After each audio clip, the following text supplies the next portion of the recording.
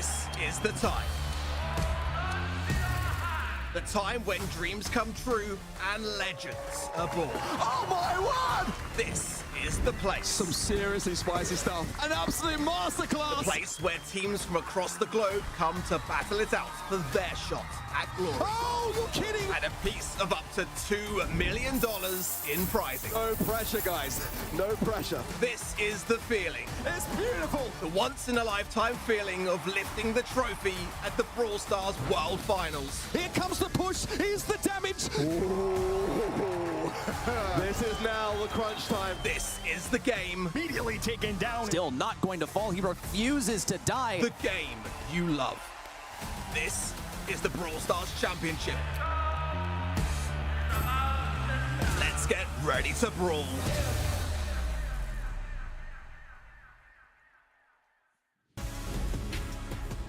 It has been a whirlwind, folks, of a weekend here at the Brawl Stars Championship, powered by the Snapdragon Pro Series, and sadly, it's coming to an end with our final region to be put to the test this month. It's right, it is May, and it is North America now. We're going to take the temperature off and put to the test. I'm Uber, joined by Kenny and Ready Set. Gentlemen, wild month. I think EMEA delivering as always. We had an upset shock result, I think, in APAC to kick things off. But now we look at North America, Kenny, where the race for those World Final spots is as close as ever. It's getting serious here. It's going to be a very intense month. We've already got some quarterfinals matches that everybody should have their eye on. There's going to be no lapse in great matches today. I'm very excited, especially as we approach well over the halfway point once this month finishes, which is hard to believe. Yeah, kind of wild, right? 5 monthly finals, not including bonus season here, but we are already at number 3, smack dab in the middle of it. And in many of our regions, our points races are quite close. Let's talk about how the tournament works, though. Again, we run this over 5 monthly finals with a power match format. Kind of like your ranked games, except take out the modifiers, and that's what we're dealing with. It's an 8-team single elimination bracket. You move on if you win, you lose, and you go home. And our matches are all best of 5, from the quarterfinals all the way to the grand finals. We'll cover 2 quarterfinals on this stream, then the semis, and then the grand final. Ready, set. Let's talk about this. A lot of movement in North America in terms of orgs, in terms of players, but here we have a very close race for those top 2 spots. Golden Cups mean you auto-qualify to the World Finals.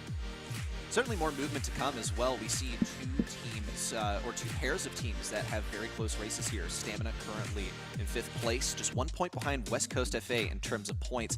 Tribe Gaming, just 1 point ahead. Pioneers, formerly Juan Carlos' team, the winners of last month's monthly finals.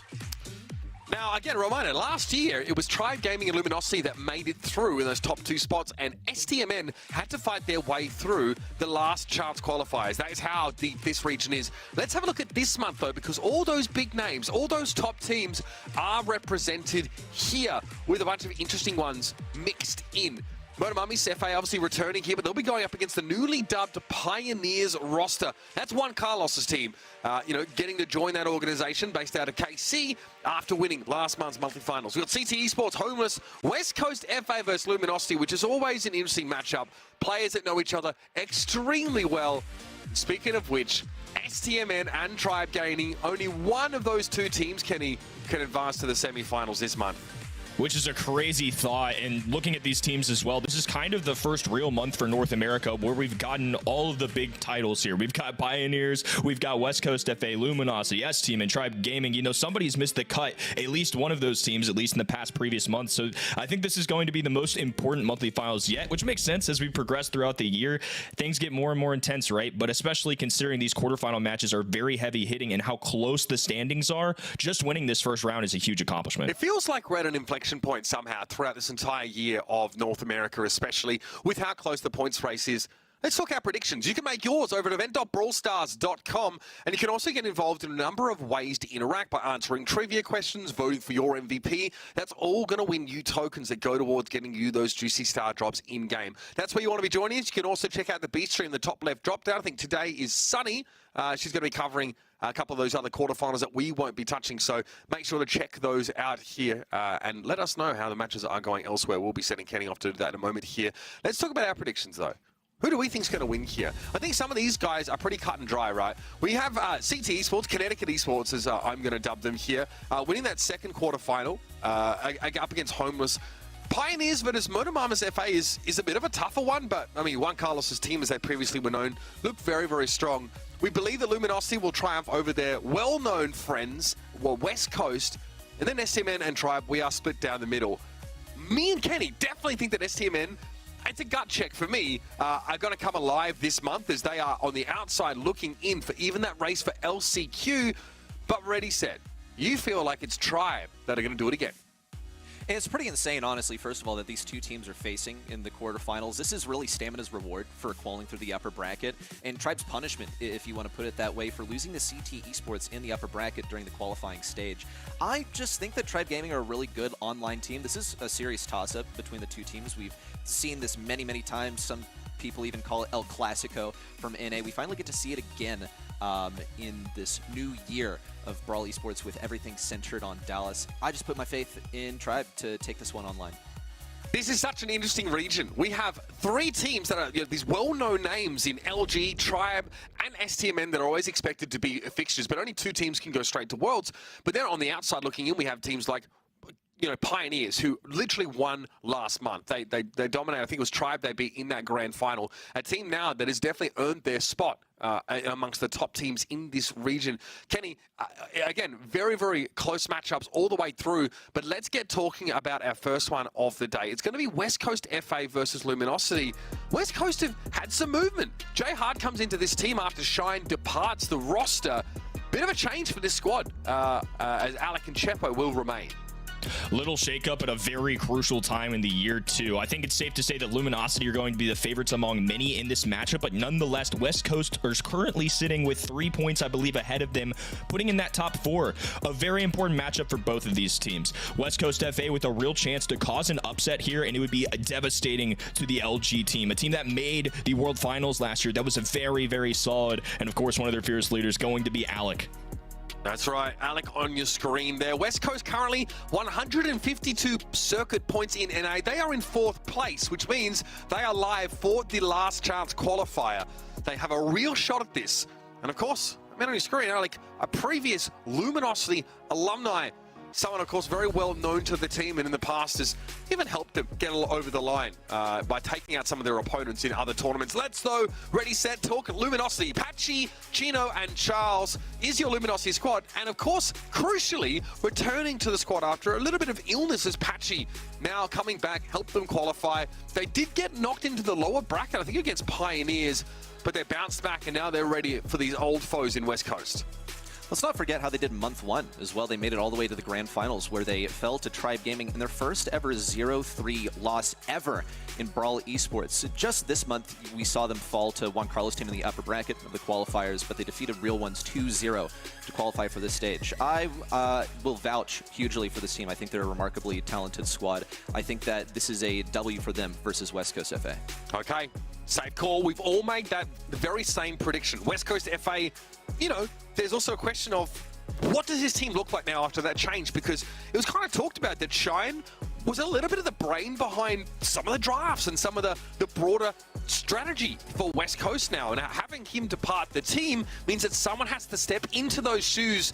All of you at home generally think that this Luminosity squad is going to have what it takes to once more bring West Coast down. It's 84 to 16% as voted by you at event.brawlstars.com. Let's get this one started. Ready, set. Kenny, we'll let you step aside and warm up for our next match. We're going to be starting with Hot Zone. It's open business. New map coming back into the map pool, or perhaps we haven't seen this one just yet, but it certainly has been bouncing around the competitive Brawl Stars space for just a month now. We're looking at pretty typical Hot Zone stuff. Breakable walls are very important to note here, so throws can be quite strong. However, you want to be mindful of some wall breakers that can throw a wrench into the mix. We'll see Luminosity with their first pick. They've gotten the 2 throwers banned out. They've also gone for that Poco ban and a first pick of Angelo. This was deliberately left open by West Coast FA, so it seems like they believe that they can counter it out. Okay. Angelo already locked away. We've seen that be devastating in the hands of some teams and also sometimes struggle to make an impact, especially against a lot of those hard engage, those dive-based compositions. We will see the max picked up here early on by West Coast FA. Again, like you kind of mentioned, a lot of the real boogeymen of this format already been banned away, but getting to pick up Charlie here as well means you do have a very powerful setup can really lean in, especially with that cocoon. And of course that hypercharge is nothing to sneer at, especially for someone like Angelo, who doesn't deal well with those spawners. Okay, here's the Amber. That is going to be a pretty good counter for that Charlie. I think it's also going to be quite good into any aggro that West Coast FA want to run. Still, you're only operating with like so much ammo. It's possible for West Coast FA to completely bait all of it out. Stu, going to be a good way to stay away from tanks, get some good consistent damage while denying any damage to enemies. This is when I would expect some like super aggro stuff like a Jackie or something, a final tank pick. And a Luminosity's Amber and Stu, it's going to be quite difficult. Sweet final selection. We don't see this one often, and honestly, this one was met with a lot of criticism when we saw it run by, I believe it was Tensai that played it in last month's grand finals, in the monthly finals versus Navi. But I still think that this is pretty all right. It'll be good for keeping control. They baited the enemy into playing control. They have a bit of speed for themselves. I just don't really see where we're going to see the synergy of the Max. Yeah, residue gadget very powerful if Chepper's able to make use of it. You see there, Patchy slowed to a standstill, able to come forward and break some of that wall up there as Jayhard is holding down in the middle.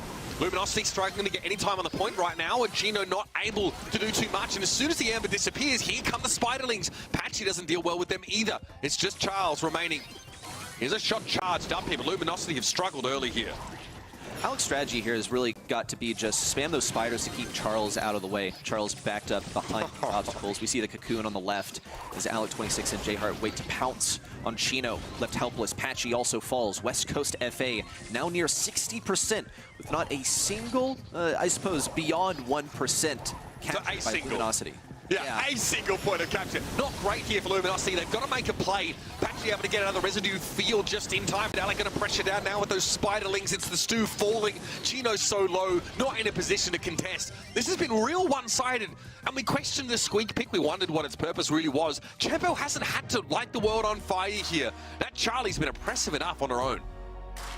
Is seriously difficult. I mean, the Amber is really the only counterplay that they have for this. She's the only one with piercing damage. Amber is a very typical way also to deal with the Charlie. I think this is pretty ingenious from West Coast. They play this Charlie. They also give Angelo to the opposing team knowing exactly what's going to happen. It's going to be picked. Amber, of course, they also opted not to ban. Keep in mind, they got rid of 2 other really strong brawlers in the Griff to deny any wall break as well. I think this is quite good so far. Luminosity to adjust their strategy now. Patchy finally able to dive in on Chepo though, and very quickly the squeak gets blown to smithereens. This is a much better start for Luminosity, but Chino's still going to be feeling the pressure while Alec fields the burn. Spiderlings once again deployed. This is going to force Charles off that line. Patchy running deep to pick off Chepo, and he trades his elimination for it. I think the start for Luminosity has been absolutely crucial. Opening up that right side has been everything. Good pinch between Chino and Charles on the left side. Jayhard and Chepo remain alive. Chino feeling a lot of that pressure on the left, but no one really to pinch him. Patchy gets to break open yet another wall. That's his last gadget, his final breakthrough, but he's going for a touchdown now, going for the kill on Chepo. Perhaps a pinch on the Jayhard. Charles with a piercing shot, the gadget use from Angelo to pick up that kill. Luminosity continue to further this lead. Yeah, and the complexion of this team comp looks awful different now that so much of the map has been broken up and Luminosity have so much more control. Chino now really putting pressure on this Charlie. Alec forced to try and fold away from that damage coming in, but Chino assists and picks off Chepo. Patchy behind enemy lines. Phase shift used there by Jayhard and Chino, and the rest of Luminosity are going to descend. And this is a much better example of the game plan that Luminosity are going for with this comp. This all really started, I believe, with Patchy getting that first breakthrough on the right side. Chepo is forced out of position. He's getting outranged by that Angelo, who isn't having to deal with the spiders as much. Chino's dealing with him quite easily on the left side. A little bit of burning action out as well as Jayhard is sort of forced back. We see Patchy looking for the pinch versus Jayhard. It's good. Rings true for Charles.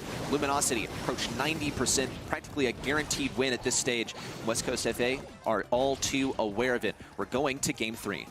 Yeah, Charles here just needs to give it a bit of a tickle, and that will be enough for Luminosity to even it up. I think that we really get to see just how powerful this Stu is against Squeak, someone who, outside of that residue gadget, doesn't have the means to hold an assassin brawler at bay. And just really dependent on the playstyle from Patchy. Are you able to take those risks, get close? Are you more than happy to go 1-for-1? And by the looks of things, he was. We'll see if he can get this breakthrough off the beginning of the game once again. Alec26 is going to go for something bold, a lane switch over to the right. That's going to be pretty good for dealing with the Stu. Look how Patchy had to use 3 ammo to deal with a single gadget from Alec26, who's predictably going to be using another one, as Charles and Patchy are the only ones that can really deal with it. Speed in already was pretty quick from J-Heart. We'll see Chino actually go from behind for J-Heart, but there's no one really to pinch. Patchy tries to get over here, but is unable to do so. No wall breaks for Luminosity just yet. Patchy might have to break this one on the left. It doesn't get all of these walls opened up, and he doesn't even get the kill either. J-Heart survives a full team wipe for West Coast FA. It was great damage from Alec26 over the course of that fight. Luminosity tried to lane switch as they were fighting. That's why Patchy drifted over, but all they did was split the map east to west. Now Chino again would like to get back in. Patchy at least gets the lane assignment he wants, but those gadgets are still up for Chepo. He's still able to slow the Stu down, and this is by West Coast FA, a huge buffer in percentage. Squeak has been so good into the Stu. He's not able to get a super off of anyone, though he has gotten one just now. Maybe able to go for a wall break now. Chino on the right side tries to fend off Alec26. Here comes the burn. The spiders fall. How is he alive? So does Alec26 in turn. Kill for Charles. And they might be able to take this back. West Coast FA have 87% on the point. Luminosity finally have their control back. Patchy has his gadget and his super ready to go to break open some walls. Now we see why Charlie does not want to fight Amber, if she can help it. Nicely done by Chino there. Those spiderlings were an absolute non-factor. Okay, we do have a Cocoon connected on a Charles. Some damage there, but the star power picked up was for the slow on the Cocoon, not for the damage done while you're inside of it. So still took a little bit of extra work for West Coast to finish that elimination. Here comes the hypercharge suit from J-Heart, though, wants to push up, maybe charging another hyper for Alec, and time allows, but Patchy is so hard to catch. Look at the Jukes. The Yo-Yo's got nothing on those wheels, baby. And now Luminosity get up to 70%. They're not done yet. They're not out of the woods, but this is massive. That was absolutely stellar from Patchy just now. They just need to dodge for a little bit longer. Approaching West Coast FA's capture on the point thus far. Charles trying to free Patchy. It's even. That Cocoon also looking for the kill on Alec26. Approaching 100%. J-Heart gives it his all. Charles and Chino remain for a set 1 win. Oh, it's so slick from Luminosity. They were behind by about 60% at one point. Patchy knows it. He said, man, we really had to work for that one, guys. My goodness. But look, the mechanics on the Stu were sublime. I also got to, give it up to Chino there, who was, going up against, I think Alec, the hypercharged Charlie. She went in. There were spiderlings. She was trying to close the gap. Chino survives at 190 HP and wins out in that engagement with a nice super timing right to set those spiderlings alight, make sure none of them could jump on him. Really nicely played. And you can see why Luminosity were more than happy to pick up some of those very powerful brawlers. And we see what the Squeak's purpose is. Not quite sure if it lived up to that purpose, especially after those gadgets were exhausted. I really do think Squeak was really good into that Stu. We can see it on the right side. Of course, with the aid of the gadget, Patchy almost charged through, but Chepo survived. I look particularly, actually, to Game 2 and Game 3 for how much that Squeak was able to shut down the Stu. When Stu doesn't have a super, when he doesn't have that mobility, he's just getting outranged by Squeak. There's not much that he can do. Something that really impressed me the most, though, was Patchy, how he was able to deal with the Charlie. We saw towards the end of game number 3, he was dashing back and forth. Charlie wasn't able to hit those shots, despite her having a hypercharge, having all the damage, all the speed in the world. He was just too quick to catch. Absolutely. I think you make a great point. It can be tough for Stu against the Squeak at times. Patchy, though, look at this. More than happy to fight against Alec. There was like a previous elimination where, he doesn't even trade. He just wins that one outright. In general, though, folks, a very competitive first game between these teams. Like we mentioned, teams that have a very good understanding of each other, probably scrim partners more often than not. But Luminosity just had a couple of those individual moments, which were absent last month. Patchy wasn't able to play, and you could definitely tell the difference. That team was not able to really advance nearly as far as you'd expect them to, which is why they are outside the top 4 right now and hoping to break their way back in. We're heading to Sneaky Fields, and maybe we'll see some breaking of the map. One of the ways that I've seen this map played has been actually to get rid of the bushes. I will look to the meta right now and sort of diagnose a presence of a lot of bushes and sort of attribute that to why we've seen the rise of so many particular brawlers. The hypercharged tanks, the ones that make really good use of the bushes, Amber, the one that breaks down the bushes, and also Sandy has been one of the biggest things that we've seen around. Nita, just another one that has been gaining a lot more popularity recently simply because of the map pool changes and the brawlers that it benefits. Yeah, saw Sandy hotly contested over in APAC. Very powerful, and of course, just the raw stopping power that you can provide really makes up for your lack of range at these more heavily forested maps, especially when that super comes down, acting as a great way to sneak up on people without them being able to be ready for it. Before we get too ahead of ourselves, though, we want to see if that's even going to be picked up here, but a large number of those options definitely available to either of these teams. Very good close quarters brawlers. Rosa is still an absolute menace. Definitely someone we see a lot on Dueling Beetles, for example, with that Grow Light star power. Here are your bans, though. Still going to be taken away from Luminosity this time. They're also denying them the Shelly. They might be looking for something tankier. Okay, Charlie first pick here from West Coast. I looked to Luminosity's bans, and these are just very typical of the current meta. These are simply the best brawlers right now. The only thing that hasn't been banned out so far is really the Amber, which would be pretty good on that Charlie, and maybe West Coast FA are anticipating Luminosity to go ahead and pick this. This is Surge, though. This is a brawler that's great in the bushes, can really carry. Even if bushes are broken, as soon as he gets that first upgrade, then you can basically carry your entire team on your back. It'll be picked by Chino so far. Of course, it could be swapped over to another teammate.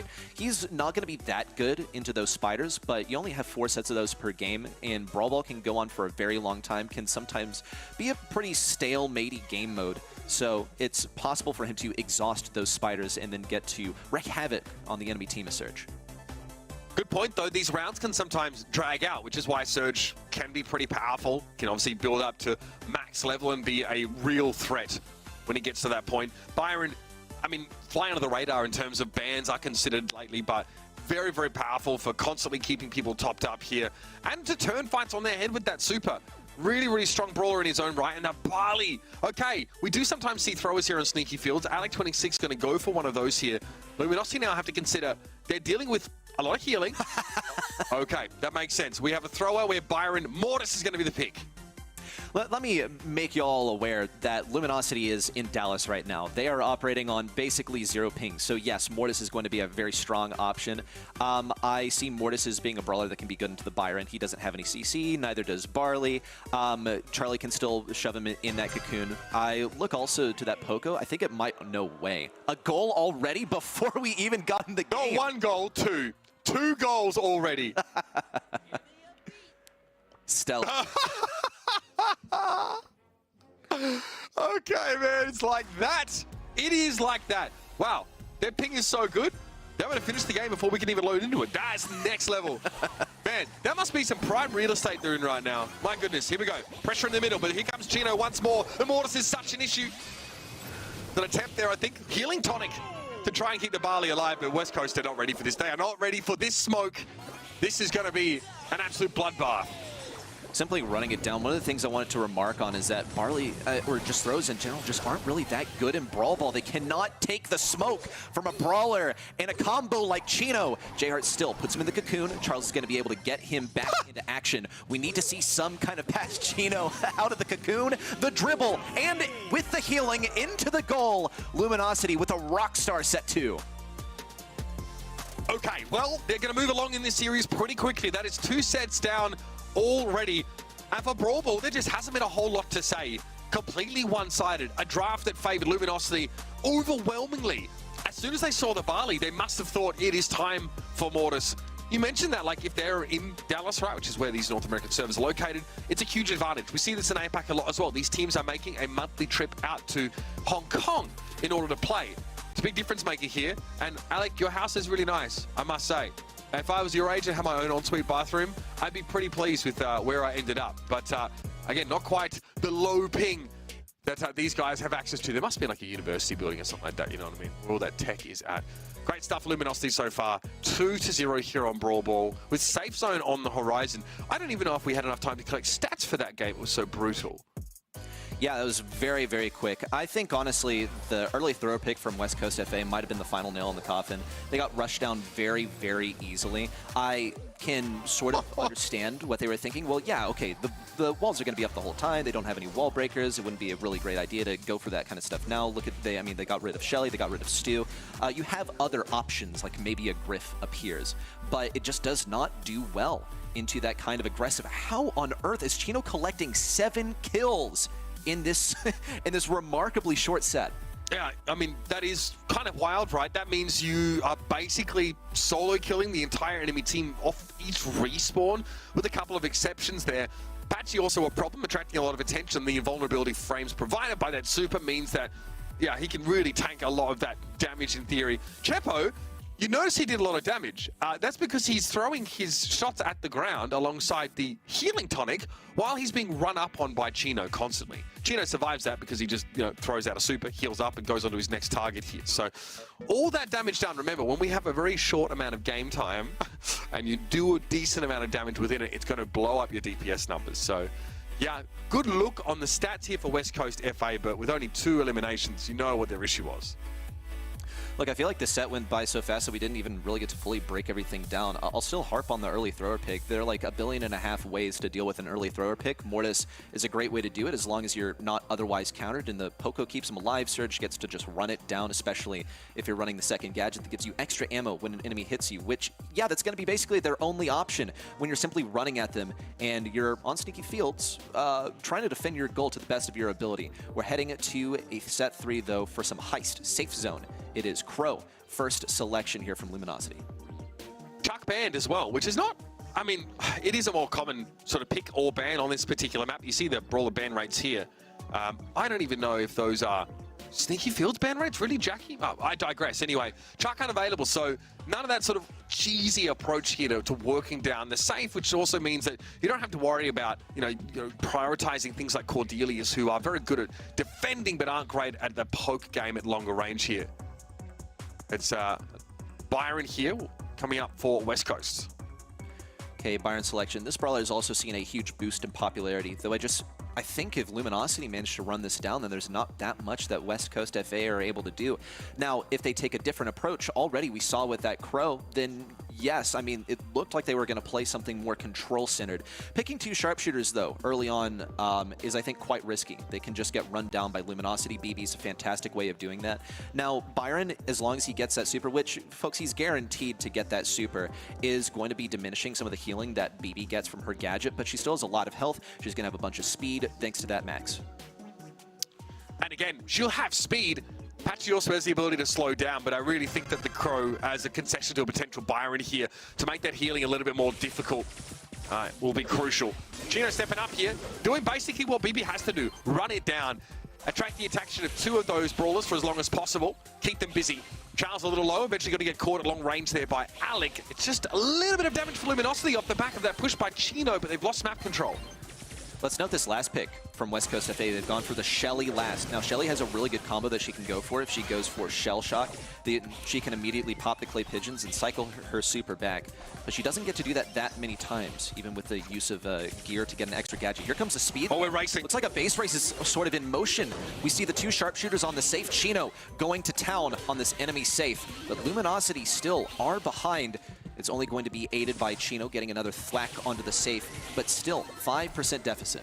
I think J-Hart was able to find a double there. That was the real difference maker, allowing Alec just to have some solo time with that Luminosity safe. Charles is struggling to get into mid here. The poke damage is extreme. The ticking damage from Chepo will finish him off. And the hypercharge from J-Hart means he can virtually ignore Chino, try and find Patchy, but that blew up in his face. The knives came clattering in. Now it's Alec 26. Charles here, a little bit too close to have enough time to dodge away from many of those hits here, so that is going to be a struggle. Minute left in the round here.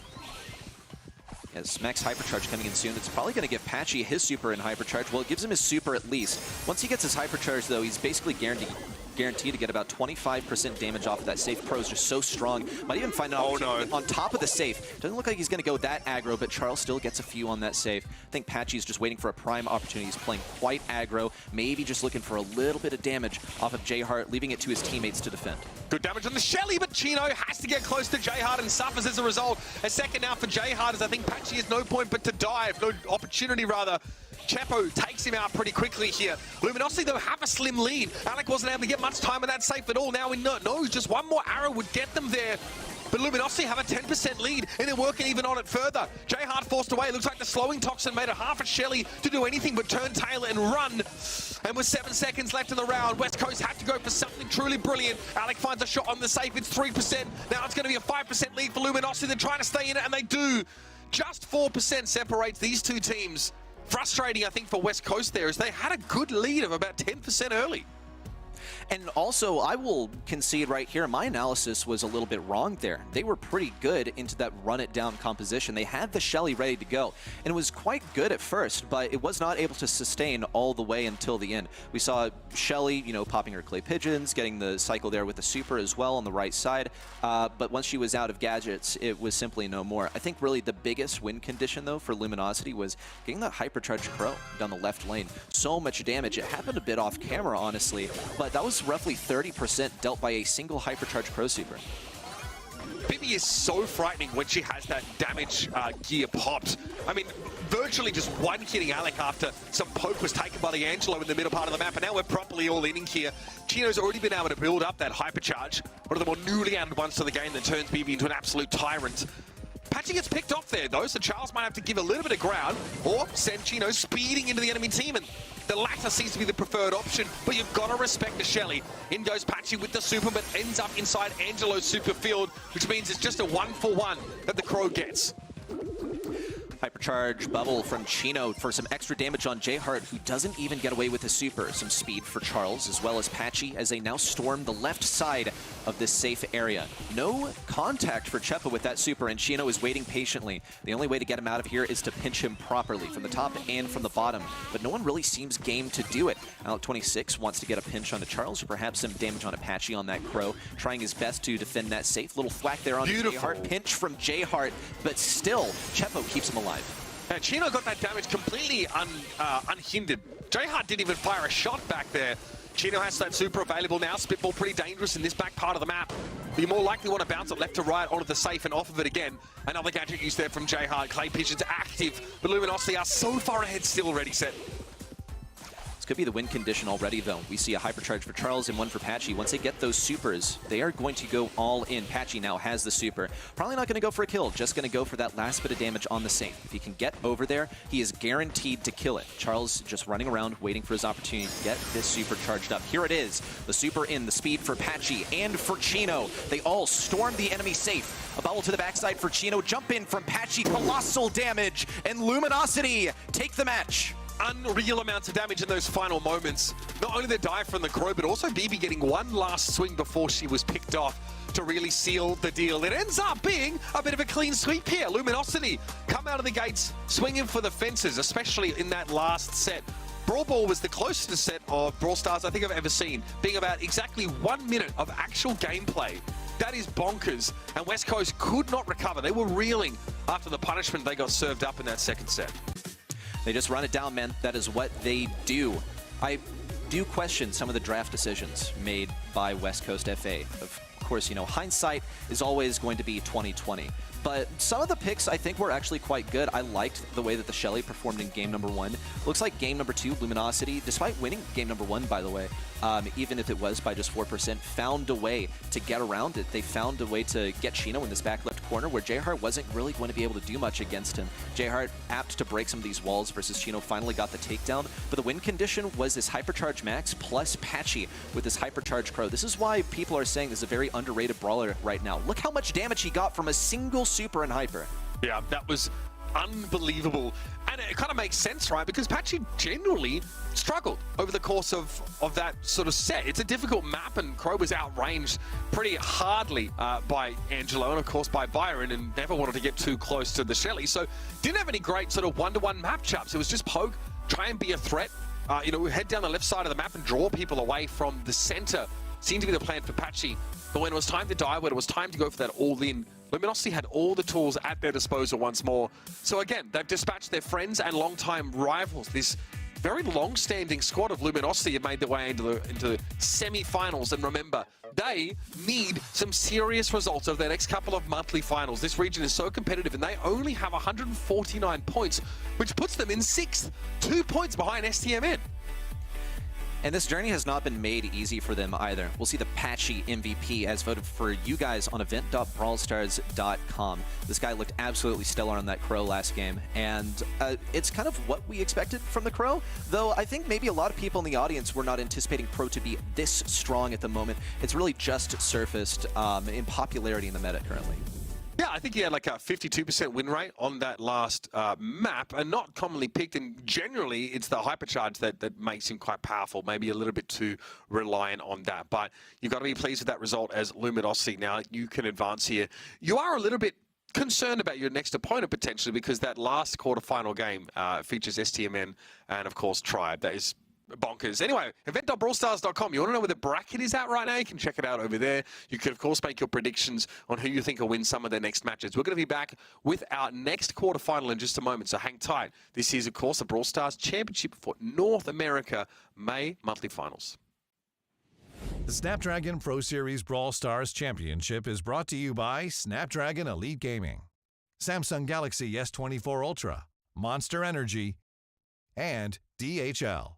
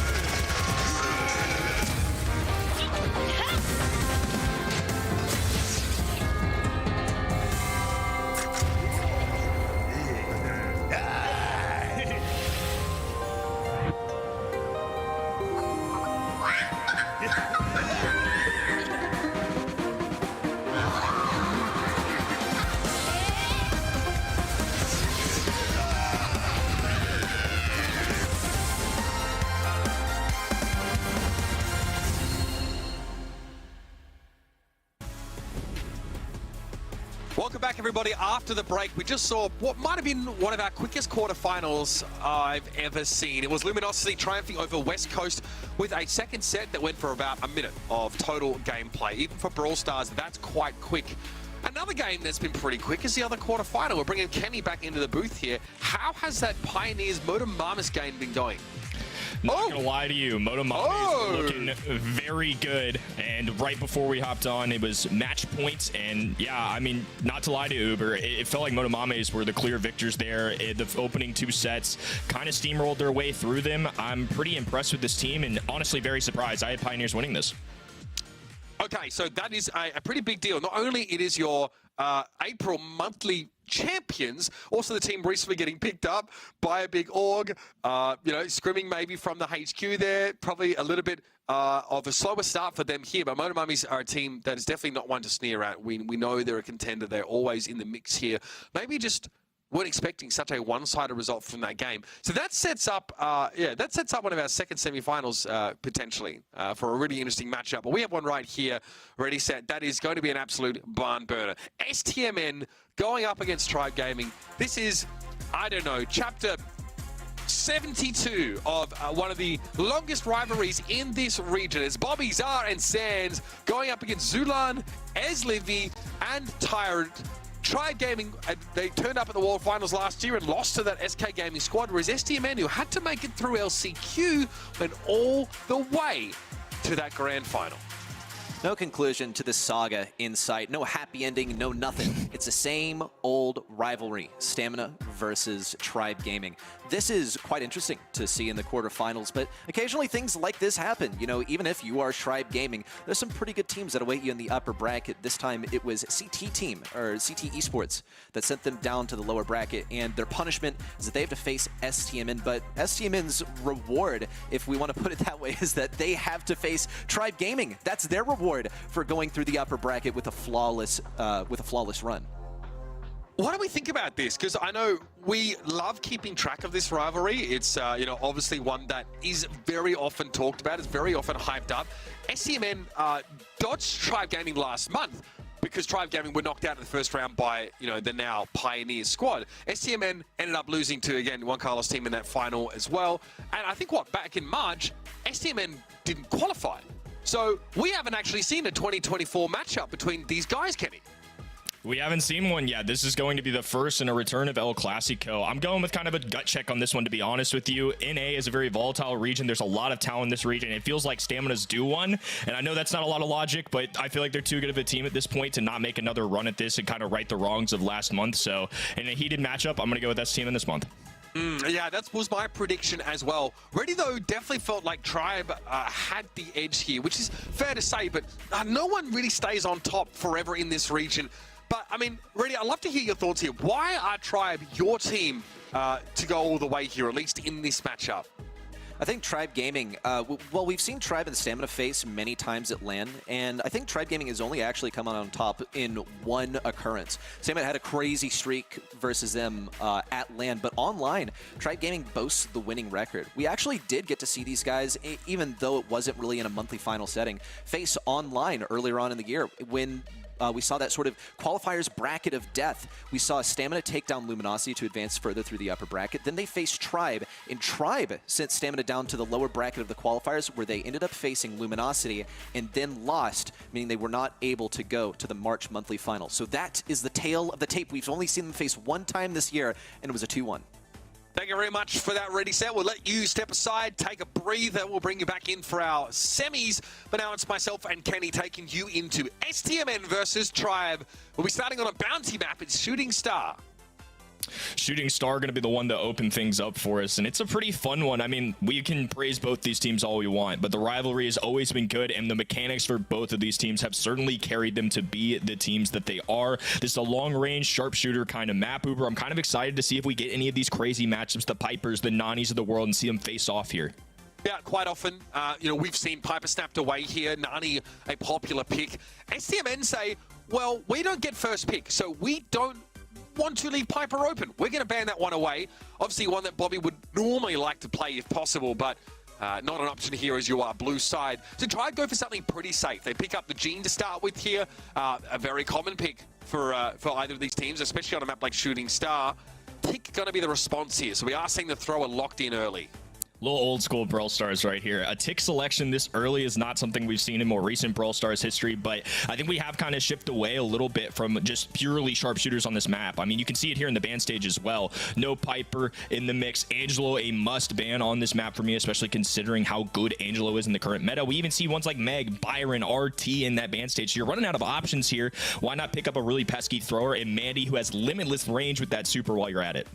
Tribe see, eventually, Stmn go for their sharpshooter and decide to pick up one of their own, of course. Return to sender, extremely powerful gadget here, especially if you're going up against opponents that have, large amounts of damage per shot, like sharpshooters. That's exactly what they do. The max here to round out the composition for Tribe here. They have, engage potential. They have the pick potential, of course, of the magic hand. They have a strong sharpshooter in the right pair of hands. So Stmn also need to round out this setup. And where do you go? Gray is open. If you ever wanted to dive, this is not really a composition that wants to get in your face, but you do have some flexibility and options there. You maybe want something with a bit more utility. It's up to Stmn in his next couple of seconds to decide. And yeah, we like damage. We don't necessarily care so much about mobility, but 8-bit is still going to be an absolute terror.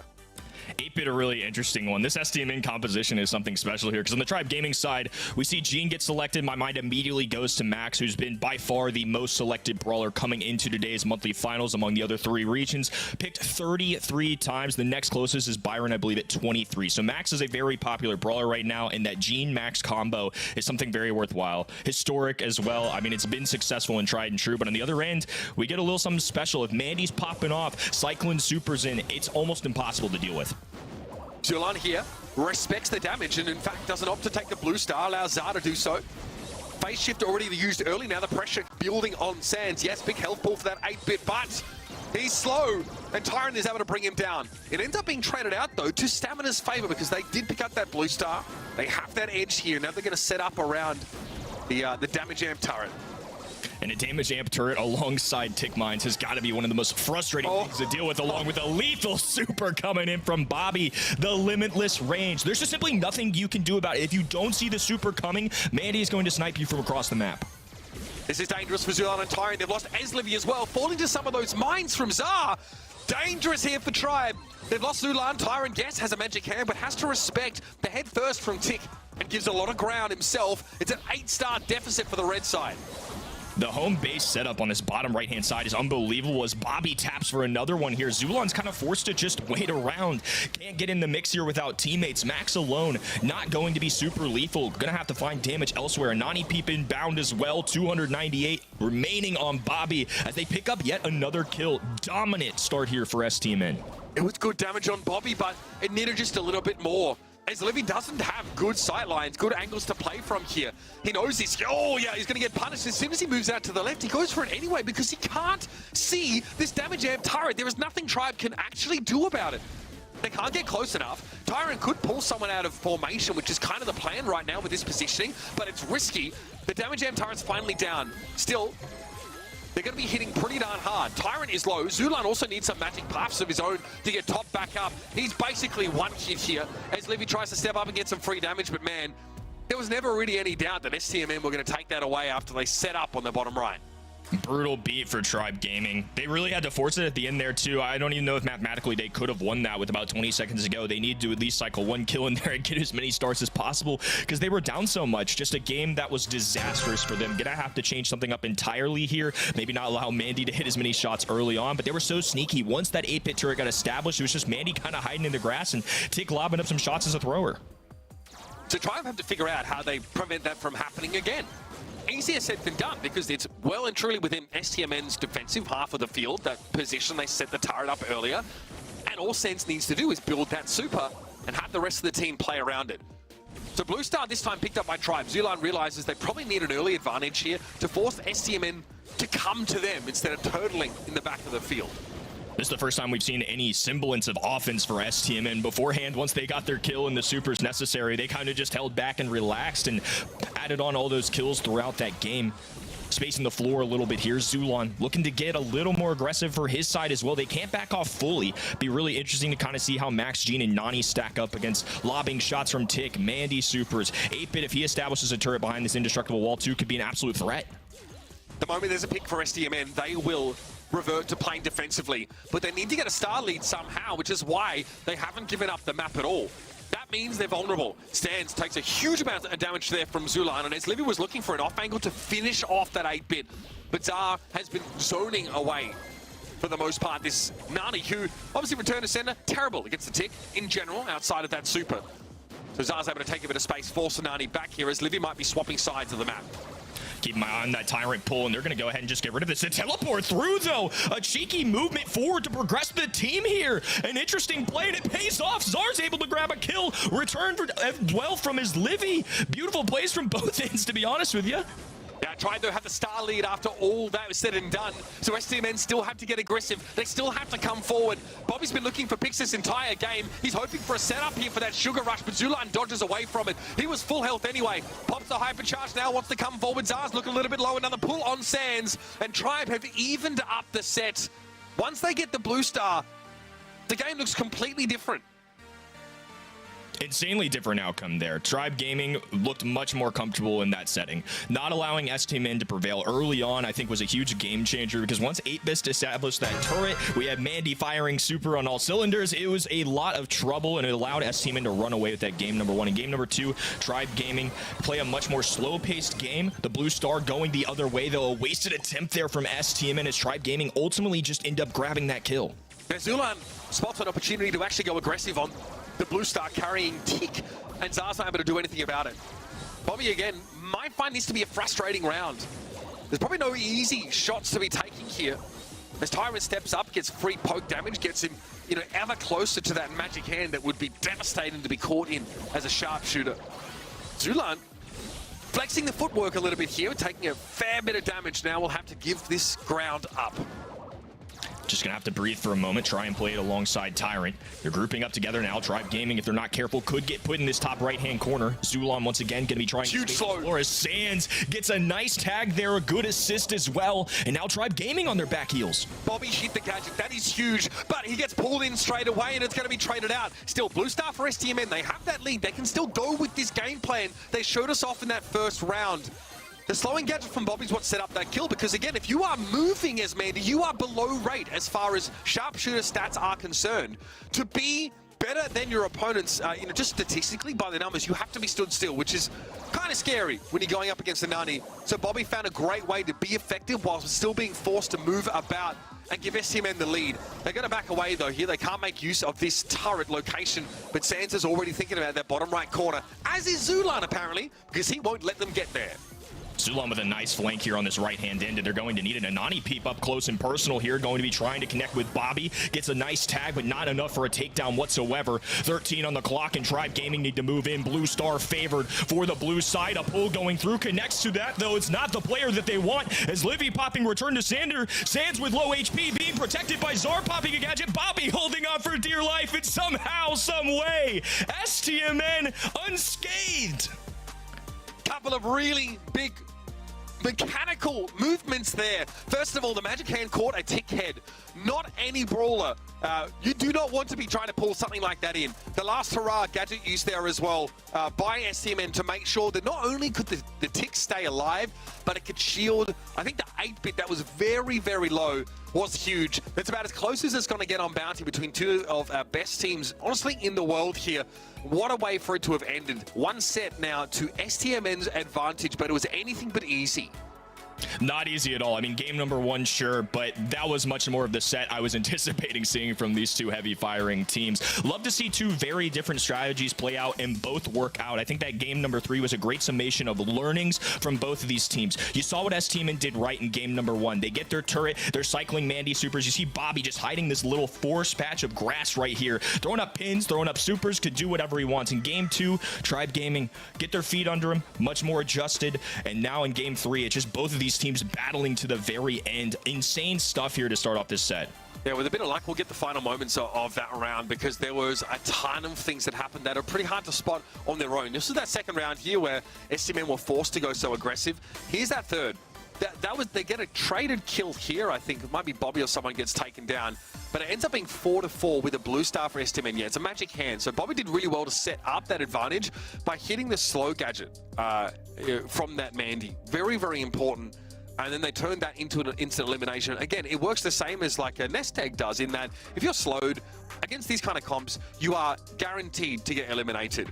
And in Bounty, that is all the difference in moments like that. Such a close game. Look, I mean, not much to glean from the stats, especially because they're all basically the exact same. They're virtually the same. They're literally 3 to 7 DPS separating these guys in general here. We are locked in, two teams refusing to give an inch. And of course, Bobby's stats going to be padded a little bit from that opening game. But other than that, pretty much everybody hitting about the same in the kill category. Incredibly awesome to see. I'm glad this rivalry's back in full force once again. We've been deprived of some Stmn Tribe this year, and it's about darn time we get some action there. Dueling Beetles, where our second map is going to be, and this one's going to be a very intense one. A very hard meta to kind of grasp here. There's just so many different strategies that can work out. We got so many brawlers that kind of show up here, and how each team approaches this can be so different at times.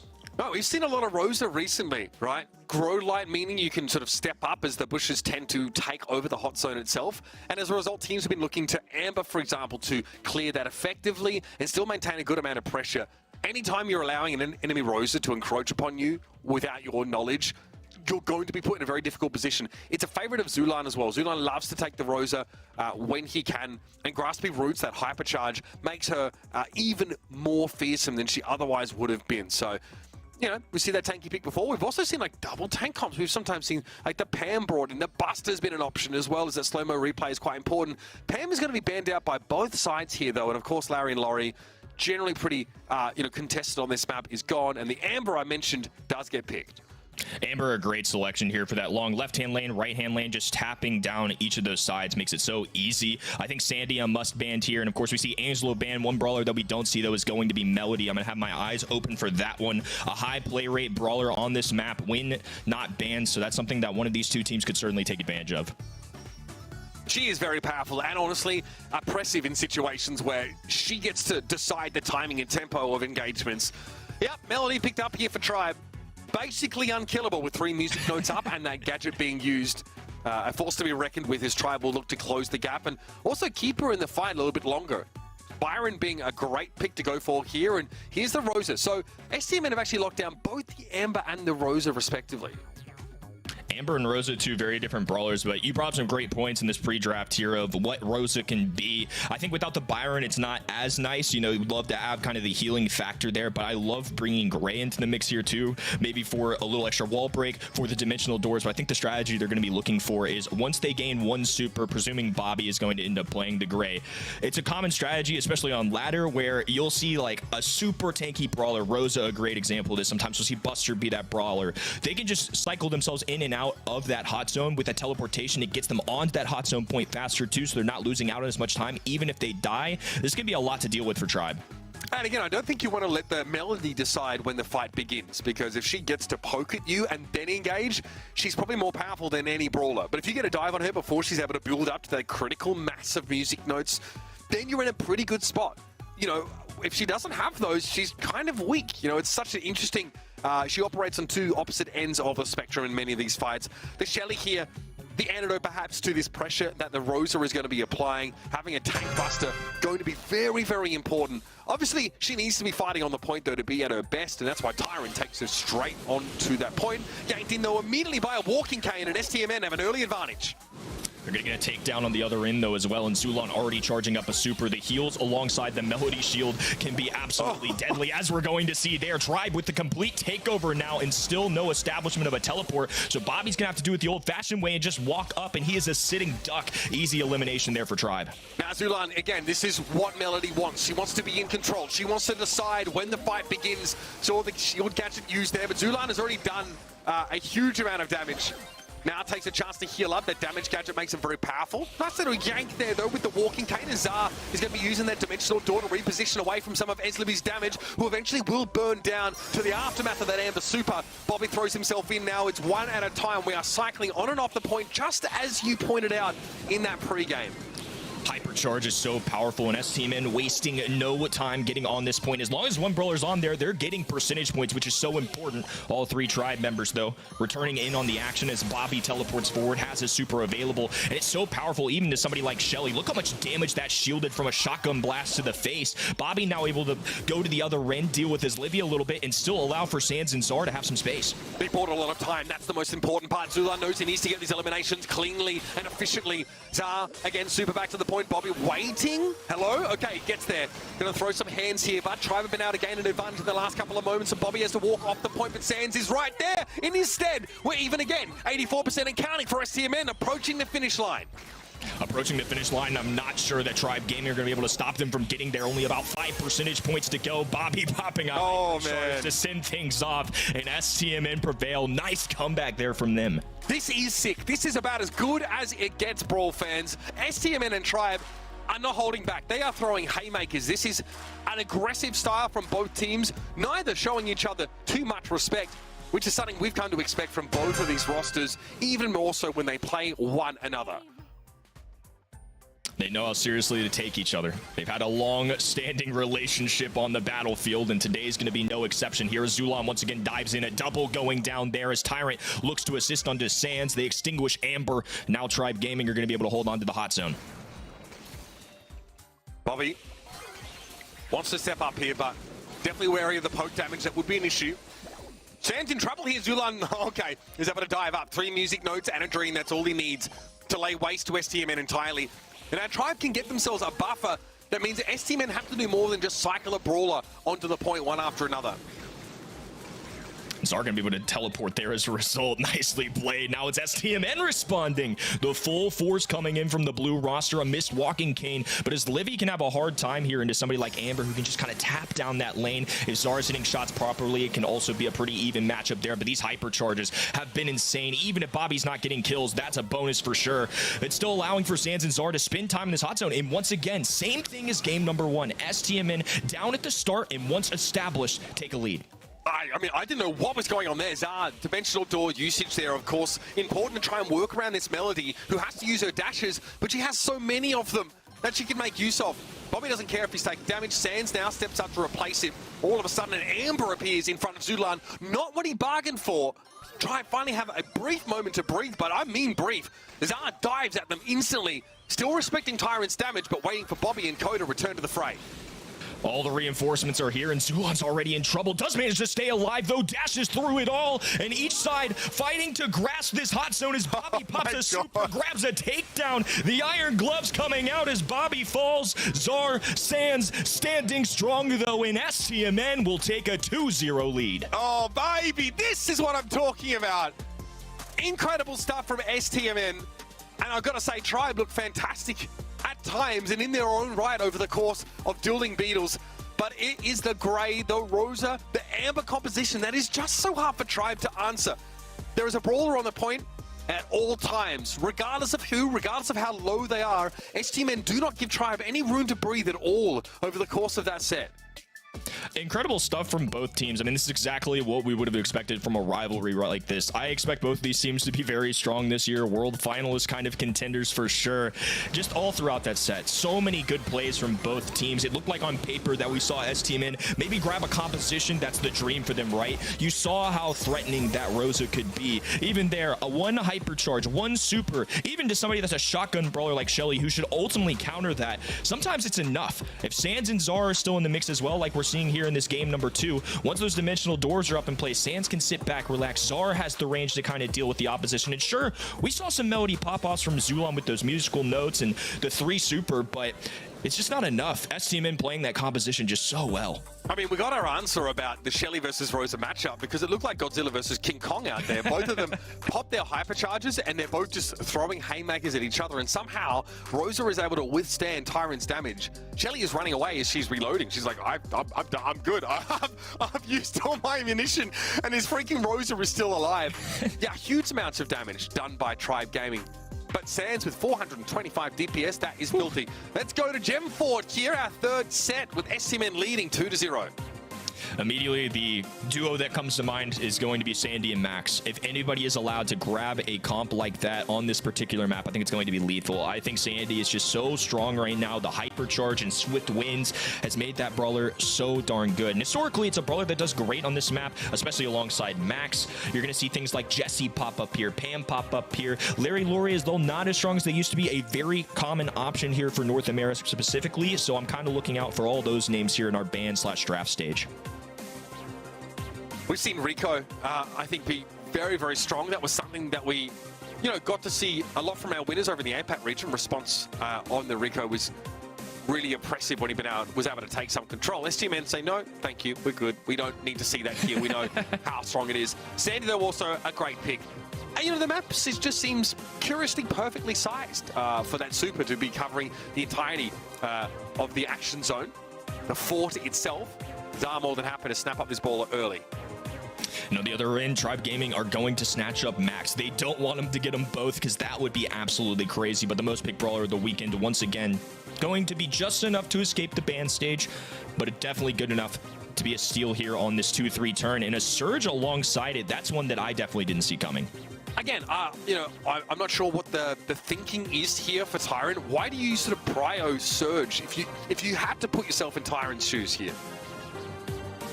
It might be into a Sandy matchup. It might be for the jumps over the walls. I think Surge has popped up a little bit more recently, but traditionally on these more maybe bushy maps, anticipating tanks as an option for Stmn too. It's a pretty direct answer to that. Really curious to see how they play this out. I do like this Jesse selection as well. I think it can be a great answer in the mid, especially with those little L-shaped indestructible walls. You can place a turret down. A Mega Scrappy with that hypercharge is super threatening, and alongside the healing station from Pam, it can just be a lot to deal with. They're going to go with something that can pierce through all of that, though. Okay, so you do get Sandy and Jesse if you're Stmn, two of the most hotly contested brawlers on this map, and the Pam. The Max and Sandy would have been devastating, so I'm not surprised to see Tribe having picked that up. And we do have a very aggressive draft from Tribe. The Carl really wants to try and close the gap. Does need to be aware, of course, of the Sandy gadget. You get stopped in your tracks as Carl, and you are absolutely done.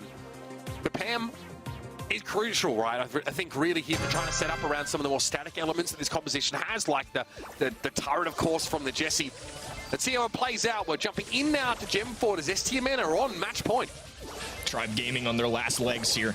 One set away from another early exit. Back-to-back months of possibly going down in the opening round to two titans of teams, but nonetheless, North America does not show any mercy in the bracket stage. For now, though, they are going to establish some control of this mid. They have to deal with Bobby, the tailspin coming out, a big takedown there, but now Zar moving in as well to try and capture some big tags on his Livy here. Zar, nice footwork, but in a bit of a precarious position.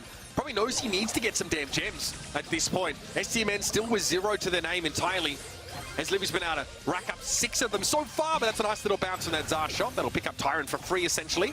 Sands has to move away from Zulan, but now you can super down on this top left corner. You can heal up a little bit. Zulan can't really get close. Not for the time being, anyway. So much visibility being brought and so much invisibility for the side of Stmn. It's what can make Sandy so threatening alongside that speed gear in these bushes. Sandy's going to be able to travel up that map very, very quickly. Tyrant as Livy once again trying to establish a little bit of control by the gym mine, though. Bobby throwing down that healing station right behind that indestructible wall. Such a threat. He's just going to be able to passively heal while firing shots down this right-hand lane, in the mid, whatever that looks like. And it's going to allow him to pick up the 6th gem. Stmn now have a good fallback position in the bottom right corner of the fort itself. That's where the healing turret is. Tyrant can't really afford to go and deal with that necessarily. Zar needs to be careful, taking far too much poke damage, hoping to cross here to that healing zone, and he gets there. But here comes Zulan again. I said aggression, the name of the game here for the side of Tribe. But Zar has a hypercharge that they don't expect. Again, you need to hypercharge to deploy the turret, so Zar doesn't get a supercharged turret, but the raw stats is enough here for Jessie to be able to hold her own. We are 10-0 here. Sands takes his Livy down, scoops up all those gems, but is very, very low. This countdown likely will have to be reset once more, but Stmn still have 10 to their name. With 3 seconds left, there's not enough time for Tribe to equalize, and they've realized it just now. So close, but yeah, just a couple seconds off there. They got the kill that they needed to at least get the gems back in their pockets, but all have been too late to make a comeback. Bobby and his teammates doing a great job here. Loved how once they established that control, they got some pivotal takedowns as well. Towards that end game when it was just Max. Ultimately, Max is just a support brawler. It's really hard for Max to solo, let alone go into 2 brawlers at once. It's just not what Max is built to do. It's there to be a support brawler, to aid the allies here. So Tyrant and Zulan have a lot of work cut out for him and are instrumental if Tribe want to get a win here. Sands in trouble once more, though. Generally outranged by the Surge, and yeah, doesn't want Zulan to get too many of those hits and start to power up. Bobby, even with the healing turret, can't really hang. Zar doesn't even dare to pick up gems here. He's going to allow his Livy to take those, try and stay invisible. Phase shift to use by his Livy to reposition now out of danger. Sands wants to move up, use the healing turret, but as Livy's wise to it, gives him plenty of room, and now the Sandy's stranded with less than 1,000 HP. Yeah, short-winded approach for Stmn. Huge win there for Tyrant. Getting that takedown, stealing all of these gems has given them an 8-0 lead. And they still have Tyrant and his Livy hunkered down in the mid. They're trying to make a little bit of a comeback here. Love the dive there from Tyrant as Sands is going to be able to keep up with the distance of these 2 brawlers. As Livy encroaching on this gym line once again. A hypercharge even going down, and they're all the way up to 9. Yeah, this doesn't look particularly good from Stmn at all. Surge has been a problem for them. As exploitable as Surge can be, Zulan has been a real issue. A thorn on their side here, playing that right-hand side of the map perfectly. As Livy gets away with 6 gems here, but Tyrant, okay, 3 gems on Akal. That's dangerous. Tyrant can't be feeling comfortable about that. Would love to get picked off maybe on his own side of the map here and give those gems over to Livy, but it's still 9 in total for Tribe. They're just going to have to play more defensively, a little more carefully. Tyrant wants to fight though, knows he can beat Bobby in the 1-to-1, and Zar can't do a thing about it. Those gems are dropped too, and Tribe are so far ahead, there's no catching him. Incredible play there from Tyrant to know even with the Scrap Sucker, that tailspin is still going to go down. And now Tribe sitting pretty. A little extra super speed, and Tyrant knows he can't really play this super aggressively. They're going to let Zulan be the gatekeeper here as they hold on to these gems. A match point halted for now as Tribe Gaming looks to extend. Yeah, and one of the first times in the series we've really seen Tribe get to, I guess, play to their outs and find success. Saw it earlier on in the series, maybe in that first set, but since then they've been a little quiet. That was a much better look for them, though. Seemed very, very hard for Sands to have great impact. Really felt like that Sandy was kept at arm's length for most of the round. Didn't really see any impactful supers, if at all, from Sands, who really needs to build some. Triple tapping Zulan is a good start, but still the Surge remains aggressive on the left. Great point there. No sandstorms makes things much tougher for Stmn. Tyrant, a nice victory on that right-hand lane, dueling against Pam and getting a crucial win.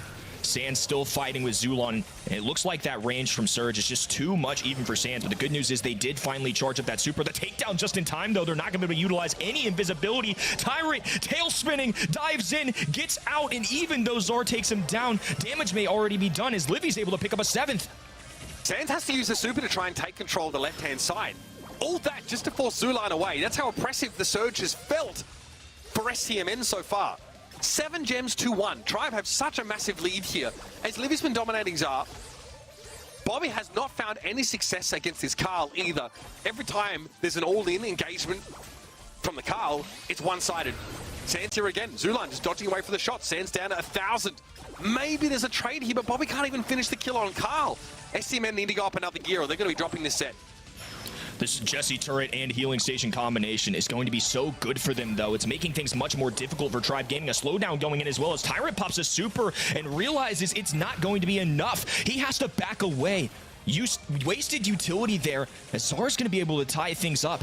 This is a huge comeback opportunity now, and if you're Tribe Gaming, you have to take a deep breath. Things are getting out of hand quickly. Stmn playing it slow. They don't want to give up this part of the map. Eventually, Tribe have to step up and make something of it. Zar does not have a super available, rather, but there is a turret down, dropped on top of the healing one, so that's a dangerous part of the map to be. Sands with a gadget, catches as Livy. Oh, it's going to be a phase shifter away to keep the gems in hand, but it's 10 now for Stmn, and with the max so low, Tribe have to give all this ground. It's to Zulon now that can pressure, but he's got his fight his way through a sandstorm, and as Livy has no choice but to dive in head first. Cowabunga, he says, and drops every last one of Tribe's gems. Stmn are advancing to the semis, knocking out old rivals Tribe. This team are hungry for glory. They need a W this month. The race is on for the World Finals, and Stmn up for the challenge. Insane victory right there. And honestly, a 3-0 feels almost wrong, Uber. I feel like Tribe Gaming did significantly better than what that scorecard is going to show. But nevertheless, history is written by the victors, and Stmn today, a major quarterfinal win. This leaderboard is going to be absolutely shook, especially considering that Tribe Gaming has fallen, the #1 team currently in our leaderboard going to this month, and we lost our second place one in the winner of last month's entire monthly finals earlier today. Yeah, that's right. I mean, Tribe were at 217 circuit points, only one ahead of Pioneers, by the way, in first, so that was by no means a comfortable spot to be in. But now I think they come out of this month with only 35 points, so they are definitely primed for a bit of a leapfrogging. The thing is that Stmn, even if they win, they might only just get over Tribe. And by win, I mean win it all here. Those 100 circuit points would be massive. But whichever way you slice it, this race is still going to be very, very close at the top. But this is what Stmn want. I think Bobby tweeted out saying, like, these monthly qualifiers, they're brutal. Like, we're seeing so many great teams just not make it. And we are already, struggling in the race for LCQ, let alone World Finals. We really need to find something now. I'm paraphrasing this, of course, maybe editorializing. But Stmn have done just that here. Yeah, I don't blame them for being happy. Bobby as well, making sure his legion of fans knows that he got the dub straight away. Phone in hand. It's a generational thing, don't worry about it. It's a dub for Stmn though, and they'll be advancing. I mean, Tyrant, 12 kills. First thing that stands out to me here. It felt like he was getting a lot of lane matchup victories. It's just game number 3. Once he used that super and no longer could push forward, realizing that it was going to cost him his life, kind of dove away, and I felt like the momentum was just halted at that point. Zulon, Tyrant, both doing a great job. It's not really as Livy's role to pick up these kills, so I think just being a solid gym carrier with those phase shifters, powering them up with speed, all of that well and good, but a safe combo, a combo that's been proven to work. We've got Jesse, Sandy, and Pam all doing pretty even work, I would say. No doubt about it. Once they get their supers online, they get to set up, they're in good shape. Bobby, you're going to be your MVP for this series. A great showing. I think Bobby was on the Pam in that last set, so had a tough time. I think had to face Tyrant on that Carl constantly and getting supered on. Not a fun experience, but you got to hand it to Stmn. They played a cool, calm, collected. They played a slower composition that needed setup time that often started the round at a disadvantage, and they're able to claw it back each time. Something you cannot do unless you're the kind of team that can bring some serious composure into the game. Incredible victory for these guys. I mean, again, we've had a quarterfinals matchup that could have very well been grand finals caliber. To your point about Bobby's tweet, it really is a very competitive region. Every year, I feel like NA is getting better, but the game itself and all of the competition is so good right now. I mean, great to see Stmn advance, though. We've been missing them a little bit. And, of course, we got the rematch against Tribe. Just didn't end up being quite as close as we'd maybe hoped. Anyway, we're headed to a break. We're coming back with our semi-finals on the other side of it, so don't go too far. This is your Brawl Stars Championship for NA, your May monthly finals. The Snapdragon Pro Series Brawl Stars Championship is brought to you by Snapdragon Elite Gaming, Samsung Galaxy S24 Ultra, Monster Energy, and DHL.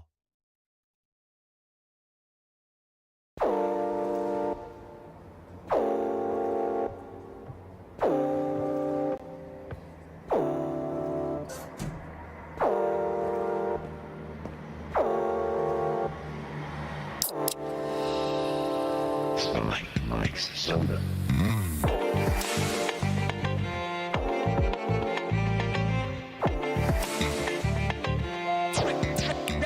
My headshot.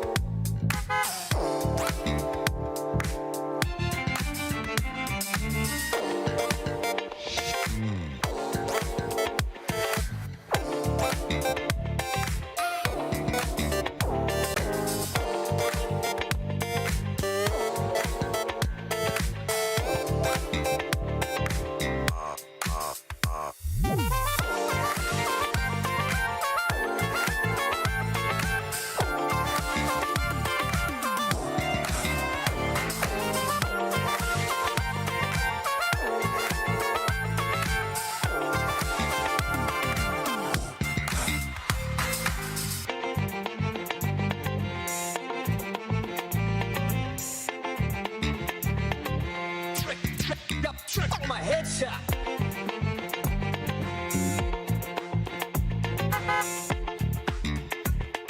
Spy Mike's Soda.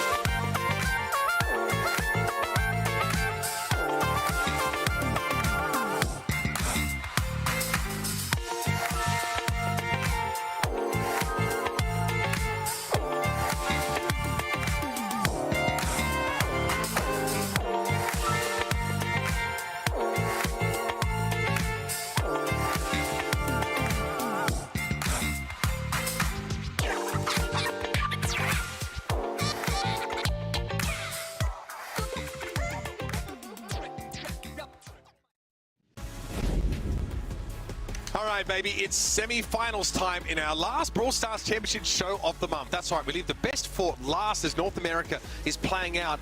Perhaps not the way we expected it to, though. Some of our predictions are looking better than others, I might just say, but it's been the way the games themselves have gone that has surprised us. We just saw Stmn topple Tribe in a 3-0. The first time these two not bitter rivals. These two old rivals have played each other this year, and it was a solid showing from Stmn. We've already seen Luminosity with an extremely one-sided win over West Coast, so it sets up some pretty exciting semi-finals for us. Kenny, good to have you back in the booth now as well. Getting a chance to check on what was happening elsewhere. Heading into this game, we have Mamus FA going up against CTE Esports. Mamus FA, who dominated this Pioneers roster in that first quarterfinal. Yeah, a very awesome matchup to kind of see. Motomames versus Pioneers. It really felt like Motomames were in the driver's seat the entire time. An awesome matchup there. And then we'd love to hear from Reddy how the CTE Esports match went. Yeah, that one was a clean sweep for CTE Esports. I like the drafts a lot better for CTE Esports in particular. I looked at set number 3, honestly, as a great display of skill from the guys. We saw very aggro play on a map that usually doesn't really favor it. It was New Horizons, and we saw a max comp from CTE Esports that completely shut things down, a more control-based comp from the enemy side. Right, let's talk predictions once more. We're going to keep track of these as the day goes on because it's given us some interesting results so far. We all had Pioneers winning, so already a little bit of a goose egg for us, but I think that's a fair prediction to make. I don't know if there's any reason we should think that they would get booted out in the quarterfinals in a 0-3 after they literally won last month. But I digress. Homeless fell to CTE Esports. We all had that one. Luminosity over West Coast was, man, it was one-sided. Shockingly so. Some of the quickest brawl we've ever seen. And then, of course, the Stmn tribe game is always going to divide us. It's always going to split us down the middle. But heading into this game, we all feel like Motomames are the team to watch here. And for me, it's really just what they're able to do to this one Carlos roster. They're able to brutalize them so badly. I don't think they're going to have too many issues, Kenny, until they start to get to the Stmns, the Luminosities of the world. I mean, I'm shocked. Pioneers looked fantastic last month. Obviously, won Carlos' team then and a huge signing this month, but definitely a devastating result there, especially after such a high as winning a grand finals, and now just an early exit in the first round is really going to shake things up. Let's jump into this game. Let's put these two teams under the microscope just a little bit more, folks. It's Motomames FA going up against CTE Esports. Remember, this Motomames team, this is a former R7 roster, right? Making some changes and bringing RBM into the roster, of course, who was on that SSG team. Very, very good player. Really highly regarded when it comes to the tanks, especially RBM, a force to be reckoned with here. And again, they've already showed us why that SSG core was so respected. You know, combining that with R7, who Remaining 7 will always as well, like a fixture in these monthly finals. So just because they have FA in the name doesn't mean you should have lowered expectations of this team. And I think we've had that proven to us now, Ready Set, because again, this was a pretty one-sided game against the likes of Pain 1 Carlos and second best, which is shocking. Look, I'm tempted to attribute some of this to Pioneers playing in a Matcherino tournament last night with of commentating, and I saw actually some strong resemblances between what they ran in those Matcherino games to what they ran today. And I think, honestly, what happened, this is my headcanon, if you will. I think that their bans and their picks were leaked. They just decided that they were going to go the same comps as they did yesterday and ended up biting them.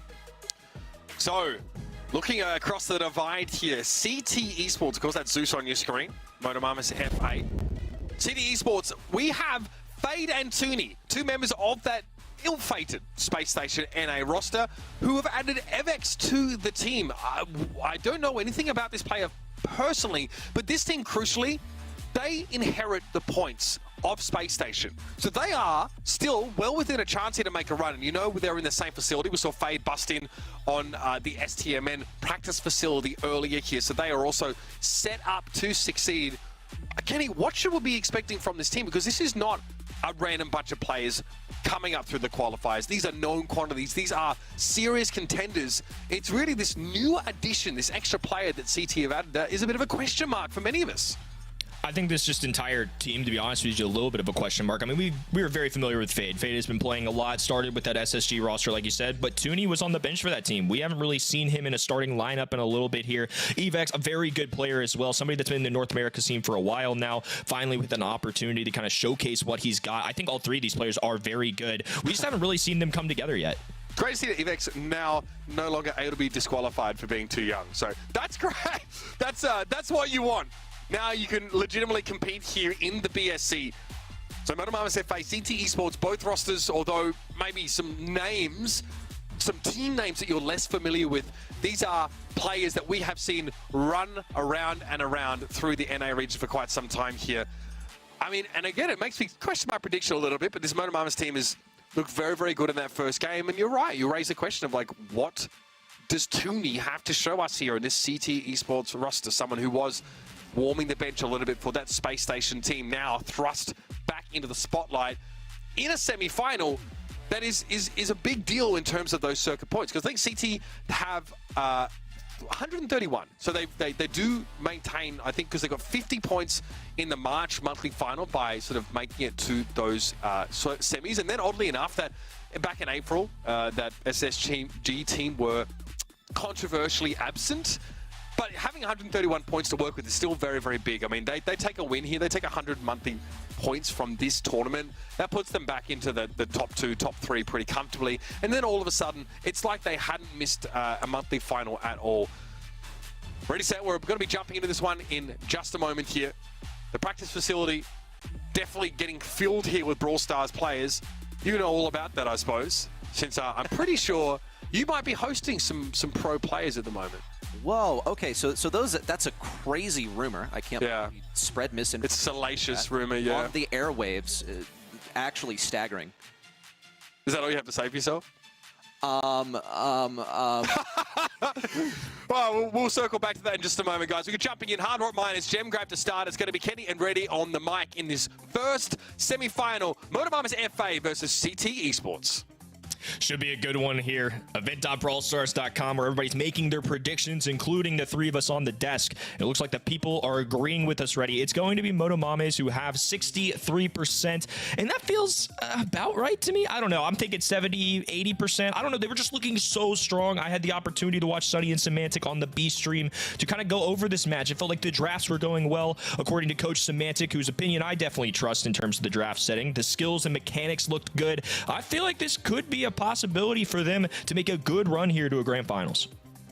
No doubt. I think CTE Esports, I'm excited to see what they have to show for themselves, given that it's a good group of 3 players. For sure. Evex being a brand new face in Brawl Esports. If we, conveniently forget that he qualified for the monthly final with Octos last year and then was thereafter immediately booted for being 15 instead of the 16 that you were required to be to participate in Brawl Esports. Let's check out these drafts. First of all, the Rico pick from Motomames FA. This is just a very storied selection. You see Rico's often banned here. He always has been a great brawler on Hard Rock Mine. Now, the counter to Rico is often to completely ignore him. I don't think that's the approach that CT will be taking here, as they've picked the Sandy and the Buster. These are 2 brawlers that can kind of get shut down by Rico on those sidelines, but maybe they'll opt to just not play the lane versus him at all. Well, in return, they're going to pick up an 8-bit here. A very solid mid in general, especially due to that teleportation, right? He is slow. He's just a big old arcade machine, but he packs a punch, and the teleportation away to get a little more aggressive, maybe to grab a gym to get more offensive, whatever it may be. You get 3 to 4 get out of jail free cards every single game, which is so important, while 8-bit, even to this day in Brawl Stars, still gets selected here on Hard Rock Mine. I question CTE Esports not choosing a mid just yet, unless they decide that they're going to have Sandy run the mid, which is I don't believe his strong point. Both of these brawlers that they've selected so far are going to be making use of speed gear inside those bushes. So maybe what CTE Esports goes for as a last pick is something like a Bell. Here's the Ashe. Ashe, in theory, like on paper, should shut down that Buster. The reason is, as I've said many times, Buster struggles into stuff that he doesn't 3-shot, and Ashe is not going to get 3-shot by the Buster, especially if he converts his rage into healing. He'll be able to outrange Buster as well. So I look to that interaction to be pretty profitable for Motomames FA. RBM is also a brawler kind of famous for, or rather a player kind of famous for playing Ashe.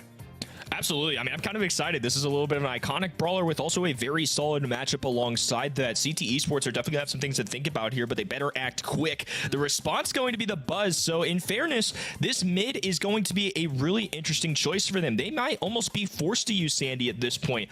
I'll add 2 up until the NA monthly finals. The other 3 regions, Sandy banned a lot, but when played, 77% win rate so far this week, and that is a huge win rate. But when we look at this draft composition on paper, I'm a little shakier on CTE Esports, to be honest with you. Let me drop some math on you, and this is something that I know from Fade, because Fade is a big Buzz player. He's also a big Buster player. We'll see him here on that Buster.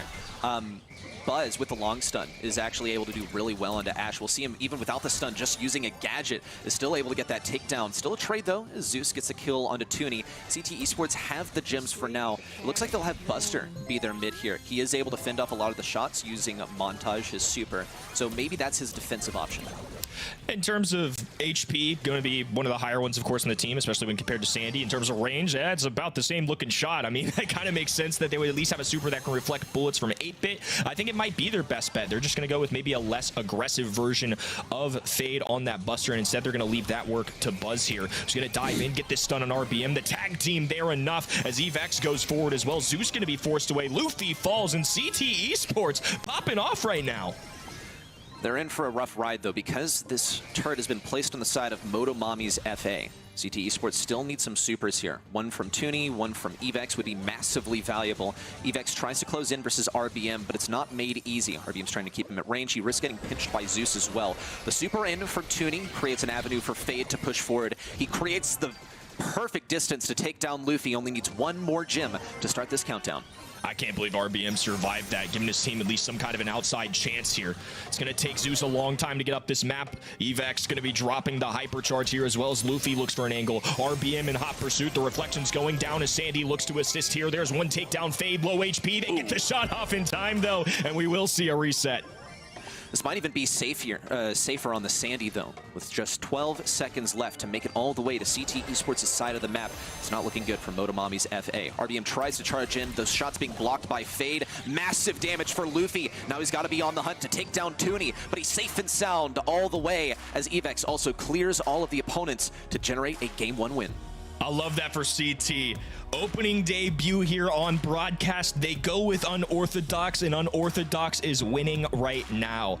Awesome gameplay right there. Seeing all of these really good tank players kind of come together in one set as well. Something we don't normally get to see. I mean, 3 tanks in one draft. Pretty crazy alongside Sandy, who's a powerful brawler. Zeus being on this 8-bit, a long-time player on this map. And then Luffy, of course, running the Rico. Rico on this map, a tale as old as time. Just seeing the old and the new kind of coming together. Such an awesome performance there.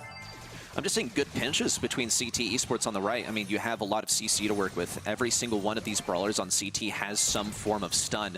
And Motomami's FA don't really have anything to deal with that. Zeus does have a teleport away, but that's the best he gets. Fade gonna reflect some of that damage so that he and his teammates don't get tapped up too hard.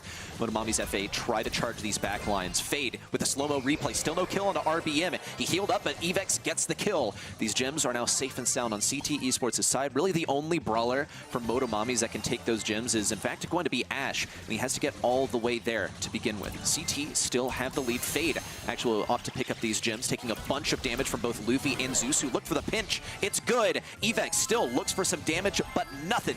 Nada onto Luffy as they get a team wipe. Phenomenal game sense there from Zeus to buy his time. They had the reflection looking right, and instead of rushing it, bided just enough time to be able to back away, get his teammates these gems, and now 10 in the pockets of Motomami to dive in as well, though. The aggression starting up with 5 seconds to go. They need to move forward. Zeus on the back lines, hanging out comfortably. RBM just enough HP alongside that gadget, and Luffy closes things out. Tie ball game here in set number 1. A worthy effort. I think what happened there was we simply saw CTE Esports fall back too quickly. They ended up getting pinched between that Rico and the 8-bit, and the rest is history. They got pushed back to their back lines. The Ash was creating constant momentum forward that they had to react to, and with Rico and 8-bit consistently being so safely out of range, it was tough for them to get up there and make some actual action happen. Another thing that I notice is EVEX is struggling to get these real supers here, the ones that actually stun. He gets one now, which will be useful for taking down RBM, but note that he's not running the long stun. He's actually running Eyes Sharp to charge his super from a longer radius.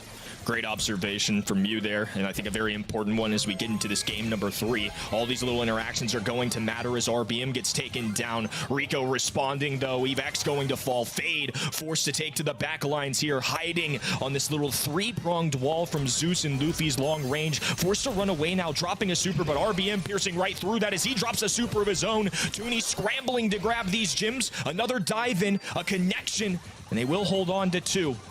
But Motomami's complete positioning of this map, and certainly in the driver's seat right now. Different positioning of Apid as well. They've placed it much more aggressively. It gives them more room to back up if they need to, which they do now, as a Sandstorm has now been activated. Fade tries to push in. They're going for a supremely aggressive push. RBM fends off Fade, but Evex still remains alive on the right side, looking for something versus Zeus. He has the Hypercharge and the Super. Zeus momentarily silenced, but still safe and sound. Evex gets the takedown of the turret as well. He's going to go for a big move onto Luffy. The takedown, Fade with the slow-mo replay. Evex to finish it off. A whole heist of the gems as CTE Esports run it back. And they've got plenty of escape opportunity here. A gadget being popped by Evax, and they're going to need to find at least one kill here. Too ideal. Evax falling low. That's okay. Toonie, the one that's most important. If either of these two somehow went down, it would end. But CTE Esports had plenty in their pockets. What a pop-off performance from them in set number 1. That Buzz Super was a spearhead of that entire charge. Evex found himself on that right lane. He was able to stun the 8-bit, and that's how it all began. Well, okay, first, I'll back it up a little bit. He actually managed to take down the turret, and then that is how the entire charge got started. I think that is very wise. I loved the amount of stuns that they were able to run. Stuns are remarkably powerful.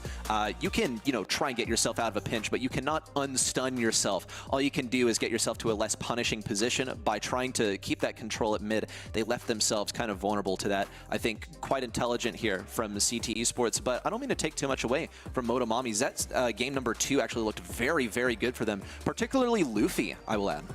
This is looking like a slugfest. I mean, all 3 of those games were incredible. In that game number 1, CTE Esports came out swinging, but one thing that really changed as we progressed in game number 2, things played out a little more normally. Motomamis are going to be able to get to their back lines here, hang on, hold on to these 10 gems, get the proper flanks. But this is the first real game where we saw those gems be dropped early from CTE Esports, and Buster was able to let loose. Sandy was able to hold on to these gems, not necessarily looking to be their most aggressive player. Instead, they're going to leave into Eve X, who had an absolutely phenomenal set, 10 kills there. Fade got to let loose a little bit, play more of that tank role, get up in the enemy's faces. And Luffy with 12, man, I mean, Motomami still look good there, and I think the stats show it as well. I'm glad my MVP senses are still properly calibrated. Seeing Luffy getting so many kills here, seeing Evex also, as I said earlier, spearheading the charge, really paving the way for the remainder of his team to get in there and make some actual action happen. It seems to be reflected in the stats. Lots of kills for these guys. We saw moments where Luffy effectively fended off Evex, and we saw also moments where Luffy actually kind of camped these guys in their spawn, which is probably owing to his staggering DPS. I have mad respect for the Rico gameplay there. I mean, a good Rico on that map is so impossible to deal with. Just a really fun set overall, too, which is, again, shown in those DPS numbers, right? Nobody was cowering in their spawn. Everybody was willing to fight, get up in each other's faces. Even somebody like 8-Bit was firing away at enemies, despite them being those more tanky brawlers. I think this is just looking like a fun set, man. Neither of these two teams are clearly afraid to go against the grain. Those picks were not traditional. We don't see Ash from a lot of teams there. We don't see a Buzz Buster Sandy composition with no traditional mid often. They're doing it their own way, and it's a blast to watch. I think they're also playing to their strengths. I mean, Buzz is an Evex brawler. A lot of aggro brawlers are Evex brawlers, if you want to call them that way. Toonie is a great tank player. Fade, Buster is just one of his best brawlers.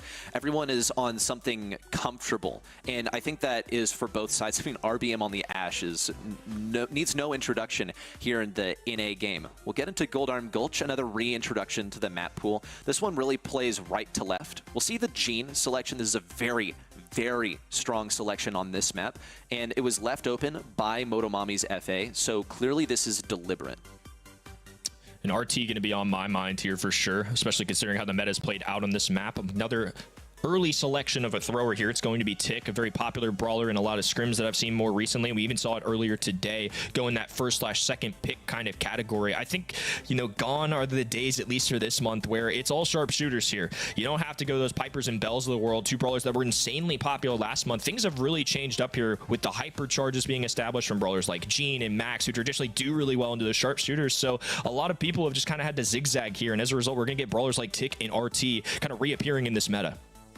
Yeah, and we talk about hypercharges too. Tick got a hypercharge fairly recently, like within the last couple of months, and that has propelled him towards the forefront of the meta.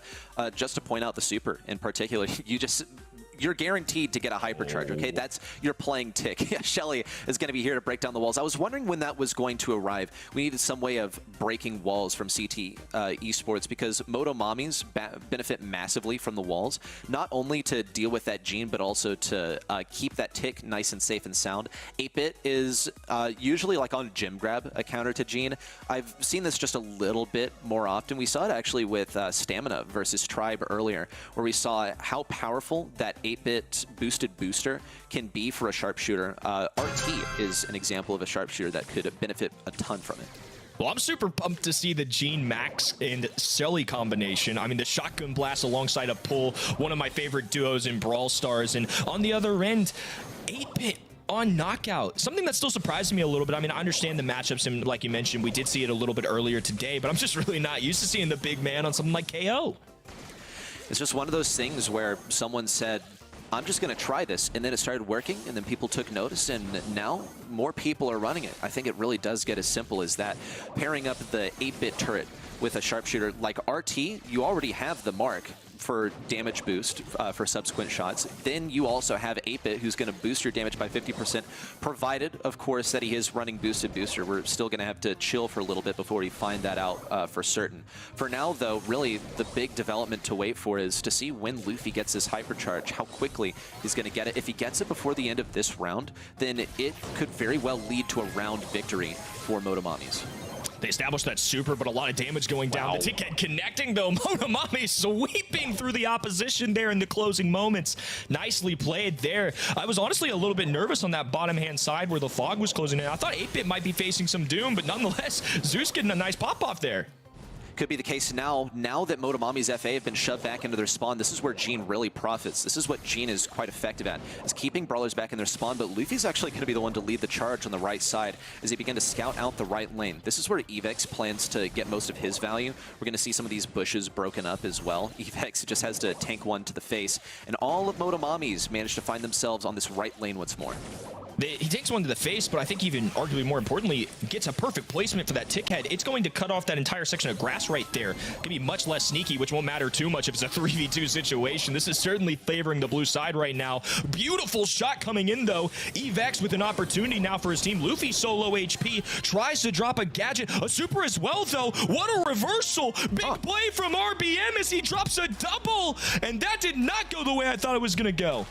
Not at all. We saw Fade go completely idle there at the end, too. Must have been acutely aware that this one was already over. As soon as I saw the jagged dotted circle circling the tick there, I already knew that this one was going to be over. There's just not much you can do into the hypercharged tick super. It's fast, it comes out faster, and very importantly, it drops these mines that deal about 3k damage when it explodes, and it drops 6 of them. There's just no getting away from it if you're playing at mid. So CTE Esports, this time they're taking a much different approach. They're not playing the East versus West that they typically would. Zeus is taking a lot of damage and almost went down early just a moment ago.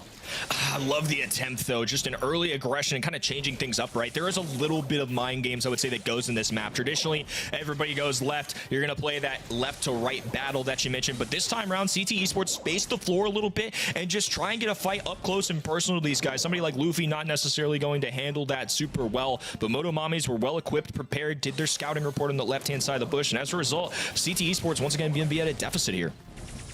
Toonie has that speed for Fade, but Fade doesn't have a super, so it's basically a non-starter. We'll see what Motomami's do on the right side. Really, they just want to farm up their super as well. There's a kill onto Zeus. He still got significant damage onto Toonie, but still, they remain alive. With the poison closing things in, it's looking quite dangerous. There's a kill first onto Toonie. Now it's Fade versus the world. RBM's going to heal up more health than Fade can actually chew through, but at least he has a super for round number 2. This has been a pretty clean path for Motomami so far. They haven't conceded a round just yet, and CTE Esports need to stop them here and now. Free scouting report from that tick head as well. Nobody left side, unfortunately, so it's going to be taken down in the mid there. But Evex and Fade have supers. If they can get the 1-2 punch, the Gene Pool and the Shelly super, it's all but over for one Motomami's brawler. I've always called this strategy the yank and spank. Fade gets the yank and Evex lays down the spank. That's how it's going to work, but they need to get that super attached to someone first. Toonie could aid this greatly if he had a super of his own, which no doubt he's running around attempting to get for free. using the star power that gives you supercharge while you're running. Big hypercharge, and Zeus is magnetized to this right side, but Fade was a little too eager. Evex from the top side helps get a double kill with Fade, and RBM just runs away, tries not to feed the super for Evex. Fade's super would also be massively important. Yep, into the poison, not a single shred of supercharge fed. There we go. CTE Esports putting one on the board there. People forget Shelly's got that long-range capability too. Popping that gadget, taking some sharpshooter shots from that shotgun. Awesome stuff to see. And there's a hypercharge in Tooney's back pocket as well. That's going to be a big deal as we progress here. However, because they used all those supers in that round number 2, Fade and Evax going to have to establish some more. Fade getting one very early, though. That's a huge deal for them. On the other end, though, Motomamis can hunker down if they need be. They've got an RBM super. They've got Luffy's hypercharge and super as well. This one, I believe, is going to unfold in the final moments. Ready? It has to, but see, Luffy is able to counter that. He has the hypercharge and the super. If he pops this in the final few moments, it's almost guaranteed to work. Everyone stacks from CTE Esports running to the opposing side. Big pull, but Fade completely misses. If anything, it gets rid of the hypercharge tick super. But even still, it's a 2v3 with CTE Esports desperately behind. Fade being chased down by every single member of the opposing team, and they generate a kill. Tooney versus the world. And there it is, a set victory for Motomamis. You saw the tears streaming down Tooney's face, middle of that end there of just an emote of sadness. It felt like it was well under control for the most part. Sure, CTE Esports ended up grabbing a set, but a very rare 8-bit pick with a 0% win rate in our monthly qualifiers, I might add. Nighttime Clasher, a wonderful stats man, let us know that he was picked 3 times, 0% win rate, and on the other end, Shelly 11 and 100%. So we're just mixing things up here in the monthly finals. A little craziness and mayhem, but that's back-to-back drafts that I think were a lot of fun and very different, which I certainly appreciate. Picked 11 times and won every single time for a 100% win rate is actually crazy. So you know what? Just we reduced the win rate, easy peasy. You know, wonderful stuff. It's now down to like 92% win rate. Thanks a lot, CTE Esports. But seriously, you gotta appreciate some creativity here. It looks like that wall break didn't really help them because RBM and of course Zeus on the RT and 8-bit respectively still made great use of the presence of walls. It didn't seem like that aggression that Tooney was here to offer on that max was good enough, I suppose, to shut these guys down. Just seeing the highlights too, such a unique set. Again, not used to seeing somebody like 8-bit and Shelly on this map, but I love that you mentioned it earlier. They're playing to their strengths. Sometimes that's what it's all about, and I think honestly that's sometimes bold as well. It seems like these two teams are pretty evenly matched. We came into this with question marks for CTE Esports. Been a while since we've seen Tooney on the big stage. Evax, first real moment on the big broadcast to show what he's got, and I feel like these guys still haven't wavered from that. They're showing that they can compete, but Motomamis are fierce opponents. They add RBM, who's a fantastic player, a long-time player in this region, to the core of Zeus, Luffy, and Killer. And it's an awesome combination there. RBM, the main man on the left-hand side, 6 kills. Remarkable, honestly, for Motomamis. The RT was so strong. Didn't even really need that 8-bit to make him that much better. And one of the main reasons that we see RT around these days, or at least the reason we've seen such an uptick in RT presence, was not even put on display as a gadget now that is able to give you your super instantly. And I believe it's called Out of Line, sort of mocking inline, maybe the worst gadget in the game he had previously. And now he's able to become Jackie and then go back to being a sharpshooter basically whenever he wants. Not present here was using the instant damage gadget, as we typically saw from RT many times before. Wound up working out for them, so good stuff for Motomamis. I think a really safe comp from them. They got a good arrangement of brawlers, and I would say the same for CTE Esports, but there is such thing, as I love to say, as having a lot of good pieces and not making good puzzle. That's a great point. I will say it felt like the Shelly might have been a little preemptive. I mean, it did have an 100% win rate, so what do I know ultimately? But it's still a little bit shocking to kind of see that come out. Maybe just knowing the opponents, trying to prevent that tankier pick, because Motomamis are certainly pulling that up their sleeves. Now, Sneaky Fields ready. This is a map where at 1-1 overall, this is set 3, a very important tone setter for the rest of this match. We've seen some unique drafts, and Sneaky Fields is no stranger to some crazy tanky picks. I can only imagine what these guys are going to come up with. Oh, man. Well, I mean, it might be in your imagination for now, but it's soon going to become a reality. Even your wildest dreams can happen on sneaky fields. This bush map just brings all the wackiness out of how geography can so greatly influence the brawler picks that are the most meta at the moment. This is where, honestly, a Shelly would not surprise me at all, even if it appears like before that final pick, because you can break down the walls and you can get like good super cycles out. You use Shell Shock, you use Clay Pigeons, you basically tap auto aim, you get your super back for free, you cycle it out, blah, blah, blah, blah, blah, like typical Shelly stuff. It's so good here. We don't see it banned on either side, so be on the lookout for a Shelly in the bush. You always should, by the way. Here's a Cordelius for a selection. This is a very good brawler right now. I think a little slept on at the moment, which is strange to say because he is still really, really good, but I think that he hasn't been getting as much attention recently, maybe because of just the shock of some of the other really good brawlers right now.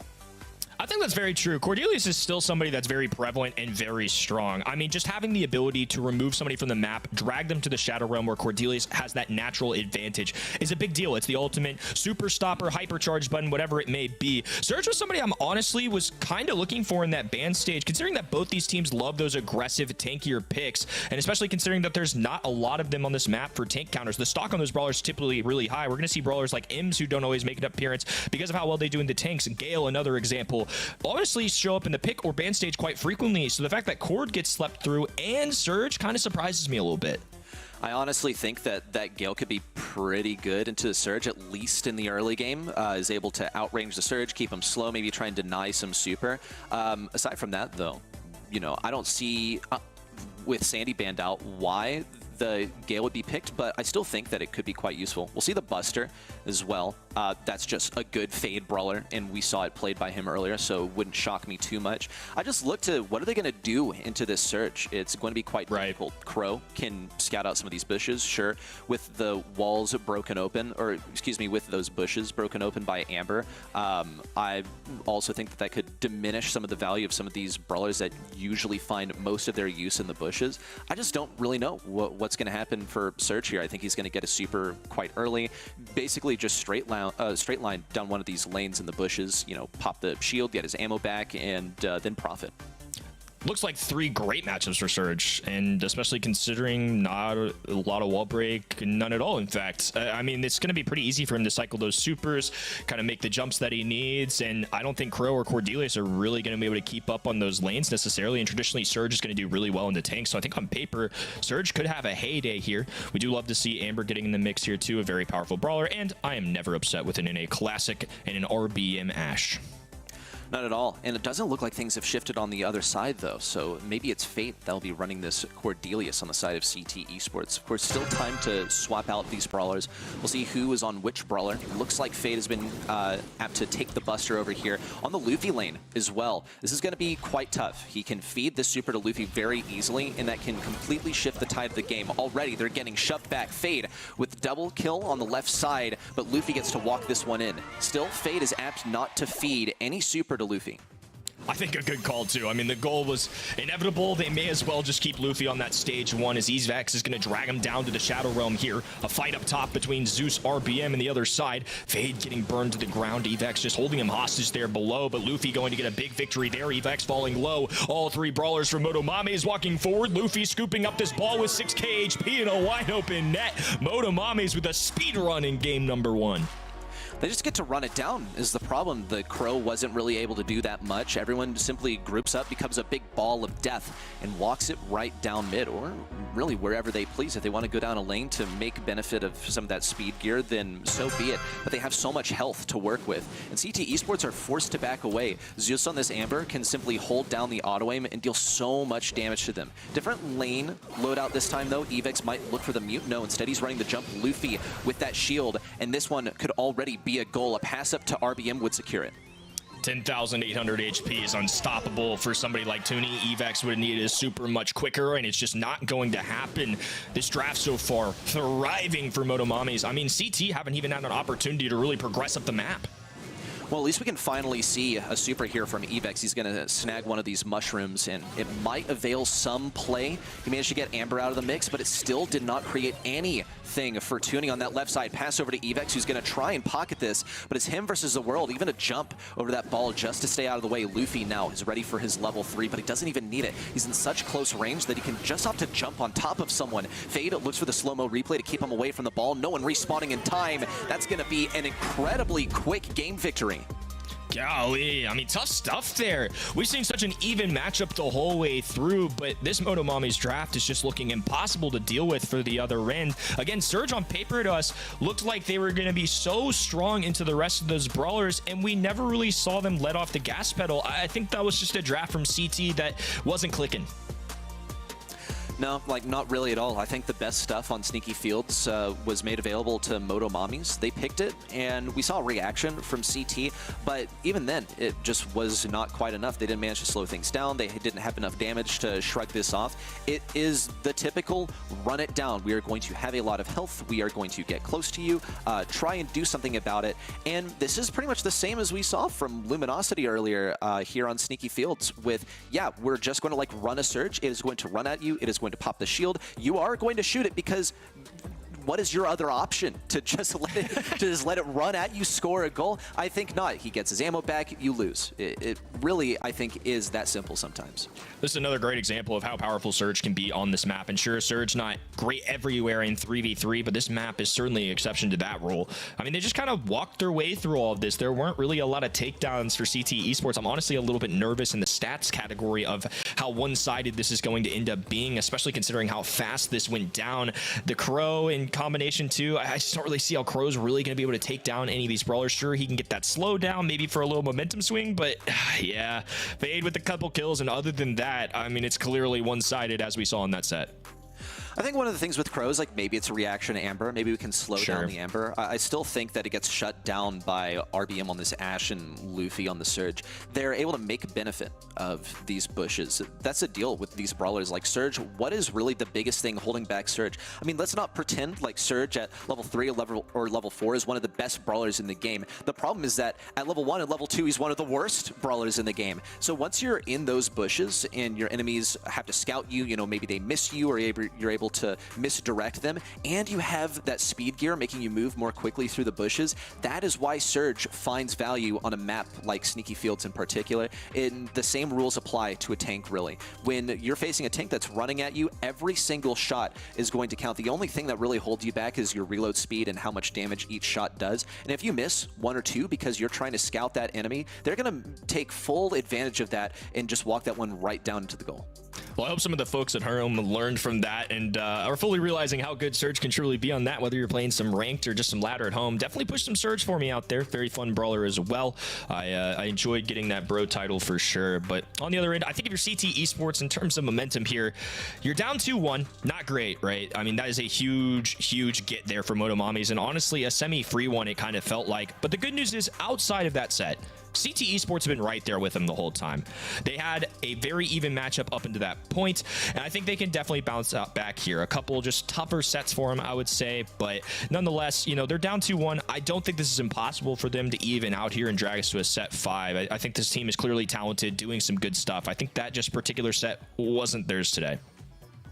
I also just looked at the draft to diagnose any time a team loses, like what was going on. Anytime a team wins, you know, we look at the draft, it's about like 80-20. Yes, you can outscale your opponents, but the draft is the most important part. You have to have good equipment to get a good result over here. On Open Business, we've seen this one played already today. I looked at stuff like Angelo, like Melody, Sandy, these things to be played. Amber, another one that definitely grabs my attention just for how strong she is right now, how good she is in the current meta. You might have tanky brawlers that are constantly running at the hot zone, because keep in mind, it's not necessarily important to have control as much as it is to get bodies on the point and have your enemy not on that point. Now, you can interpret that as control if you wish, but I think a brawler like Sam would beg to differ. brawler that's shown up a lot here too in practices for me has been Barley, somebody that was noted. Stu, another really popular one outside of the more, I guess, stereotypical ones like you mentioned, you know, the Melodies, the Angels of the world. I think Amber, certainly a good shout. I'm right there with you. Amber, a very powerful brawler in this meta, and obviously kind of hitting those shots, not necessarily the hardest thing in the world, right? I mean, you're literally just pressing down a button and running a flamethrower that semi-auto aims for you. I think at a professional level, if they've got the right movement speed, proper positioning, I mean, they're going to be able to thrive with a brawler like that. Okay, I see this Jessie ban from CTE Esports. That's going to allow Pam to run amok, but keep in mind that Pam is basically the main benefit of her is that she has a ton of health. She gets good sustain. Now, the unfortunate side effect of that is that you can feed supers quite easily since you're, you know, pretty apt to take damage. I don't see Sandy banned anywhere, and typically Amber can be pretty good into the Sandy. So we'll see if CTE Esports opt to pick up a Sandy here to run it down a lane. You can see it's a very popular ban here as well. So maybe the Sandy here. We also see that Stu that I think can keep Sandy at range quite effectively, also able to break down walls to diminish the amount of value that he's able to bring to this brawl. Gonna have to deal with this Stu for sure. It's a brawler that can pop off in the right hands and definitely something that needs to be addressed. There's the Barley that I mentioned, which I don't really think addresses the Stu. I mean, historically, I feel like Stu does pretty well in the Barley. If you get some indestructible walls in the mix, it's a little bit harder for Luffy or whoever ends up playing this brawler from to climb up the map. Not gonna be easy for Pam to make those tags necessarily, so they might be relying on somebody like Buster to be up in the faces of the enemy, while somebody like Fade on that Barley could be stepping back behind those walls, lobbing up shots and giving him a little coverage. I want to see, you know, what the percentage... Oh, here we go. Here's the Mortis. I want to see what the percentage of presence is for Buster for CTE Esports by the end of this. Let's talk about this Barley. I mean, this is a very similar draft to what we saw for Luminosity earlier. We saw West Coast pick that Barley, and instantly it was just Mortis, Mortis. I want to run the Mortis. I want to run at the Barley. Barley is going to do a fairly good job of making sure that Pam doesn't keep the turret up quite often. That takes away most of her value as a brawler. Now, that there is a catch to this. Barley has to actually get in range of the turret. And yeah, RBM on this Mortis, sending you back to the respawn, can it guarantee a pretty large distance between the Barley and the Pam turret.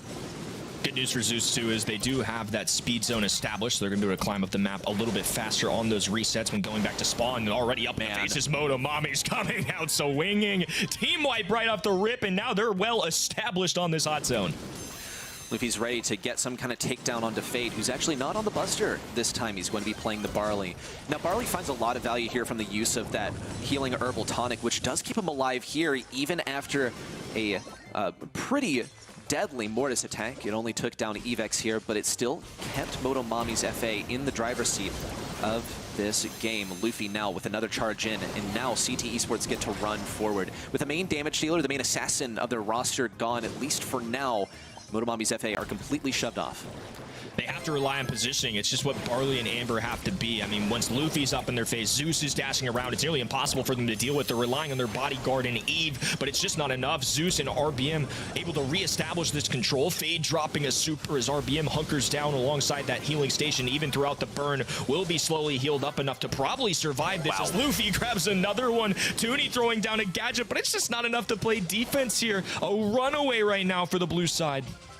Fade could put that super down, but he didn't get it out in time. Evex trying to get RBM down. Zeus keeping himself alive with a gas to heal and getting a kill in the midst. Just one more game to victory for this team. Only about a minute and a half on that first game. They're speed running their way through these last couple sets. Things getting very out of hand. Momentum riding with Motomami's right now. We're looking to make a grand finals here. It's a big broadcast debut for this new roster on our right-hand side, and they're going to have to find a way to deal with these brawlers punching them in the mouth early. Luffy's still looking for his first meal. Maybe Tooney's on the menu. Fade, Evex, looking kind of scrumptious over here. Luffy, no, taken down as he sucked back by that gadget from Evex. A kill on the Fade, however, generated by Zeus. RBM looks like he's going to go down from the fire, but he still manages to drag someone down to the grave with him. Luffy cleans things up on the point, and the only one to contest is Fade. He's going to go for it, but it's a total bait. 28 health remain, which he can dash away from, but he's seriously weakened. We'll see another healing herbal tonic thrown down by Fade as CTE Esports try to establish control at this point. It looks good so far as they've already gotten 2 kills. That gadget for Toonie is just so darn good. Anytime there's a brawler getting aggressive on you, it's a great defensive mechanism to use. Control established for CT here as Luffy looks to dive in. A nice takedown there. I mean, they're doing a good job compared to game number 1 of just focusing on these aggressive brawlers, working it one at a time, and it's allowed them to get up to 80% here. Ooh, that was almost a big play by Luffy, but Evex had him ready with the slow-mo replay. He still has at least one more in the tank, but it doesn't even look like he'll need to expend it. CTE Esports now approach 95%. Another takedown onto Luffy. He keeps on running straight at them, but folks, it has stopped working. They're gonna have to find another route. Back-to-back games of dominance. Complete change up there as CT look to prolong this match. One more game win for them, and it'll be a set 5, but on the other end, Mamus on match point could push us all the way here and become our first grand finalist of the day. Be a huge accomplishment for this roster that just picked up RBM. Early takedown onto Fade after he throws down the crucial herbal tonic. Luffy also taken down. Wow, Toonie and Evex clear out this point with RBM and Zeus, the last ones to fall. CTE Esports approach 25% capture now. We see the speed zone down, availing a quicker rollout. Fade makes short work of it. We see Luffy trying to get in here, probably trying to bait out some of this gadget usage from Evex. Evex missed that gadget, but still they managed to combine to get the kill. I think CTE Esports have done a better job of stockpiling their ammo to deal with that Mortis once it goes for an assault. They've been insanely calculated. Look at this, just playing as a unit in sheer perfection. So many matchups on paper that should be going their way, but nonetheless, after getting destroyed in game number 1, have somehow found a way to make it work. A great hero's effort here from Motomames, though, who are looking to put a halt to this for now. 86%. They were down 70% upon this takedown, and they're going to need darn near perfection the rest of the way in this set. It's actually going to be quite difficult for them to get in here. Fade is out of gadgets, and that's one of the biggest things about Barley. The second biggest, his super, now occupying so much of this point. RBM and Zeus with the sustain, as this turret on the right keeps him alive. Fade needs to find some kind of rotation over there to take it down, which he eventually will. Another super. This guy's been hitting all of his shots. Luffy looking for a big play, but Evex gets the takedown. They still can't be too hasty. Need to see a kill on a Zeus or an RBM. Zeus hitting himself and dying, and the Barley shot now approaching 100%. For CTE Esports with a final kill onto Luffy. They go to set 5. I'll keep it a stack with you, ready. At opening game number 3, I was shaking my head. I thought Mortis was going to have a clean sweep there. I thought it was over. No siree. CT right there with them. What a turnaround. That game number 1 was not going their way in the slightest, but the adjustments, the conservation of ammo, the focusing on individual members of the opposition, so good from them. This is clearly a demonstration of how good these two teams can be. Motomami swept through their first opponent, the grand finalist winners of last month, and they have somehow stumbled into an opponent here in CT who's right there with them, dragging him to a set 5 in their opening debut for this monthly finals. It is so wild to me that CTE Esports have taken it this far versus Motomames, who I did predict to win. As much as I am a believer in the talents of Toonie, Evex, and Fade, I fully expected this to be a victory for Motomames FA, and certainly not a set number 5, but I can't say I'm not impressed. Look at the way that they adapted. They took what they had and managed to make it work into a brawler that gave them a remarkably tough time in game number 1. I think really what it looked like, the main difference from game 1 to game 2 and 3, what went right for CTE Esports is they just had the ammo ready to go for Luffy. And Luffy also started to, we saw some emergent strategy from Luffy as well on this Mortis. We saw him dash in and out versus Evex on at least one occasion and actually baited a gadget out of Evex that gave Evex no value at all. Check out some of these stats. Luffy, the leader in kills for Motomames FA, but CTE Esports absolutely stellar. Check out Toonie over here with 519 DPS. That is absolutely incredible. That might be an all-time record for at least what I've seen in Brawl Esports. 519 is unbelievable, and alongside it, 12 kills. It's not like he wasn't getting them himself. I mean, just dealing death everywhere. Luffy with 8, Zeus with 6. I mean, some good stuff on this left-hand side. In game number 1, like we mentioned, a runaway, but I love how CT came together. I'm sure the comms had to be on point there. Who are we focusing? Making sure that we're recycling that ammo properly, making every single shot count. And after 2 perfect games from them, we're on a final set. Set number 5 here to determine our first grand finalists, and it's going to be on Safe Zone. Draft gets pretty interesting here. We have brawlers that are banned out like 90% of the time. The Chuck is such a commonly banned brawler, but sometimes you see some interesting ones where Chuck is deliberately left open, and then the approach from the enemy team, or whichever team decide not to ban that Chuck, is to base race. That's when we see the Colt come out. Colt is also a very commonly banned brawler here on Safe Zone, but we also have to welcome sort of the typical stuff. Melody, absolutely busted on any heist map. You just run counterclockwise, sort of skipping around the safe, dealing incredible DPS. You have remarkable mobility as well. Pop the shield. You can even chain it together if you're pretty slick with it. This stuff is definitely going to be banned out. You're totally right. I mean, Melody very strong. Angelo still a sharpshooter, going to be used here from time to time and in that ban stage for sure. Colette, somebody I'm on the lookout for. Eve, a brawler that into all these single shot brawlers and sharpshooters does make appearances here. Not necessarily as popular in North America compared to some of the other regions that I've seen, but still nonetheless a good shout out here. Looks like this is not going to be one of those games where Chuck's left open. I believe the ban rate in the monthly qualifiers was unbelievably high as well, so it's going to be no exception here. Colette going to be the first overall selection for the red side. Colette's a pretty strong brawler. It could avail CTE Esports the 8-bit if they would like. Motomami's FA are going to have to think of a way that they're going to break some of these walls. Piper wouldn't be a bad way to do it. Amber will keep them from being run at too aggressively. Let's look at some of these bans. We'll see Motomami's FA have gotten rid of basically the best brawlers here. Chuck, look at a 92% win rate is absolutely remarkable. At 82%, 73% for the other two brawlers that they've banned, as we can see it right before our very eyes in the center of your screen. They basically didn't have any other options, which is left really the good stuff for CTE Esports. Kind of a 5-head ban of the Cordelius for C2 at their first overall selection. If they didn't end up banning Chuck and Cordelius is banned, they would have had, I mean, not necessarily a freebie, but I mean, it would have been pretty nice. That's a huge way to deal with Chuck. So I think a 5-head kind of move there from them, just tempting Motomames, almost forcing that ban button there. Love the Eve matchup into somebody like Colette with all those extra spawners on the ground. It's something that they can struggle with, and they're going to go back to their roots here. It's going to be some aggression coming out on this 4th pick. Sam does not mind being the faces of either of these brawlers.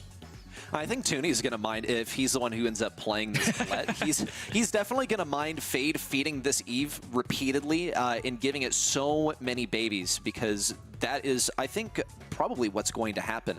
Another crucial thing for the Sam here is to have this wall available. There's a 2x2 wall. Brock is here to make sure that it doesn't get broken open by a Brock, I suppose. There are other methods to do so. I wouldn't really sneer at a Griff selection at this stage, given that it's not banned out, and I've seen it in a few scrims. Griff's a good shout here. I mean, I don't mind the angle you're kind of coming at here. I think it makes a lot of sense. The high DPS into somebody like Sam could be an option too. That mid-range engagement. I mean, it's not like they've got a ton of sharpshooter choices on the other end. Sure, Brock, but instead they're going to go with the 8-bit here. I don't think I mind this either. I mean, 8-bit historically very good on this map. High damage dealing into that Colette matchup can be a little bit tough, but the one thing I will say, it's going to be really hard for Motomames to win unless they just dominate in the control category, because once 8-bit's kind of overrun, Eve, somebody that can do damage on that heist safe, but not necessarily a ton, kind of relying on those spawners to get the allies up. Amber, of course, can shred through it, but again, kind of has to get to the other end.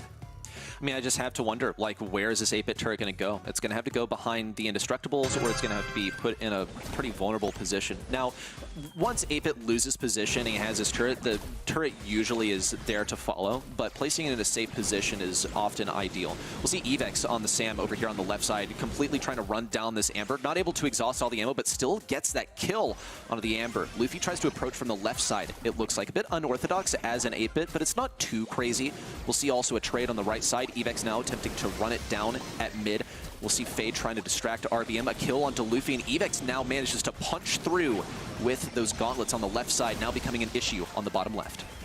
Breakaway for him is going to allow some chaos, so Zeus and RBM going to have to just trust in their teammate or just go for a pure base race, and it looks like base race is the option that they want. 8-bit moving forward, damage going down for both sides. Just lone Sam going to keep pummeling away at this heist safe while Fade and Tooney plays defense, and I'll say successfully at that as well. Looks like a strong conversion there for the red roster.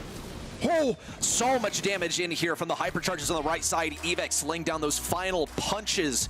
We'll go on to a match point for CTE Esports. This is remarkable. Them getting this far is not necessarily insane, but was far beyond my expectations for this, you could say at this point, I suppose, rejuvenated roster. Both of these teams are a little bit of an underdog story. I mean, Toonie, like I said, a player that's been great for a long time, been on a lot of powerful rosters, but this is kind of the first time we've seen him in a hot second be a starting lineup member. EveX making his real first debut, and this roster coming together here in what truly is kind of their first month, at least as a unit here, with a possibility of going to a grand final. Some takedowns on both ends here, but they're simply one away. Love the call there too on when to go for that base racing game number one, just showing some great veteran decision making.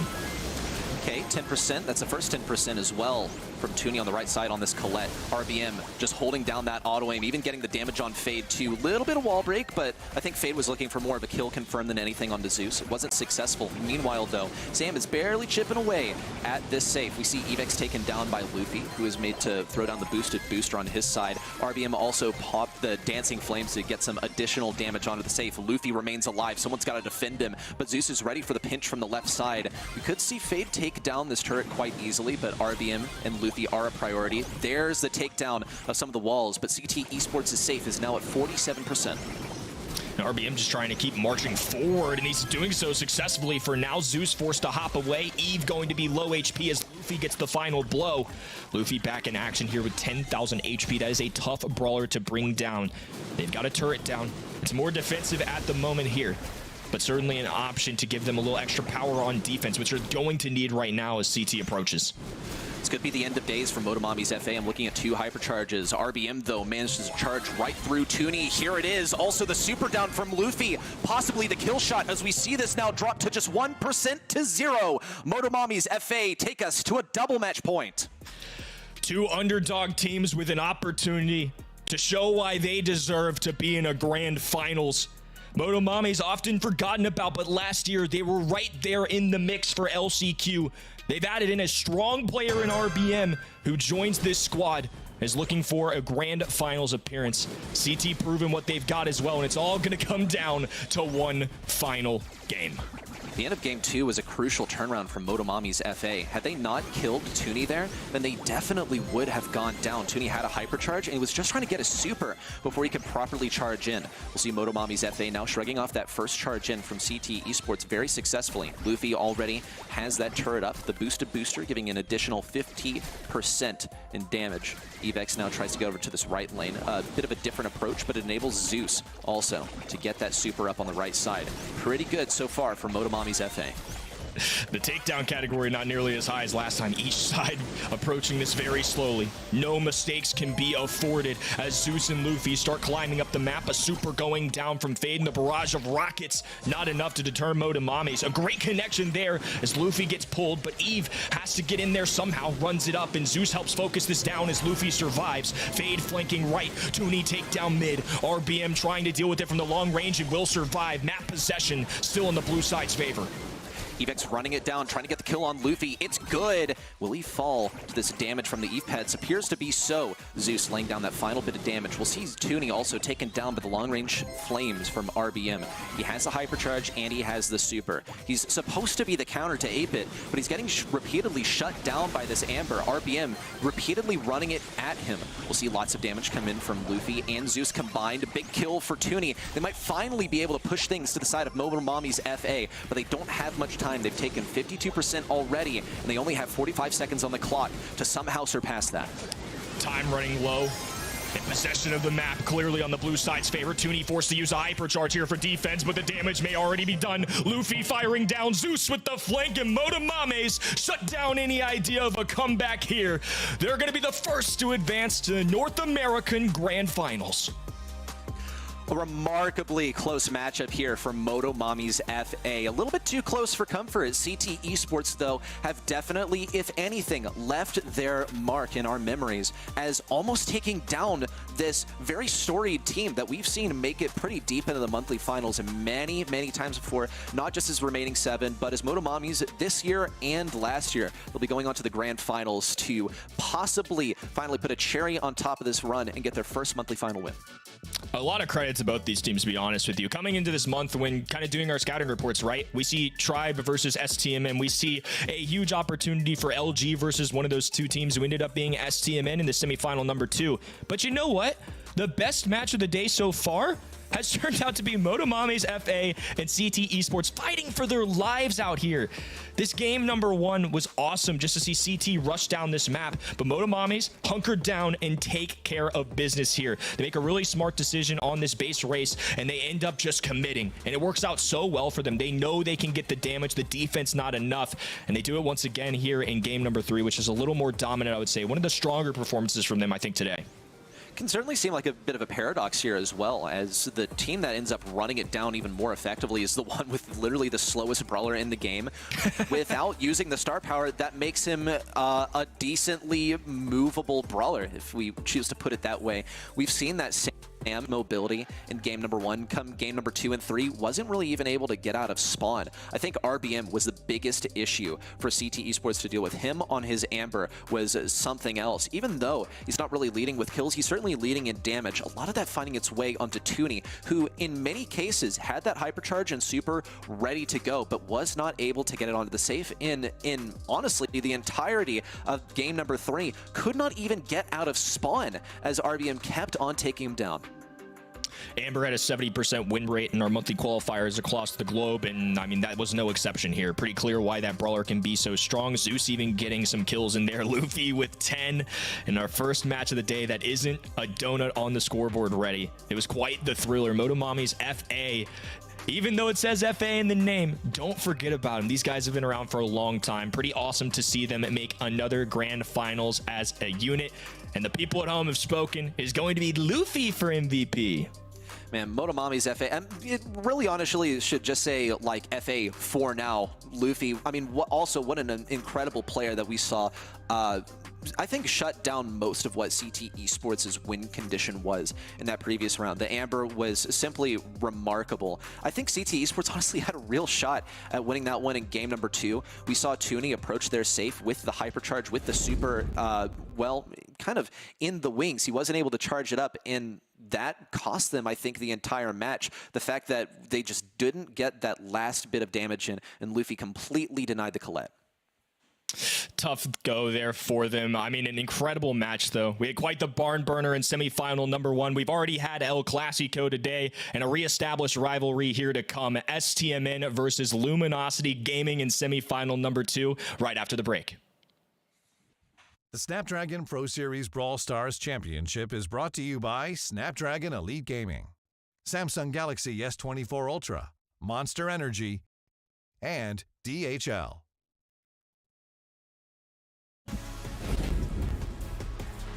Welcome back, everybody. After a banger first semi-final, Motomame's FA advancing to the grand final. It was an epic 5-set affair. And looking around the corner, we might have a similarly epic clash ahead of us. It's Luminosity versus Stmn, two teams who currently sit outside of that 4th place buffer. So not even in the running necessarily for LCQ. Now, making to the semi-finals is a big deal, right? That's 50 circuit points. Maybe now that situation has changed. But Kenny, both of these teams are looking much higher than just making semis. They want it all. They want 100 circuit points and the lion's share of the prize money this month. It's fun. We just got an Stmn tribe matchup. Now we get them against LG. What are your intuitions telling you just looking at this matchup? Oh man, there's so much familiarity between these two teams. We got an NA West version showdown of what we got last year, and now we get them in semifinal 2 in a very important month, Uber. Both of these teams know how important this is, knocking down the other. Both of these teams, world finalist kinds of teams last year, getting a victory here, pushing them down the leaderboard while moving yourself up. A huge get if either of these two teams can get a victory. Ready, set, of course. We saw both of these teams representing North America at the World Finals, and Stmn surprised us all by being the best placing NA squad. We were split on our predictions when it came to Tribe going up against Stmn. How do you feel about this one? Are you leaning towards the Luminosity players? I'm leaning towards Luminosity this time, personally. I don't know what has overcome me, but I just feel like they could take it. And let's not forget that their run at the World Finals was also pretty good as well. They ended up falling to the team that took it all. They went down to Zeta Division in a pretty close match. Kenny, we both have been on the same boat. We both predicted Stmn to win their matches, this one included here. we didn't get to see much from Tribe. That is to say that Stmn kind of made short work of them over the course of that series. These guys look terrifying, already dispatching a top contender with relative ease in those quarterfinals. Luminosity did the same too, but just the fact that Stmn made quick work of Tribe Gaming, I think really goes to show how much they're firing on all cylinders today. They are a strong team. Both of these teams are. The rivalry for these online series in the monthly finals last year were incredible. Some of the best Brawl Stars we could watch every single month was Luminosity Gaming playing against Stmn. This one's just another one where I'm kind of just going with my gut, to be honest with you. If Luminosity came out on top here, wouldn't surprise me in the slightest. They made it to all the way to the grand finals in month number 1. They're probably due 1-2. They're an insanely talented roster, but I don't know, something about this Stmn team being so close last month and just being the kind of team I feel like every year that somehow claw their way back, get the victories necessary, and in times of desperation just always come out on top. And I guess today I'm just riding with that, and I'm making this no exception. In March, it was Tribe Gaming to take down NA. Then in April, it was Pioneers. This month, no matter what, there will be a new winner for 2024. We're going to jump now straight into Gem Grab, folks. It's going to be the last stop, and of course, we'll be allowing Kenny to step aside, take a breather, and be rejoining us for that grand final. I am so hungry to jump into the draft here because both of these teams, Reedy said, look like they navigated that phase of the game extremely well in their previous games. Luminosity were allowing these very powerful picks over to West Coast and still playing around them. Still understanding that, leaving, Melody, for example, up, that would cause problems. They were more than happy to try and play around it, to counter it to some degree. And I expect that to be no different here. I don't know about y'all, but I swear I saw a safe in the middle of that map fly through on top of the gym mine. Maybe it was just me, but I swear there was a safe there. To your point, though, Uber, yes, I do think, though, that this was them concealing their selections for their later matches. I think both Luminosity and Stmn were preparing for a difficult semifinals match. Now, Stmn, they were facing Tribe Gaming, so there's a decent possibility that they were, letting it all out on stage there, but I think that these two kind of expected to face each other in the semifinals, have concealed everything up until this point. We'll see some typical stuff banned out by the team that has the last pick. This is simply how the meta goes. Angelo, Sandy, Melody, and Amber. These are the top 4 brawlers right now. You're going to be banning basically 3 of the 4 if you have last pick. We again get a crow pick here, something that we saw from Luminosity on Heist, just because that incredible amount of safe damage offered to you with that star power was enough to outweigh the fact that in the neutral or at medium to longer ranges, Crow felt a little bit weaker, and Patchy, frankly, was feeding just to try and, generate that ultimate or maybe connect with someone with some poison damage, shut down some healing. Patchy here looking real deep for draft strats. Real deep. Like, dusting them off out of the closet, I think, and Carl has been what he's come up with. Yeah, this is interesting. Usually Carl is here to punish something like a tank pick towards the end. Or, excuse me, not punish a tank pick, to punish a thrower selection towards the end. We'll see, however, what exactly it fulfills here in terms of Gale. Chino over here on the left side is going to try and clip these corners versus Czar. Charles also looking for the pinch. Of course, Bobby is a major concern. We'll see him try and sap away some of this ammo from Charles, getting the phase shifter out here. And then, of course, see that speed as well onto Chino. Sans has won this right lane as well. He's aided by the help of all these bushes, along with the speed gear. He's able to run it straight down at the Crow. Is very well equipped to deal with the Carl full dive. Obviously, using that super to try and get on the Gale will be difficult. If Gale himself has that super, can force you away. Sans collapses here. We've split the map again, east to west with the victory of the Amber on that side lane. And this allows Bobby to step forward. Charles here with a speed boost, looking to get Patchy involved here. But again, that Crow looks a little underwhelming, especially up against the Amber. Bobby sprays down, gets slowing toxin, does connect, but they're inside that healing turret. So Sans and Bobby quite happy to sit here. The gadget for Amber, we see it come up a couple of times. It's been quite impactful when the enemy wants to get in your face. Patchy now getting blown back by that Gale, but still it only actually aids him in getting towards these back lines where they plan to encircle Bobby and Sans. And it looks like Sans is going to come to the rescue. Now he has the super ready to go. Charles tries to dash away, and it is a success. He has a hypercharge, though. He's got to be only moments away from getting a good old-fashioned super. Here it is. And some value as well on Patchy. The jump forward, big kill. Needs to get another super if he wants to get out of here. Sans, the savior, with a kill, but nothing on a Charles as Luminosity run it back. It's wild. They can spend the entire round losing, having this Crow struggling to have impact But it doesn't matter. As soon as you get a super with that hypercharge behind it, Patchy can go in and cause all sorts of problems. A come from behind victory here for Luminosity in that first round. You love to see it. Again, we did not see that coming, but the pressure on Bobby started to mount. He had to give up ground. He used a super early, and that's when Patchy pounced. They had this last-minute aggression that was so crucial. I mean, who needs control for the entire game? As long as you're able just to snatch it all back there in the end. Pro with a hypercharge jump forward. It really did come in just the nick of time, however. They were about to let this go to 10 gems for Stmn before they were able to go forward. Chino also has that kind of aggression. If they want to steal the gems back at the last moment, Sans, massive value on the right and on the left. Another takedown into Charles, and Chino soon to fall. But Czar gets taken down, surprisingly. We'll see Chino opt to take the usual position of Bobby and the shots from behind as well, as 3 gems tumble onto the ground for Sans to pick up. Okay, they can get Chino's arm. I have to use a super here against Charles. He does, but of course there's no stun aspect to it. So Charles is able to step up and get 5 gems. Zar only able to scoop 1 up after Bobby had given Stmn a good start off the back of Sans, just dominating these lane assignments. Now, though, another slowing toxin use means that the Amber is effectively neutralized. It'll be a 1-for-1 trade as Chino goes down on the left. Charles now up to 7 gems versus Stamina's 2. Soon to become 3 with Bobby standing firmly on this point, but Patchy's ready with the super in. Gonna try and take down Sans. The slow, and then encircling him. Sans falls, but Charles helps pick up that kill in the end. Chino now in with the super. Slowed down by Czar with the slowing star power. Bobby looks for the kill on the Charles, who escapes. He has that hypercharge and the super ready to go. The jump in from Patchy. Kill on the Pam. And almost a team wipe as Sans, the last remnant, is taken down by Chino's flying pickaxe. Nothing you can do, at least once around, you can guarantee that the Crow is going to have a hypercharge. And if you are remotely low on HP, forget about it. You're handing all those gems over. Good money after bad. Over the way of Luminosity, who take away this first set.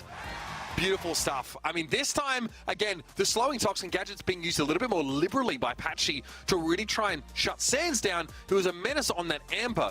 But elsewhere, Reddy, it doesn't feel like Stamina's composition was particularly strong, and I'm pointing the finger at Gale there, who really didn't seem to have the impact he was hoping to.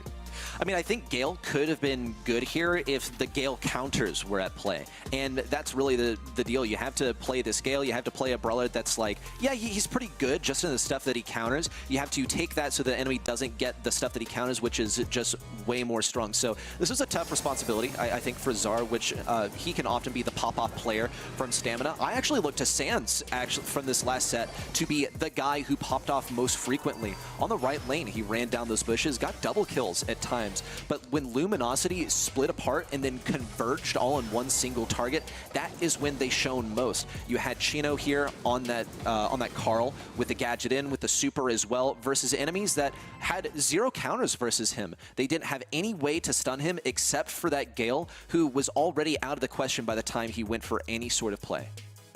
Sans absolutely dominant. 11 eliminations here. Huge amounts of damage again. Every time Patchy tried to step up, they were blown to smithereens. There was a 1v2 at the start of that second round for Sans, and that was huge.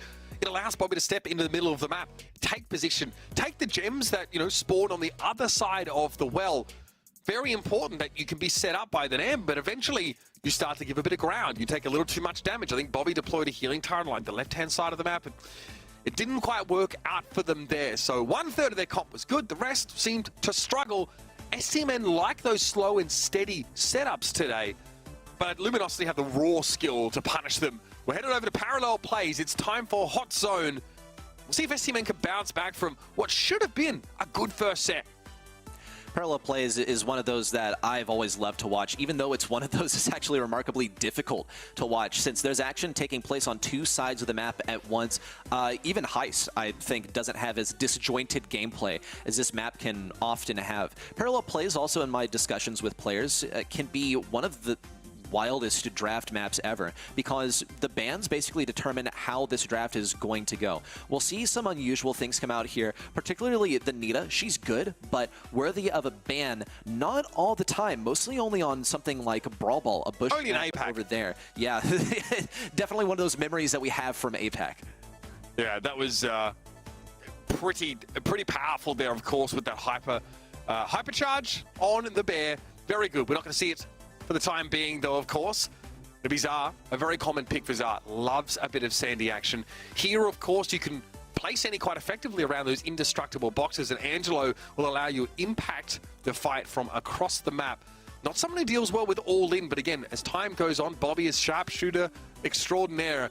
Will be able to find opportunities to disrupt. And the Chuck comes in from Luminosity. I love this. It's not Heist, but Chuck still has a place here, able to be almost everywhere at once, it seems. That's pretty much what it is. I mean, parallel plays, the plays are going on in parallel, but that doesn't stop Chuck from, you know, stopping interrupts and going from one zone to the other. He can cross the entire map if he wishes, but I think more importantly, he's able to get out of spawn really quickly. We'll see what setup Luminosity decide to go for here. Regrettably, it's not one that I've seen in scrims that often. It seems to be banned out a lot of the time. Here comes the Barley as well from Luminosity. This is one that can be punished quite easily by Stamina. The question is whether they are willing to go for that sort of punish. Something like a Carl could get great mobility onto the enemy point.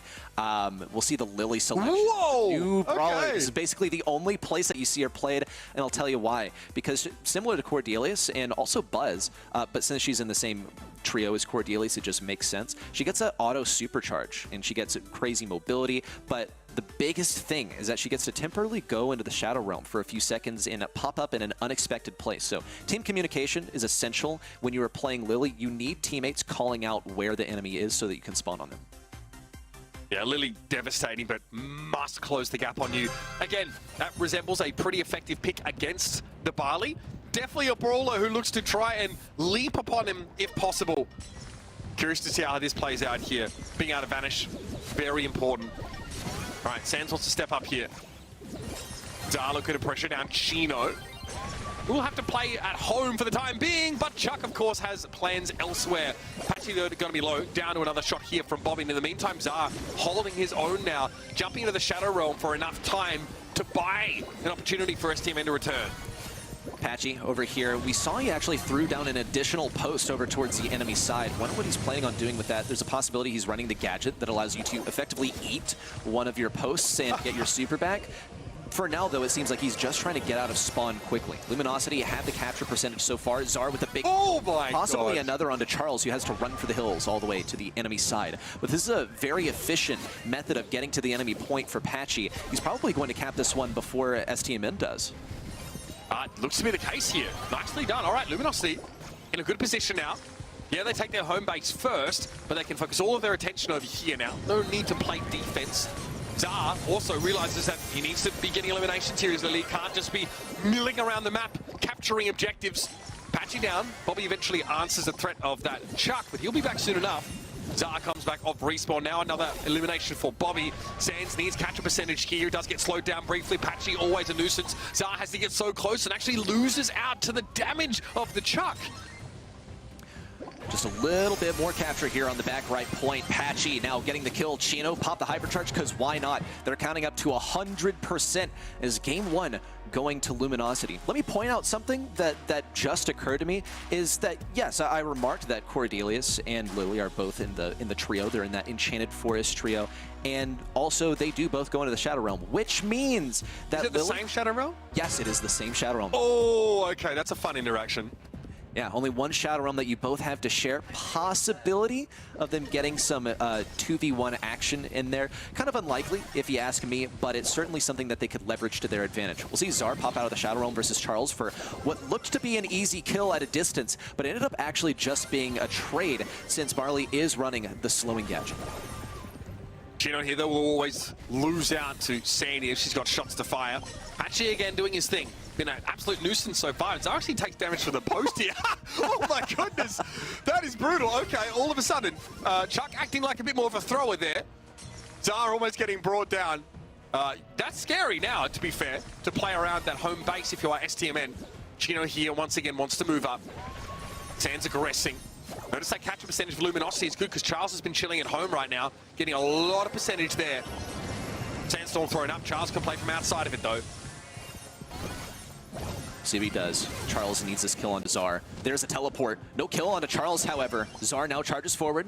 Bobby waiting, maybe. Chino needs to get out of this Shadow Realm first. He's trying to make a beeline for the enemy side. Getting good damage on Sands. Patchy now in on the right side. Sands trying to clip him around these corners. Bobby just barely alive inside of the Sandstorm. Let off one of these arrows, get a kill. There's one for Sands. Still scouting out Charles. It's good! Wow. The sort of sixth sense indicating the position of the enemy there. Looks like Stamina might be able to count up the percentage and take this game. Yeah, they're in a great spot. They obviously had most of their catch percentage split between 2 zones, which meant that they couldn't just focus on the, excuse me, on the one, but it doesn't matter. They're able to come back to that home point, take it down. Bobby absolutely ripping them to shreds. Playing through the middle part of the map here, but connecting shot after shot. That bush shot on Charles was beautiful. Biggest difference maker for me was watching where the play was for Stamina. They played more towards the mid. They also had Sandy on defense more often. The benefit of that, well, you're going to be farming the supers off of Patchy. He leverages his health in order to get that capture percentage, but it just doesn't work into a brawler like Sandy, who's going to get his primary value off of repeatedly going for those supers. We'll see Czar go for some value, still taken down by Chino, who sends Bobby to the realm, gets taken down in the realm, it looked like as well. Bobby had that shot ready to go. Possibly a misplay, I think, for Chino. He definitely could have stayed there and continued to capture. The issue, however, was that he would have been giving capture percentage to Bobby. In the end, it ended up just not working out for Luminosity. We'll see Charles go for some value here. Gets 1 kill. Czar now into the realm. It's a mind game now. Charles throws down that slowing gadget, and Czar emerges victorious. Yeah, pretty tough to do much about Lily. Star power means that after teleporting to an enemy, you're hitting for another 1k or so damage. Basically guarantees you that assassination. Charles will have to play from behind the wall here, and geez, this is so powerful against the thrower. That Sandstorm means that Sands can't be spotted out. Patchy again doing his thing. Very much just rinse and repeat play here for the Chuck, but Stmn are so damn far ahead. They basically have home base already capped. They had away taken care of, and they come out on top. They pick the Lily. It is beautiful to see. Czar makes it look absolutely easy out there, but it is anything but in reality. And they're able to play around the Chuck. They answer the threat there being offered constantly by Patchy. They take away the second set. The Lily was simply too strong. She had a bunch of damage. She was getting those supers for free. Into something like that Barley, you're able to go to the Shadow Realm, play some mind games. Just pray that you get that 50-50 chance, that guess correct. Maybe try and get in your enemy's head a little bit about where they're going to decide to hide. And we saw the counterplay for Barley was simply just pray. Please do not let this Lily spawn on my side. And if she spawns with a super, then, you know, count your seconds, man, because you are going down quickly. Absolutely. So I look back at some of these moments, you can see Bobby more than happy to play up close when he has to. That's a huge 2K that really frees things up for Sands and Czar to go to work. See, again, the Chuck is annoying. Don't get me wrong. Very, very good at pressuring that away zone. But Stmn were actually able to play on 2 sides of the map simultaneously really effectively. I mean, that is exactly what, you know, Chuck is trying to do. They just left Sands at home a lot of the time, who's more than strong enough to beat Chuck in a 1-to-1. What stood out to me in Game 3 was a couple of things. Firstly, the Lily gameplay from Czar was remarkable. I think it was exactly what we needed to see. Not only was it effective into the Barley, but it was also actually quite good into the Cordelius. We see Bobby pick up a lot of kills. That's really the second half of the equation here, is Bobby always ready with the arrows for Patchy, who's feeding him those supers. And yes, like Angelo, it has received a nerf, I think like a month ago, to how much poison damage he gets from his super. Inside but still, super, yeah. it's going to chew through so much of Chuck's health with a single shot, and he has plenty of time to charge that by the time that Chuck finds time to respawn and get all the way to the enemy point. Yeah, it has a lot of utility, especially when you're getting pressured, you know, on the map. That healing is massive. Bobby as well was able to make some great predictive shots. You know, that's very, very threatening when Charles at times, who normally, like throwers don't normally have to deal with sharp shooters, but on parallel plays, you have to come out into the map, especially if you want to pressure that away base. There were times where Charles could use walls, yeah, fair enough, but in general, there aren't a ton of safe places to play as Barley, while also having enough of an impact on the battlefield to justify the Barley pick in the first place. It's really a tough one. Hey, what's an Stmn cat doing in the background of that? This guy, hello? Are they rooting for the other team, possibly? What's wrong with this picture, huh? Damn, LG management in shambles. Seems like maybe it's not their room that they're playing from. That's just a theory. Crazy. My goodness, Patchy here. looking like he's willing to turn code at any moment. Anyway, Brawl Ball comes up next. Center stage will be our arena of choice. And we are tied up in this series. Stmn with a great start in that first set on Gem Grab. Made it look really, really good. Really leaning on the Sandy play quite often. Zars looked very, very good there. Luminosity, they take the second set. Luminosity were the problem children in the first. But Lily Cordelius, we had all the enchanted Forest Brawlers in parallel plays. And that was fun to see. Now we're looking at the Brawl Ball draft here. Center stage, of course. Going to be a curious one, as one of these teams looks to try and break away here in set number 3. Center stage, a map that we are already familiar with. However, we have, taken some time to get even more familiar with what is going to be played here. Melody being left open for a first selection is deliberate by LG. And Stamina are going to take the bait. And perhaps it's not even a bait. They just had the confidence that no matter what Luminosity runs, they'll still be able to take the cake with this brawler. Cordelius is a reaction from Luminosity. If you ask me, this is the #1 counter to Melody. Once you send her to the Shadow Realm, she loses all of those notes that he has from the main realm. Yeah, and loses that mobility, right? Yes. You can't super inside the Shadow Realm, which is kind of troll, if I'm honest with you. So that means that Melody doesn't do a whole lot. She can't necessarily get a ton of impact from those notes. The Jackie gets picked up here, pretty often banned on this very map. She gets on you awfully quick, and that Hypercharge is scary. Speaking of which, though, Shelly also boasts a lot of fantastic anti-tank potential, and then Hypercharge makes her even more of a threat to be respected. So decent drafting here for Stmn so far. They do need to get big value from that Melody. The Rico will round out their comp. Rico's pretty strong. I think that the threat here is that Shelly could possibly butt heads with the Rico, as it will break down the walls that Rico needs to survive. Bit of a non-bow. Yes, and Luminosity going for this Jackie early on, I think, is an indicator that they want the gray. So we'll see if they end up going for that gray. It's a pretty classic combination for Luminosity. It's also very strong. Here's another deal, is Jackie is just such a patchy brawler. I don't see really any way that this is not successful for them, but this is going to be quite difficult for the Shelly now facing into a thrower. It's going to be difficult for that Shelly. It's also going to be quite difficult, I believe, for the Rico.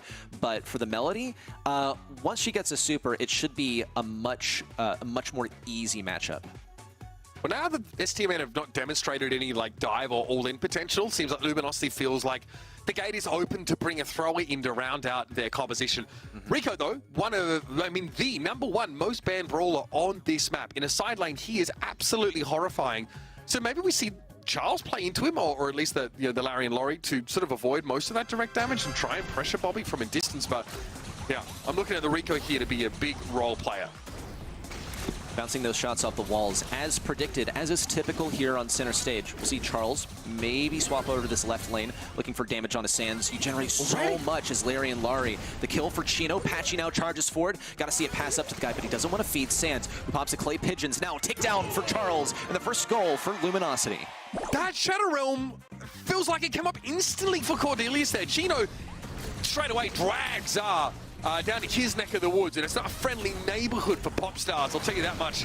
Darkia now needs to try to find a way back into the game. So far, Sands is causing a lot of problems, and here comes Melody. Doesn't quite have the damage, though. Charles now using the gadget here, bit of an extra heal. Gonna be on his lonesome now, as the Shelly and Rico pressure forces LG back, but they have a goal to their favor already.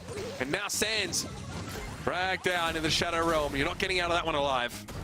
Wonderful there for Chino with a kill on Shelly, but he needs another super up to deal with Melody once she gets her super and charges in. We see Bobby on the right side, actually taken down by Chino as the entire LG roster survives. The Shadow Realm, Sands is locked in. A super for Patchy, and Luminosity take game 1. I think Cordelius is way too good at this map. Honestly, that is ridiculous. We kind of got to see a bit of everything, right? First of all, neutralizing the Melody, pretty important. Kind of able to fight any brawler. I think that he just fought the Shelly straight up in the Shadow Realm the first time. Then he jumps over, blows up the Rico, drags the Shelly into the Shadow Realm again, makes it a 3v1 in terms of numbers and an easy goal. Yeah, he kind of does it all on this map. Game 2 is upon us. Chino once more looking for value on the Shelly or on the Melody. Well, Melody has a super. Oh, come on! Patchy doesn't even matter. The guy has so much health. This is a thing with Cordelius. It can counter basically any brawler with that Shadow Realm because you literally remove them from the game. That's why the single brawler counters just straight up don't matter when you're facing a Cordelius, because once your counter is out of the mix, then you're screwed. Star, lucky to be alive there. Oh dear, Patchy with the super, drags into, and Bobby knows this round is all but done. Okay, I like the idea of multiple launcher used there, but no, that is going to be it. Luminosity drag them kicking and screaming across the town square and out of Brawl Ball. What a showing from Luminosity. The Cordelius was absolutely terrifying. The Larry and Laurie had great impact in general, and of course the Jackie for Patchy was enough to seal the deal with a big super to catch 2. I don't believe we've seen a single Brawl Ball set that hasn't been like a 2-0 and also happened over the course of less than 3 minutes. They've been so efficient today. Every single Brawl Ball set has gone this quickly. This is a great draft for Luminosity. We saw the Cordelius. Not only is it good into the Melody, but it was good into that Shelly that was actually picked up later in the draft than Cordelius by Stmn. So I suppose a lesson learned, but a costly one at that, since it cost them a set. Look at Chino, absolute monster into both the Melody, but primarily into Sans. Sans was basically the medicine to deal with the illness that was Patchy from Luminosity, and it simply didn't exist in the time it was needed most. Yeah, I mean, again, Patchy with that super there just avoids the Shelly damage entirely. Says, okay, well, I can affect you on the other side of this wall, so come on in, stay for a while. So, yeah, very, very excited, of course, Luminosity are to be on the precipice of heading into the grand final. And this would be a great way. You talk about antidotes, this would be a great way to fix their woes about being, what, 6th right now on the leaderboard in North America. Patchy obviously had to spend a month away from the game, just a little unwell in the finals last time. But now he's back, and he's back with a vengeance here. Looks like order seems soon to be restored to North America. Well, it's certainly going to cause some disorder on the side of Stmn. I mean, keep in mind, these are 2 of the 3 teams that we saw represent North America at Worlds last year, and both of them have been missing for a monthly final this year so far, and there's a possibility of Luminosity going all the way to the grand finals, which we also saw was the case for Stmn in a previous month. However, they were shut down in the end by Juan Carlos' team just last month. Luminosity will finally get their chance, if they can finish it out here, to go all the way and almost equalize the points that they have stacked up against Stmn. Yeah, it's a crucial factor. Finding a win against a team that is only 3 points ahead of you, very, very important. And even if Stmn right now aren't up at the top of the leaderboard, Luminosity know that with 2 more monthly finals after this one, there's plenty of chance for them to get there. So keeping them under the boot for as long as possible definitely seems like something they value. Here we go, though. It's bounty time. Stmn, you know they're going to be looking for some sharpshooters here. We've seen Bobby go as far down as Mandy when Piper had to be banned by them as they had 2nd pick. So they will go deep into the annals of long-range brawlers to find just the one they're looking for. I will say that, you know, Bell was not all that heavily contested in APAC, right? So we're only picked on a couple of occasions here. That is obviously an option. You know, getting to take map control and set up a bunch of nest eggs to guarantee more stars and more kills for you is very powerful. And I think I blame Byron, honestly, for the fall from grace of Bell. Like, she's still good, but she's not as good as Byron, who's actually been wisely banned out by Luminosity. Tick made available to Stmn. That's their first selection here as well. We already know the benefits of playing Tick. You're basically guaranteed to get the hypercharge, because that's just kind of how Tick plays. You're always getting damage. You're just not really getting kills. You're gradually weakening down enemies. Max selection here from Luminosity. The ban of Byron didn't deter them from selecting the Max here, which is a combo that we've actually seen quite a bit over the last month, with Byron re-entering the meta, becoming so strong, is enabling the Max to push into the enemy side. Jean, I think I like as a selection. You're able to pull the Tick so long as he doesn't have a super to block things. And the Max and Jean is a combo that the combo is sick. Introduction. Yes. No, it's so good. I mean, we've seen teams do everything in their power to try and split these 2 brawlers up, either by banning or taking one of them here. But Stmn valued the Tick pick so high that they've allowed both those to get through. Luminosity know exactly where they want to be in terms of this composition. There's a ton of options still available, right? We've seen Carl picked up on this map. We've seen a lot of 8-bit, right? We saw this earlier from Stmn. Set up in a safe part of the map here, you know, create that safe zone. It wasn't on hideout necessarily, but yeah, play around the damage amp, play around as much healing as you possibly can, and just make it impossible to take the lead off Stmn once they get it. Thing is, when Stmn didn't get the blue star against Tribe, that's where they looked awkward. They had to use his comp more aggressively, which didn't seem to suit it at all. Yeah, we need to see this blue star go to Stmn because it looks like what they're running so far is going to favor more of this defensive play. If they go for like a sharpshooter or something here, then I would be maybe like a little surprised in the max, but alongside that 8-bit, there we go, there's the Bell. We talked about this earlier. Bell has the benefit of being very effective against 8-bit since 8-bit wants to be close to his turret and you can bounce that off of 8-bit. The other benefit is that you have a mark that can work its way onto 8-bit. Mortis again, I mean, these guys are in Dallas, yeah, sure, run it. Into the tick, I mean, you could bait out the gadget. Into the Bell, yes, I think so. Bell just kind of dies to stupid stuff compared to other sharpshooters because she doesn't have any way to escape, so I favor it there. Into the 8-bit, maybe not so much. Again, the question is, how do you stave off this Mortis? Well, you have last hurrah for Zar.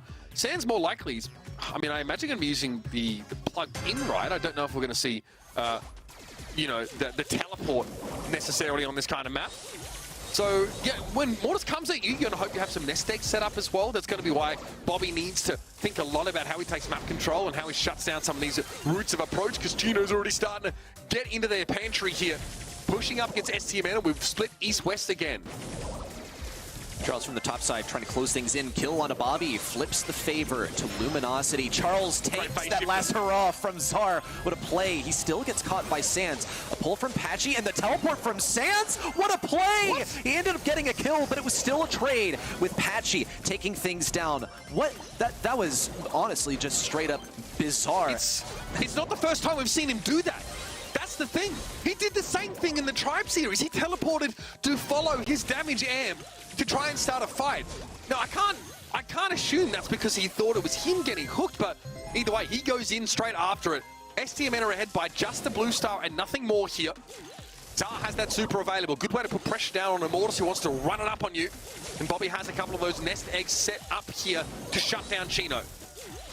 Chino might want to even trip one of these intentionally. He's getting grazed by the Bell on the left side.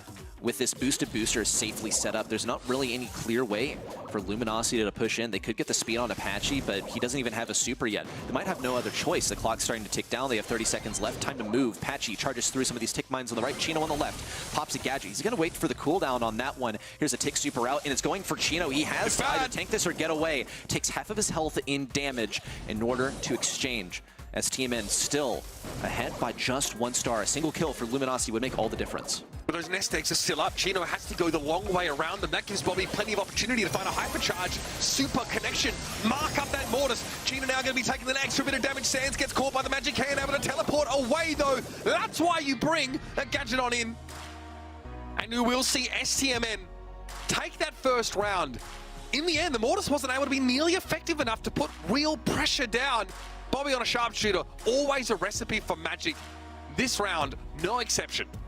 My question this time is, like, how difficult is it going to be to hang on to that blue star? Mortis basically gets the blue star for free.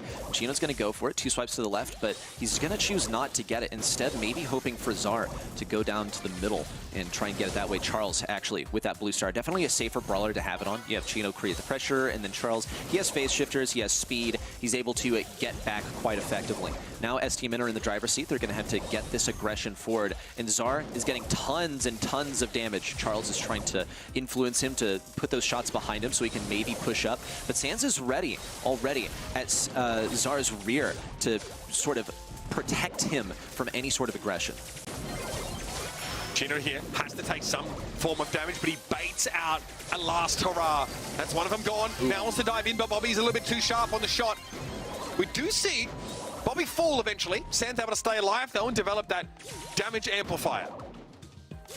Looks like Patchy could honestly go for a pull onto Sans if he's not too afraid of Sans going backwards. You missed pull for Patchy, but it was very close to connecting.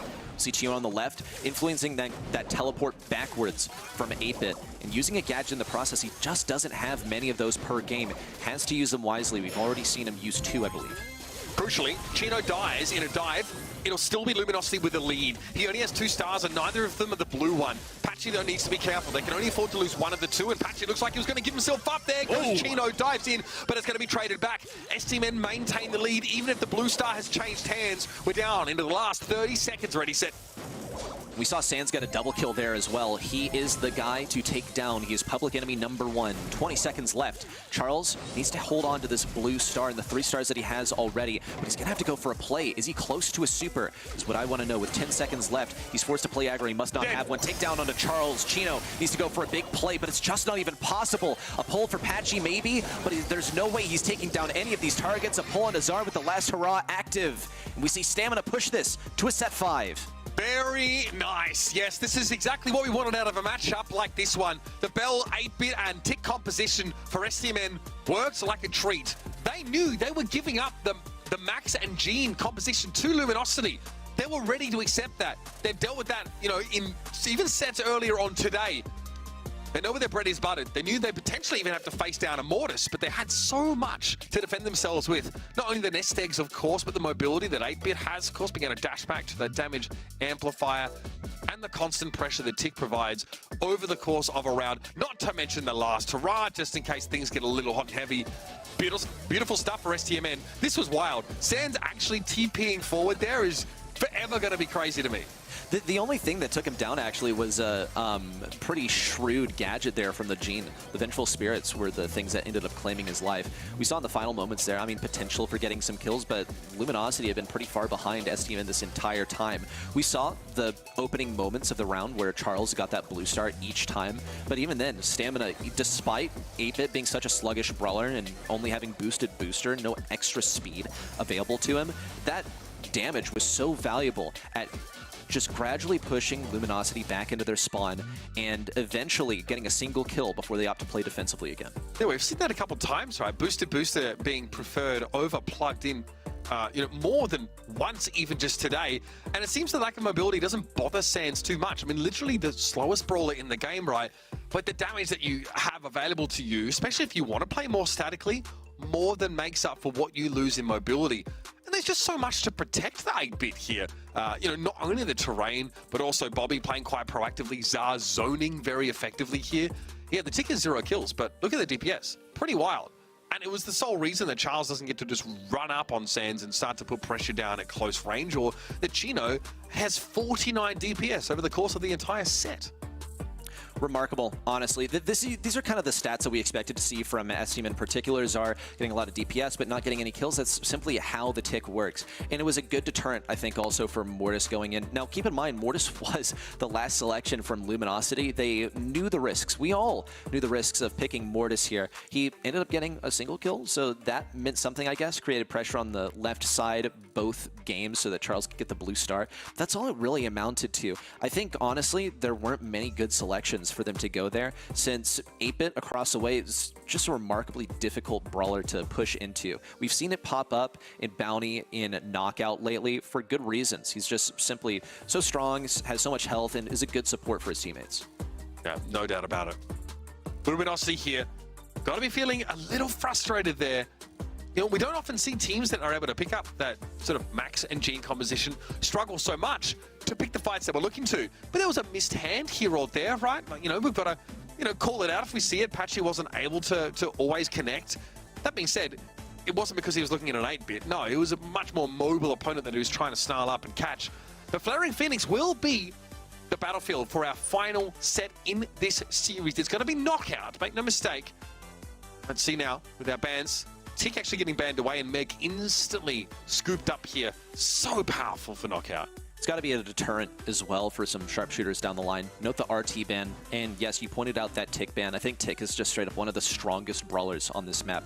Charlie selection over here from Luminosity. I think that Charlie is actually a brawler that Meg can be pretty good into sometimes, so maybe they just don't want Stmn to have that one. Though Meg is able to swipe those spiders quite easily. She still has to get her super in order to deal with it. Barley also going to be a strong option. However, this is quite early to take a thrower. This is obviously calculated by Luminosity.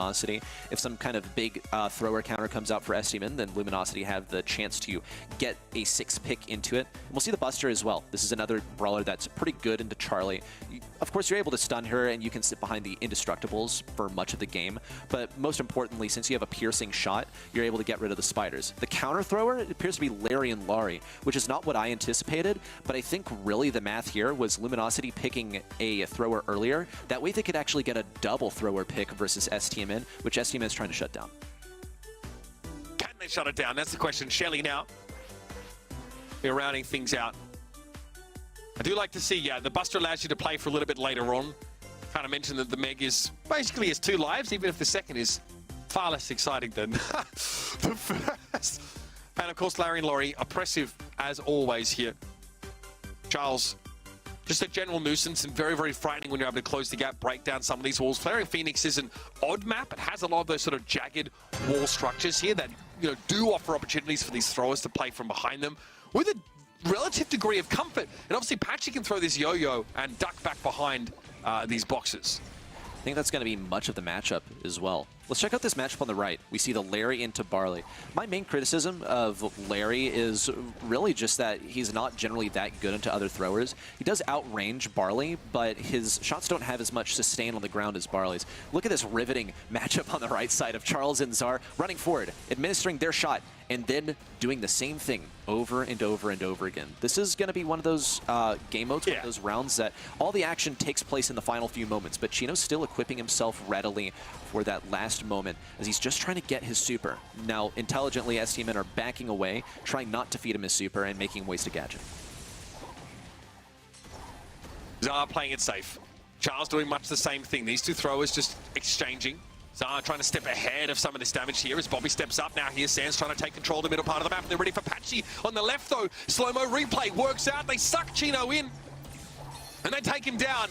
Sans more than happy to give up the mech here, but Czar's under a lot of pressure, still able to win against Patchy. Now in the 2v1, Charles heads into the gas, and he's able to survive. What a shot! The 1v2, one tick away from certain death. Ridiculous. Sometimes your best move is just to get out of there. You'll take less damage going into the poison than you will standing there, standing your ground, trying to take down enemies within their own sight lines. What a round win for Luminosity. Holy clutch here for Charles.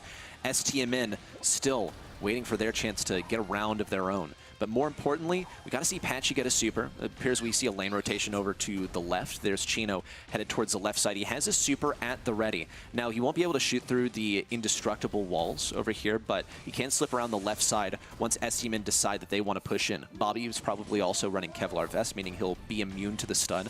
Both of these brawlers have a lot of health to work with, but Chino has to be running Shell Shock to get that slow, and then pop a Clay Pigeons to get a super back and cycle once the poison closes in and forces everyone into a convenient area for him to cycle a super. The way that last round went doesn't really change anything for Stmn. The game plan is going to be the same. Get Bobby close, slow-mo replay to guarantee a pick. Spiderlings could be an issue. Bobby trying to run over Patchy. It's going to be the healing tonic here for Luminosity. They're able to withstand so much of this damage. And try as he might, Czar can't stay alive long enough. And now Patchy and Sans are the 1 versus 1. And the Meg is demech'd. Nothing you can do about it. That's big. First game in this last set snatched up by Luminosity. Relatively straightforward. It's a match point in favor of Luminosity. As close as this match has gotten, it all could come down to just this one game. If Luminosity bring it all the way to the finish line here, what a stellar play in round number 1 for Luminosity. And just good old-fashioned business in round number 2. Now, it helps that they already had those supers charged up, sort of, by the beginning of round number 2. We'll see what Stmn is able to do this time. They're going to have to take a different approach because clearly waiting for the final moments just did not work. It may have been a sample size of only 2, but it still worked for them 0% of the time. I feel like they're priced into this game plan, though, based on this comp ready set. Doesn't seem like they have another option. They just have to hope that they can execute their game plan before Luminosity build up a bunch of these supers, because getting cocooned while you're trying to all-in your opponents, especially if it's the Meg getting caught up, very, very frightening. Then you're in a 2v3 without your, your largest source of damage in play. Okay, here's a stealthy lane switch. Patchy now going over to the right. Wonder if Stmn anticipated this. Well, looks like they backed away, so they prevented themselves from that. Keep in mind, Charlie has to hit 7 shots now in order to get a cocoon. She is going to try and force him over to the right side. Some shots blocked as well by that reloading toolbox. Big damage onto Czar. Take down, maybe another onto Chino. He had that super, but he couldn't get it down. Charles with the super. Mutually assured destruction, but only 200 health to keep Bobby in the game. Only just ready set. It doesn't get much closer than that. 200 HP left for Bobby. Really banking on his high health pool to keep him protected as the gas comes in. And maybe now Luminosity realize, hang on, waiting for the gas to come in might not be an option. Chino has super, as does Patchy. There is a cocoon ready to go. Stmn have to know that they're running into an unfavored situation if Charlie can't hit that super. Chino on the left side is equipped with his super. Sands gradually pushing him back. Now that he was able to get beyond the Indestructibles, almost a kill onto Sands. It's blocked by Bobby, but he had to expend a super for that. We could see Patchy go for the cocoon. It's a miss! He's gonna have to get it back. 7 entire shots in order to get that super back, for the final moments are soon approaching. Sands has super swing. Bobby trying to build up that montage as quickly as humanly possible, so sticking close to the Meg. Dar again, the loose end. Also a loose cannon potentially. If they take their eyes off him, that Larry and Laurie can start to hit pretty hard. God forbid a super gets built up for that thrower. Dar taking a ton of poke though, losing out big time. Here's the last call. Bobby looking to try and step up here, but the slow is huge on Sands. He can't get involved in the fight, and yet he makes it. The swing was good from the Meg. Patchy, 400 HP in a dream. It's not enough, and again, by the slimmest of margins, Stmn even up the set. He doesn't get any better than this. Double match point. The match that we wanted earlier on, we saw Stmn versus Tribe. It went to a 3-0 in favor of Stmn. These are the close matches that we live for. Remarkable. Let's see how it pans out. If this early game changes at all. The big story was Patchy needed to hit these cocoons. They were not successful. Whether it was the pressure mounting, whether it was Stmn effectively baiting them out, we don't really know for sure. We do know, though, is that he needs to be making contact over here. Same loadout as before as well, with Chino on the left side on this Shelly, just waiting for his chance with the Clay Pigeons to get a free super.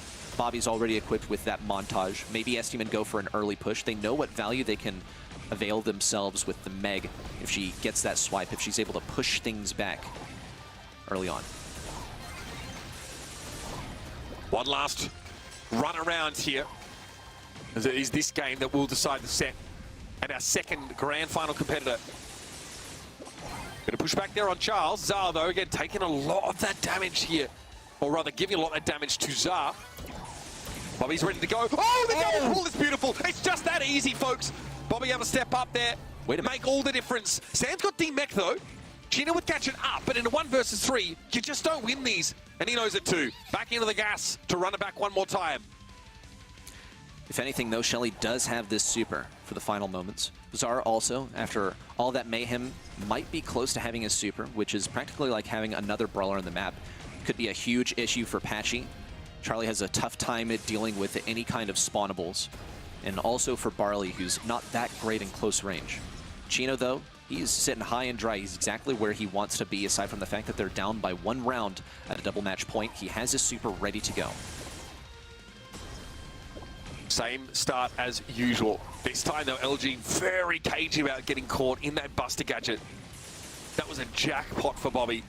And again, not something you see every round, every day, but something that Stmn were happy to capitalize on to get them here to match point. Slow and steady again is the plan.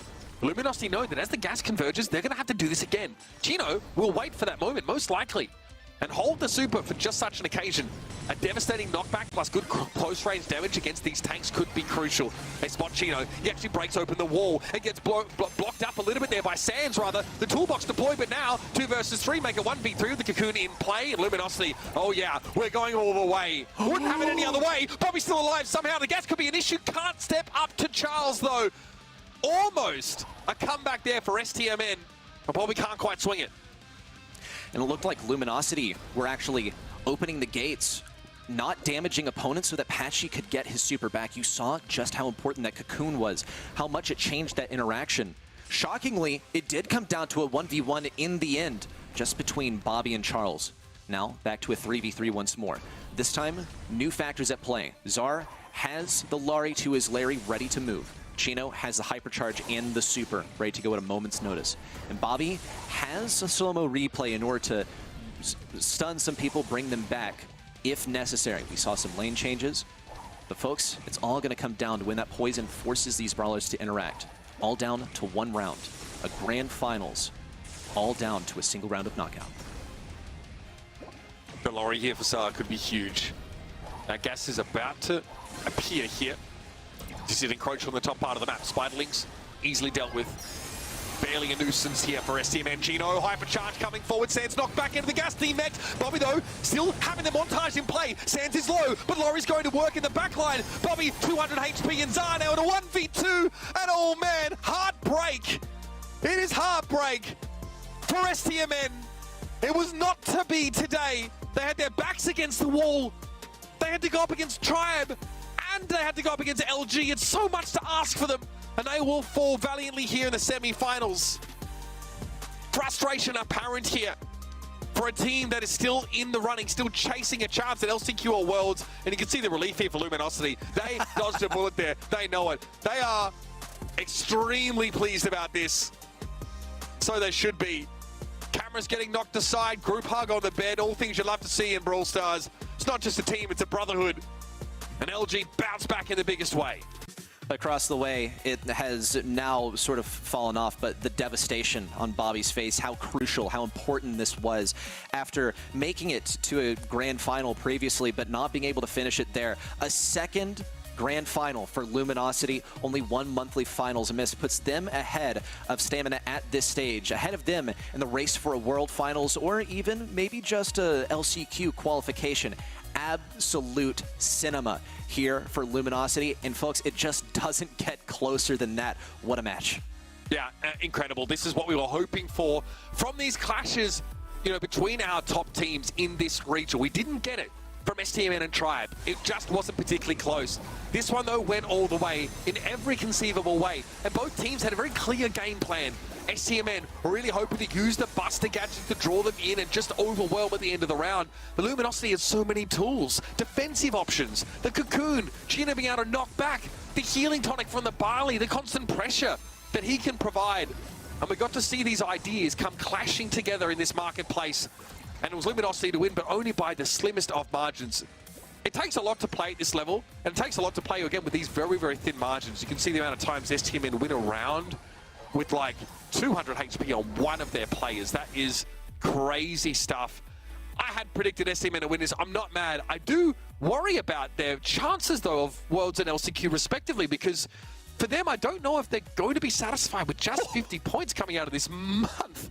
And here it is. Sands 11, Charles 10 on the Barley. Beautiful stuff. Stellar, honestly. Yeah, Sands picking up a ton of kills. Charles, wow, what work this guy was doing on the Barley with the supers as well, creating so much pressure. As everything began to close in, as long as Barley was equipped with a super, you're guaranteed to do a ton of damage, but I did not expect that to generate 10 kills total. Because yes, in the final melee, you're going to have a bunch of brawlers in there, but for Charles the Throw, the one who's actually most vulnerable in those moments to take most of the kills, is remarkable. Patchy, going to be your MVP today, returning to the squad for this monthly finals and providing just that little extra push they needed to make it all the way to the grand final. We talk, you know, about Stamina having their backs up against the wall, and that's not a, you know, unfair interpretation to make. But Luminosity were even further behind them in the race. Again, with a win in the grand finals here, they'd go from 149 to 249. That's quick maths for you folks. That would put them pretty easily in the top three.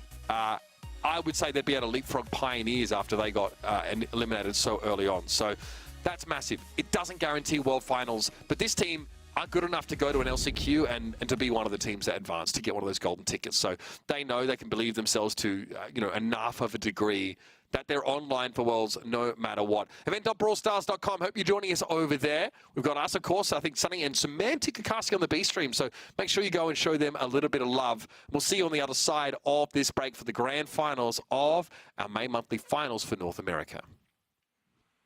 The Snapdragon Pro Series Brawl Stars Championship is brought to you by Snapdragon Elite Gaming, Samsung Galaxy S24 Ultra, Monster Energy, and DHL. Sorry, Paula. Maybe we can try again if we get more comments.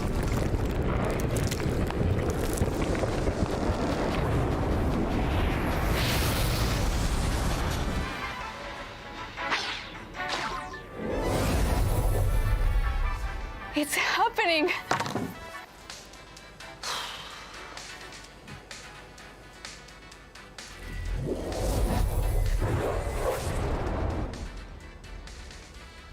What the Yeah, so I was thinking at least chicken, and then chicken, and then... I want barbarian. Barbarian. Sure, that works. Oh, hey, look at this. The buttons are here. We should maybe... Take it easy. No. Let's take it easy. Oh, okay. Okay. Where were we? Chicken, chicken, Barbarian. barbarian.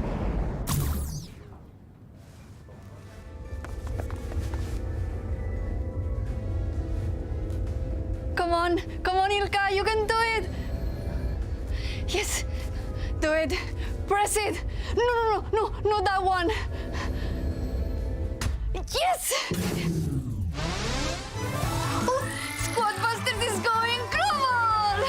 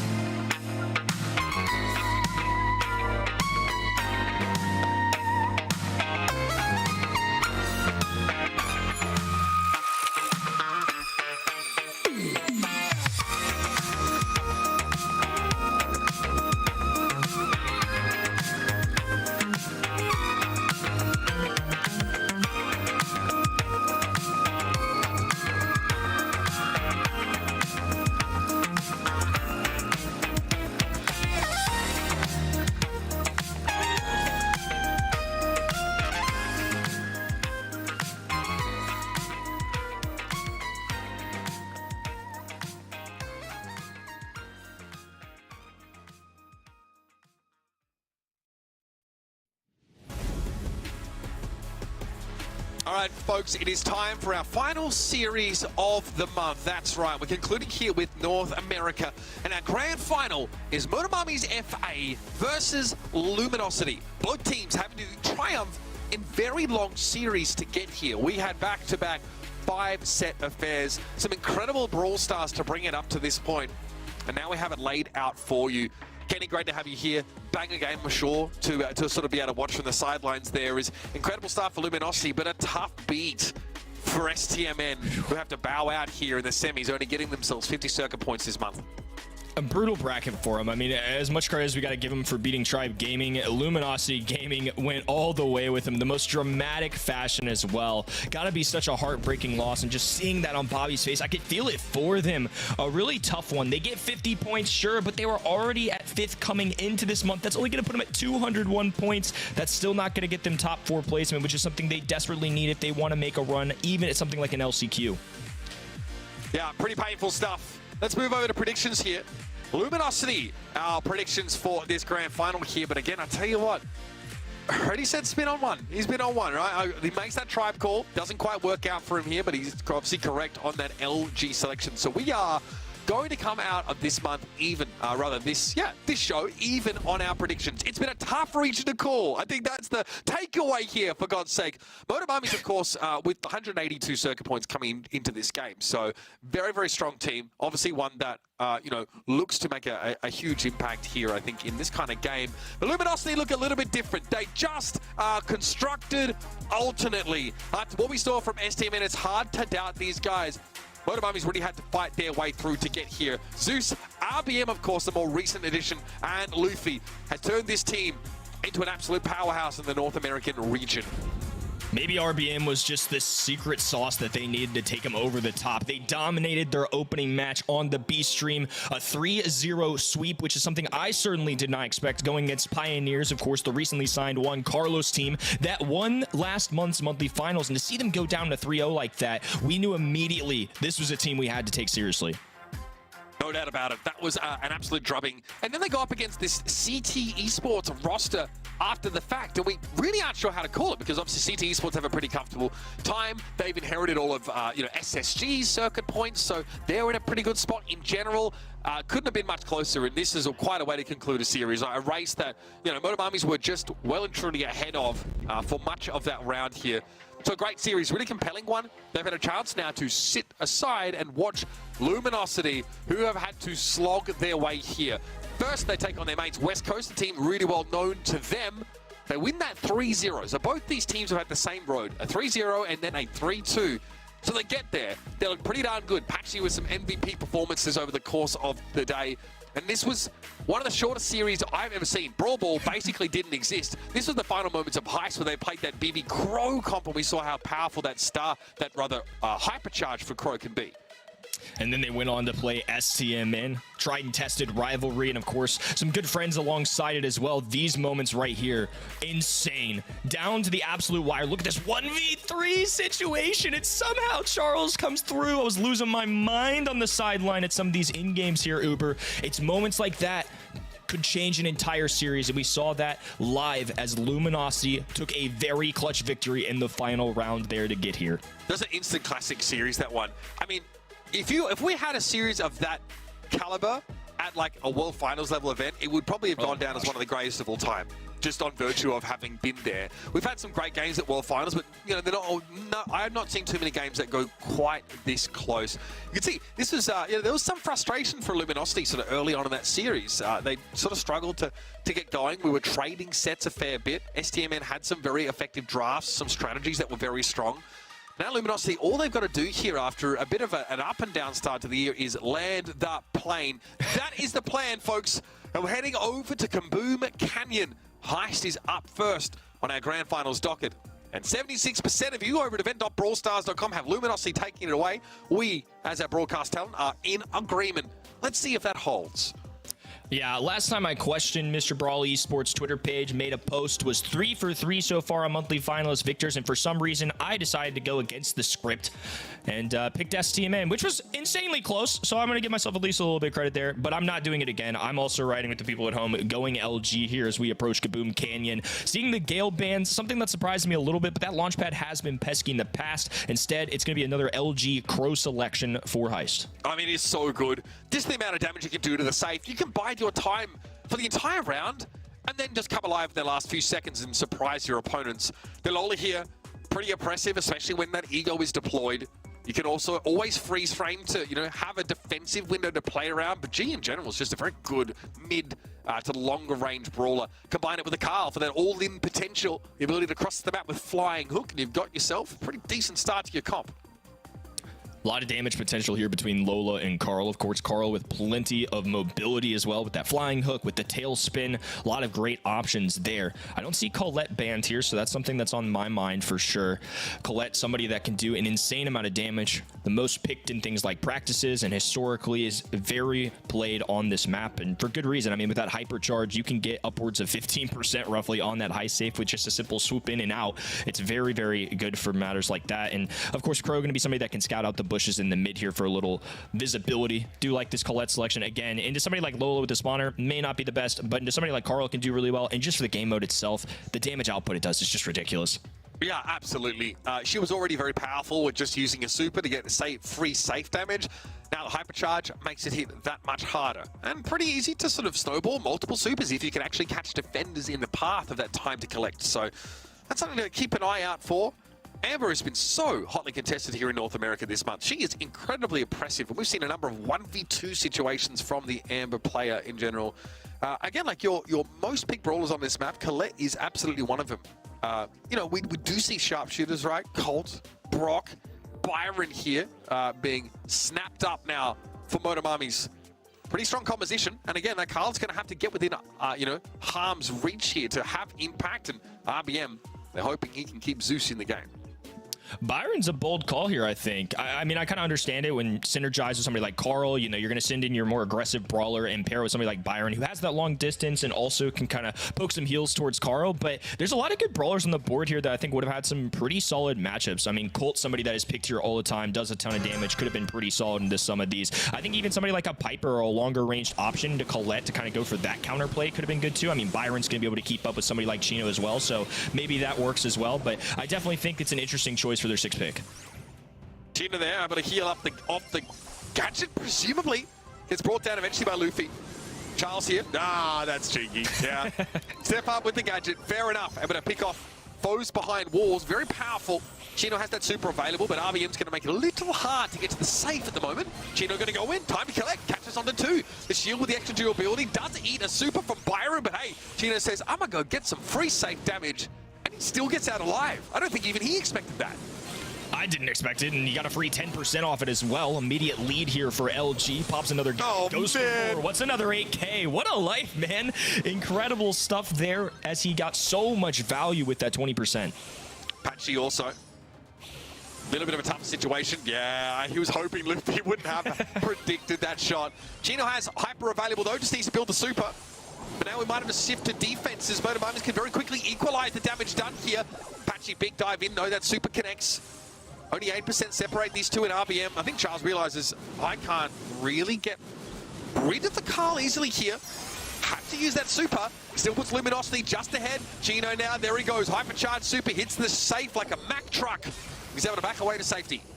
Well, it was close, and then Colette decided to walk to the safe. 55%, all that remains for that Motomami's Heist safe. Charles, Patchy, and Chino all together here in the mid. Well, we're all together in the mid. A nice elimination there for RBM as Charles activates those dancing flames to try and get a little space for his teammates. RBM low. Patchy shredded through by Zeus, who does narrowly end up surviving that interaction. Chino getting a kill as well. All of these frags going down for both sides as RBM just tries to keep things a little bit closer. Patchy's going to take this damage from Luffy just to make sure that safe Luminosity stays fairly healthy. It's 19% right now they lead by. That can dwindle awfully quick though. They've lost Patchy. Here come the shots. Poison damage ticking on the safe, and all of a sudden Motomami's threatening to go into the lead, and so they do by just the 1%. Zeus gets a good matchup. Charles is obviously a big problem for Lola as he can cut through the ego, but Patchy can't really get through it as easily. Hyper on the safe. This is big. Look at the numbers. 48 now down, 47 and ticking. Patchy able to get enough damage, but hang on. That was ridiculous. The burst from the Crow on that safe was good for what, like 30%? Disgusting. It was insane. So much damage. Just the ceiling between Colette's hypercharge and Crow's hypercharge is unreal.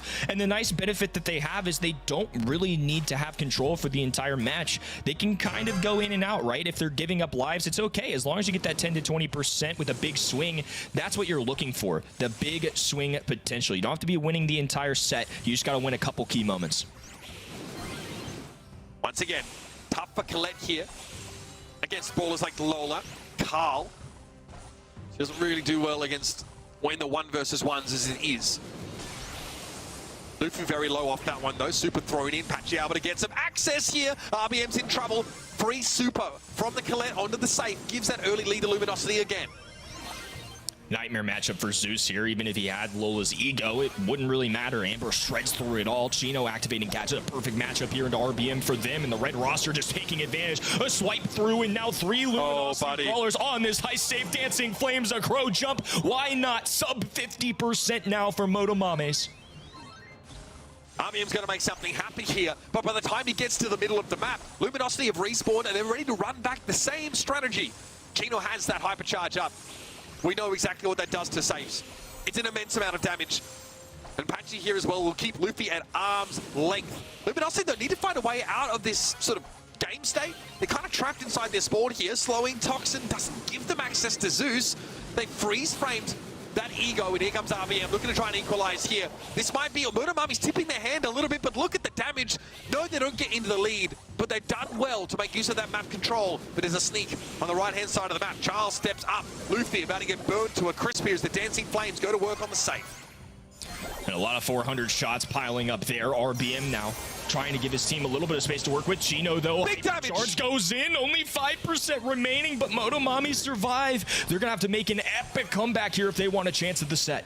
All Patchy needs to do is get a super here. He's got it. Doesn't quite have the opportunity to use it, though. RBM might well burn down. Not quite. Chino needs to come forward. That'll do it. Yeah. Collect super to end the set. Luminosity.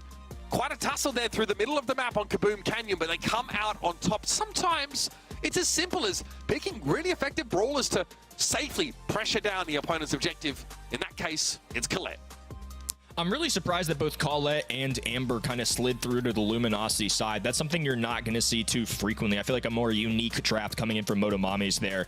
You know, I like Carl. I like Lola. Good damage. I think the Byron 6th pick, you know, in that game number 2, it worked out pretty well. I think I can kind of see the vision in Byron, somebody that's been pretty good as of recent, but I feel like there were maybe other opportunities there for somebody that doesn't necessarily tickle the Heist safe and go for that more big boom potential like the Crows and the Colettes of the world. Sometimes in Heist, you just got to play the objective and really just go for gold, and that's just something that Byron doesn't really bring to the table. Well, he got shoved off that lane time and time again. I think that was half the issue, right? You can't really generate a ton of pressure when Byron has to stand on his own 2 feet. And Patchy ignores him here for good reason. That save went from 50 to nothing in the blink of an eye. But again, like there were some situations where he's got to fight an Amber. Even the Colette is like kind of annoying for him to deal with. This is a beautiful time to collect there. You clear out, you know, you clear out an ego. You do get 2 eliminations there. You allow for a lot of free damage. Really the little things for Luminosity, and a very good all-round draft is what gives them the edge here. Lola is frightening, but Amber's such a good answer to her. A really good performance there. Amber, of course, going to be able to get through any of those egos that Lola could throw down. Keeps up with good range, and Byron can do a scouting report in the grass alongside somebody like Crow. Just so much added visibility, damage alongside it. All 3 brawlers can just tear apart a Heist safe, and I think that's what made the Luminosity comp so powerful here. The kill category, sure, it's even, but when we look at the objective, as we look at how those sets played out, it was pretty clear that Luminosity were the victors. Oh, it's yet another situation in which Patchy is picking Crow for the hypercharge, virtually. At least that's how it seems to us, right? There's some situations where he's like, okay, maybe I can get a pick here with a slowing Toxin, you know, make someone easy to jump upon, and then he looks at the rest of his team and is like, oh, we don't really do that here. That's not a thing. So eventually, though, he's able to sneak up, get good damage on the safe, and you know, the rest is history. Beach Ball coming up next, folks. Brawl Ball will be our second game type. And a real shift in playstyle here, I'm quite sure. And I see those crows maybe stowed away for a bounty or something similar. Don't need them right now. Yeah, Hypercharge's not going to do you much good here for Crow on this map in particular. Much more looking for things like Max Sandy combinations. Throwers are going to make an appearance here. Larry Laurie, I think the more popular one, but I will shout out Barley, who does make some sneaky appearances here as well. And Nita, somebody that's risen the meta that does well in the past on this map, and now with that Hypercharge is even more special. Obviously, there's stereotypical brawlers like Melody, Angelo that you don't want to see, but I do notice that our Devilish Rockstar is not in that ban stage. And Melody gets snapped up straight away. Pretty, strong position to be in here to be able to get that early Melody. There are ways, obviously, to shut her down. We've seen teams attempt to use things like Gale and stuff for that. Probably not amazing. Jackie gets picked up here. Counter Crush going to be important. Melody does need to close the gap to get those damage spikes. And obviously, this is a patchy favorite. LG love themselves some Jackie. It's a lot of fun to watch, too. Just the hyper aggression that you get out of it. They're going to pair it with Nita as well, which would have been one of the best counter opportunities into somebody like Jackie. Spawners typically do great into tanks. Somebody like Jackie, it's going to take several shots to try and deal with somebody like Bruce the Bear, who bolsters about 10,000 HP once you get him up.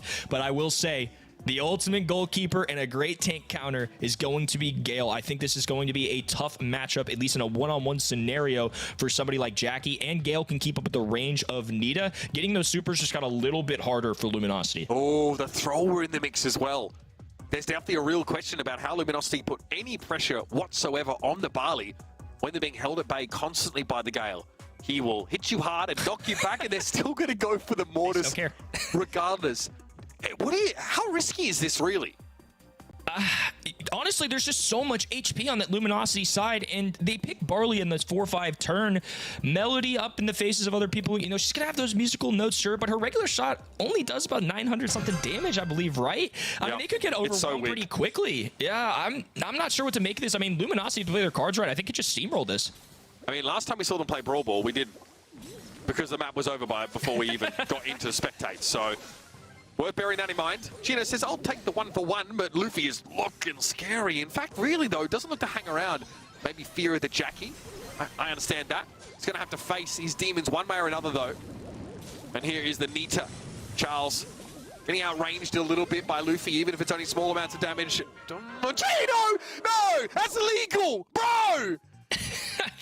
They just don't care, Uber. I'm telling you, He's it 1v3. doesn't matter. It just walks it in. Even though Motomamis are winning this kill category, it doesn't matter. Positioning is all Luminosity. They're just cycling brawlers in and out, body after body. As long as they get that ball in the net, it doesn't matter. 1-0 lead for LG, and the first signs of life coming in for Motomamis as they pick up the ball. All right, well, that's not supposed to happen. We're going to have to move on. No other choice. Chino goes on in. Luffy here. Another use of that shield gadget. He's running low on those. Maybe one left. Patchy with hypercharge up. It has to be defensive for the time being. Here it comes. Hardly bothers Luffy there. He's going to give up his life for it. Chino now going to cross the ball the other side of the map. RBM task here. We're trying to move it up, but that's nicely done defensively. Charles, though, under too much pressure. And Motomamis can walk it in. Fantastic response from them. Super available for Charles, though, in dealing with a big Bruce the Bear. Going to be troublesome for somebody like Zeus, who's going to have to time those shots, waste them on them. And then when you've got a big-bodied Patchy on the other end, you've got an aggressor in Mortis. You're going to have to use those shots very carefully. The stun not connecting there. Luffy taking off here. Rockstar connection, and now Chino and Patchy just going to have to back away. Defense a little bit tougher than them compared to the offensive side of things. I don't think that was faux fur for the Nita this time around here. So less durability for Bruce. Fair enough, I guess. You value the stun, but kind of easy to pick off that Bear at longer ranges. Charles here gets the ball and a face full of damage for his trouble. Going to be knocked out of his grasp here because of that Gale super. Chino dodging away from this Barley damage sees Luffy, but that's not an easy prospect. Well, they steal a goal away, but I think LG are about to get pummeled here. Patchy under a lot of pressure. Brought down now as Chino uses that invulnerability frame to cross some of this damage, but Luffy does not care. The Melody is a little... she's a little busted. Oh my goodness, she's strong. Overtime scenario is going to be a nightmare for the side of Luminosity, especially as that ball is pinned top left-hand side. They've got a takedown now, too. With 4 seconds to go before these walls come down, Chino needs to get his team some kind of advantage. Luffy creeping forward, a big playmaker capability, but ran out of supers, and it went right into Charles's hands. One away from that possibly being a goal. Dangerous now for Zeus. Nothing to hide behind here. This is not where throwers normally want to be. Trying to keep Patchy at arm's length, but Chino... Oh, no. Blood in the water. Here we come. Chino looking to walk it in. It's easily done. Luminosity have to work for it. They take this first game in the set. And it's showing on Brawl Ball, not nearly as straightforward for them as last time we saw Mortis on a Brawl Ball map for them. Looks like something may have gone funky there for RBM2. Just wasn't really moving, and Spawn had definitely respawned in time too. Hopefully all is good in terms of internet connection and everything for him. Hate to see things go down that way, but nonetheless well earned for Luminosity here, as Patchy, Charles, Chino are going to respawn. We'll see if they swing for the fences once again or try and take a little more of a defensive stance. I think Motomami's much more prepared this time, but it won't matter. Chino is simply lethal. Yeah, didn't have a chance though to part ways with the super. Sending the ball over to RBM, whose Gale Force takes Charles down to a desperate 200 points of health. Ball's going to be cornered for the time being, but Charles doesn't want this game to end up in a stalemate. Chino dives in, Luffy in trouble, but able to use a super to scoop up Charles. Chino, does he have the mobility? The answer is no. Melody taunts him from behind the boxes. Melody, just the biggest playmaker you can possibly imagine. Every time you get one super, you're going to get 3 super shot attempts if you really want it. Luffy can travel down that map so quickly, and that's just something that's going to make Melody so special in a mode like Brawl Ball, where big plays are everything. Bruce the Bear once again going to terrorize the other end. The stun not going to do any good here, but they have to deliberate what to do with this ball. Chino hovering over it, now diving in. Damage, oh my! Second, take a third. Chino claims them all, and Luminosity will have a free score here in game number 2. That is dirty stuff. Bruce the Bear, not really a big factor, but once Chino can dive in, and I'm pretty sure there was a healing tonic thrown to the ground there by Zeus. That wasn't nearly enough. Chino burst them down, hit that super onto 3 players. It's basically an unkillable Mortis. You're seeing the very best of what that brawler can offer in moments on this map. Here comes Luffy though, healthy as you like, and with a shield to boot, that is 2 at least of those charges haven't been used. And hey, nicely done by Patchy, keeping Charles alive. Here's the hypercharged Bruce coming in though. That is scary. 10k plus points of health charging at Motomami's, taking all the map control back for Luminosity. A desperate Gale Force to hold Chino away, but he won't be denied. Jumps in, finds Zeus. Patchy there, hypercharged super, catches RBM and Luffy up, but doesn't find elimination. Charles is very healthy though. Luminosity with all the momentum. They can take their time a little bit here. Motomamis do not want to deal with the defensive end here. Chino once again off to the races. It's a 2v1. They narrowly survive, and Zeus will progress this ball forward as RBM gets a big pickup here. Breakaway down the mid, but 2 brawlers respawning now for Luminosity Gaming. With 15 to go, they need to find some big connections. A pushback there. Zeus trying to grab the ball, but a kick backwards in the time as Charles can put this in the corner. Luffy does have supers available. Now runs out of them though, and just not enough time on the clock. Luminosity will survive. Look at that. Drink up, fellas. You are 1 step away from becoming our monthly champions. Luminosity looking to reach for the glory of yesteryear. They're very much still capable of grasping it for themselves. Resignation on the face there of Zeus. Motomami struggling again on Brawl Ball to deal with the Mortis. They had the tools. The Gale is there, the disengage potential. They have a strong thrower in the Barley, but as soon as you let Patchy in, as soon as you give him a sniff of the cheese, he will take the entire patisserie. Nicely done. And that is 2-0 now, heading into our 3rd set. A successful Brawl Ball outing once more for LG. LG with a few big moments there too. We saw the Chino pop off plays, and there was a game scenario there where Jackie only had 7 HP remaining. If she had gone down, very possibly could have been a goal for Motomami's there in game number 2. It's those little things that add up. I love just the confidence and aggression from Luminosity. They end up picking Mortis and Jackie. That's not something you're going to see all the time. They just all in it. In the face of something like a Gale, they just go for it. Even in overtime here, they get the pick necessary. Something funky had to have gone down there with RBM. I mean, he had a super available. I think he certainly at least would have made an effort there. But nonetheless, in this game number 2, once again, Luminosity sticking to their guns, same strategy, get a walk in here early and an in-game takeover as well. I'm really impressed with this squad. I mean, this might just be their month. I mean, they're looking very, very good. This is a Motomami's FA that looked really dominant up until this point. But realistically, Luminosity have these years of experience, these veterans, this ex-Dog Walkers team at the start of last year have really come into their own, since the start of 2023, and they're showing no signs of slowing down. That is a disgusting scoreline for Luffy. That is just how good Melody is. Melody is a top-tier brawler. 20 kills in a set is unbelievable. Keep in mind, that wasn't even a 3rd game set. That had 2 games. That is unreal. 501 DPS on top of that. She's such a strong brawler, but nonetheless, Patchy, Chino, and Charles prevail. A strong squad here trying to claim a monthly finals victory. They're one set away from doing so. If my math's correct, I think Motomamis are now sitting at 252 points, but if Luminosity Gaming win this, they came into the day with a lot already on their plate on the outside looking in, but I believe they'd be at 249 if they ended up winning this grand finals. They would be in that top two contention, assuming Kenny's math is right, which yeah, it's good math. Count on. No, I mean, Motomamis at 182 before this. They take 70 for a second place here, whereas Luminosity would take 100. So I think your math is good so far, providing that that's not counting like the 35 points already being allocated to them just by making it into the top 8. So depends on what leaderboard you're looking at, I guess.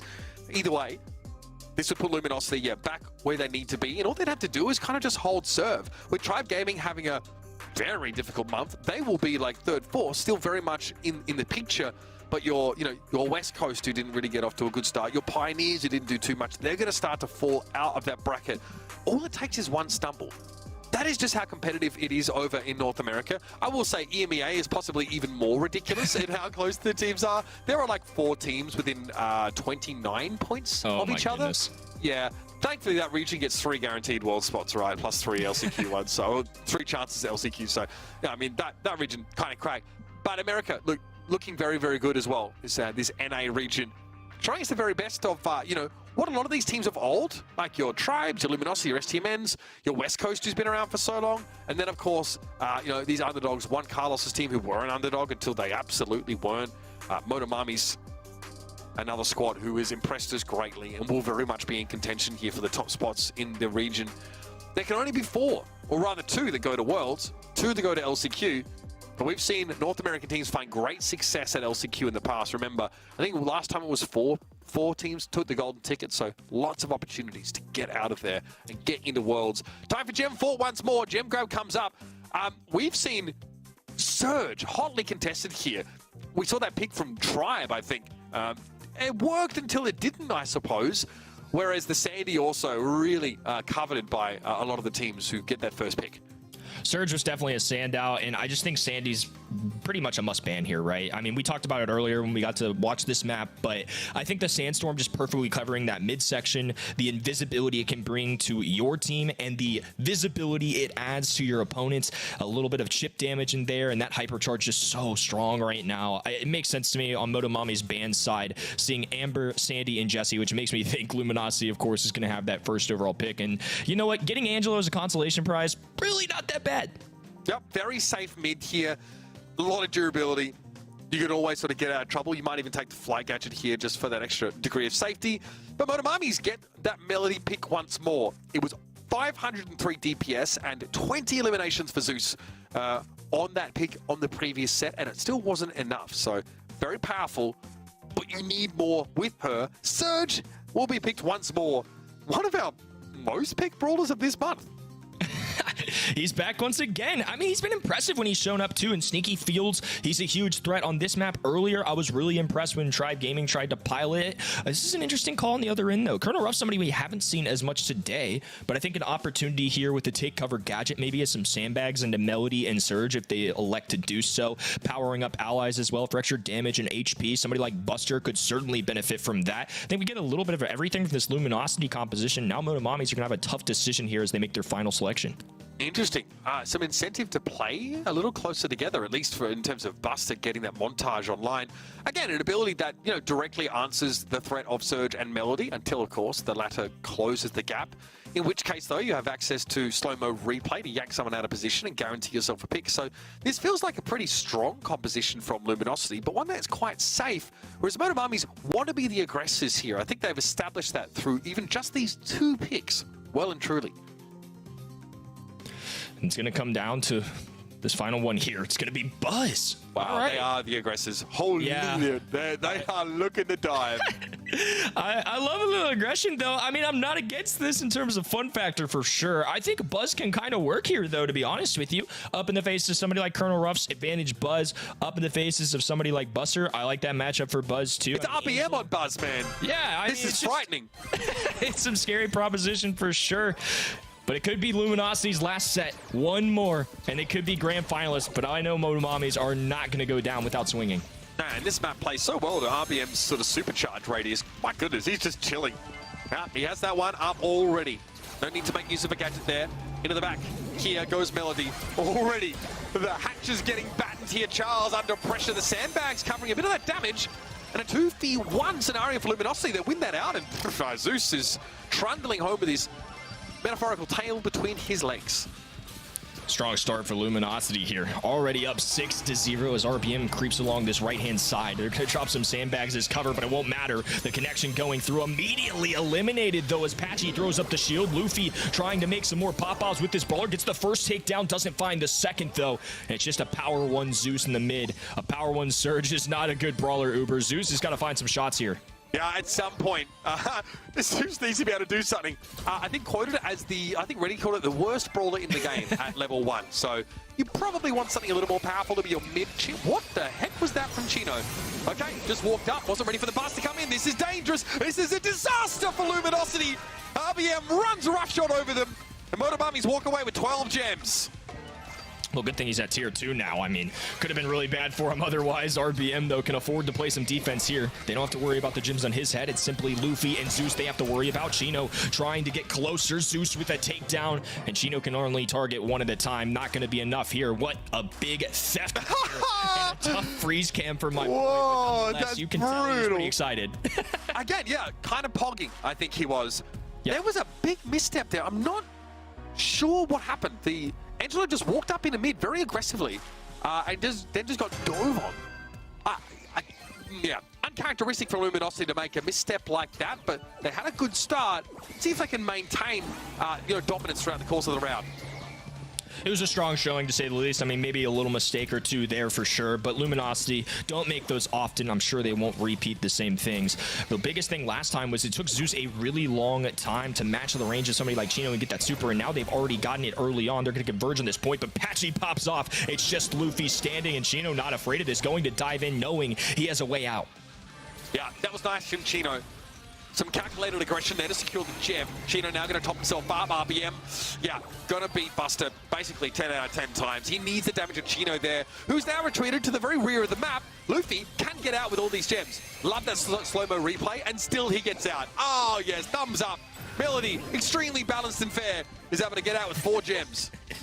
Oh, man. I mean, the fact that Angelo and Melody are both being played in this set is pretty wild to me, to be honest with you. That's a huge takedown, though, as Luffy is now going to have to go for these with low HP. Alexa just play it safe, doesn't go for this final one. Good thing he didn't get Watch out! RBM looks to dive in. Tough matchup. Patchy survives, though. Zeus now back in the mid here, too, as they continue this strong lead and pick up their 9th gem.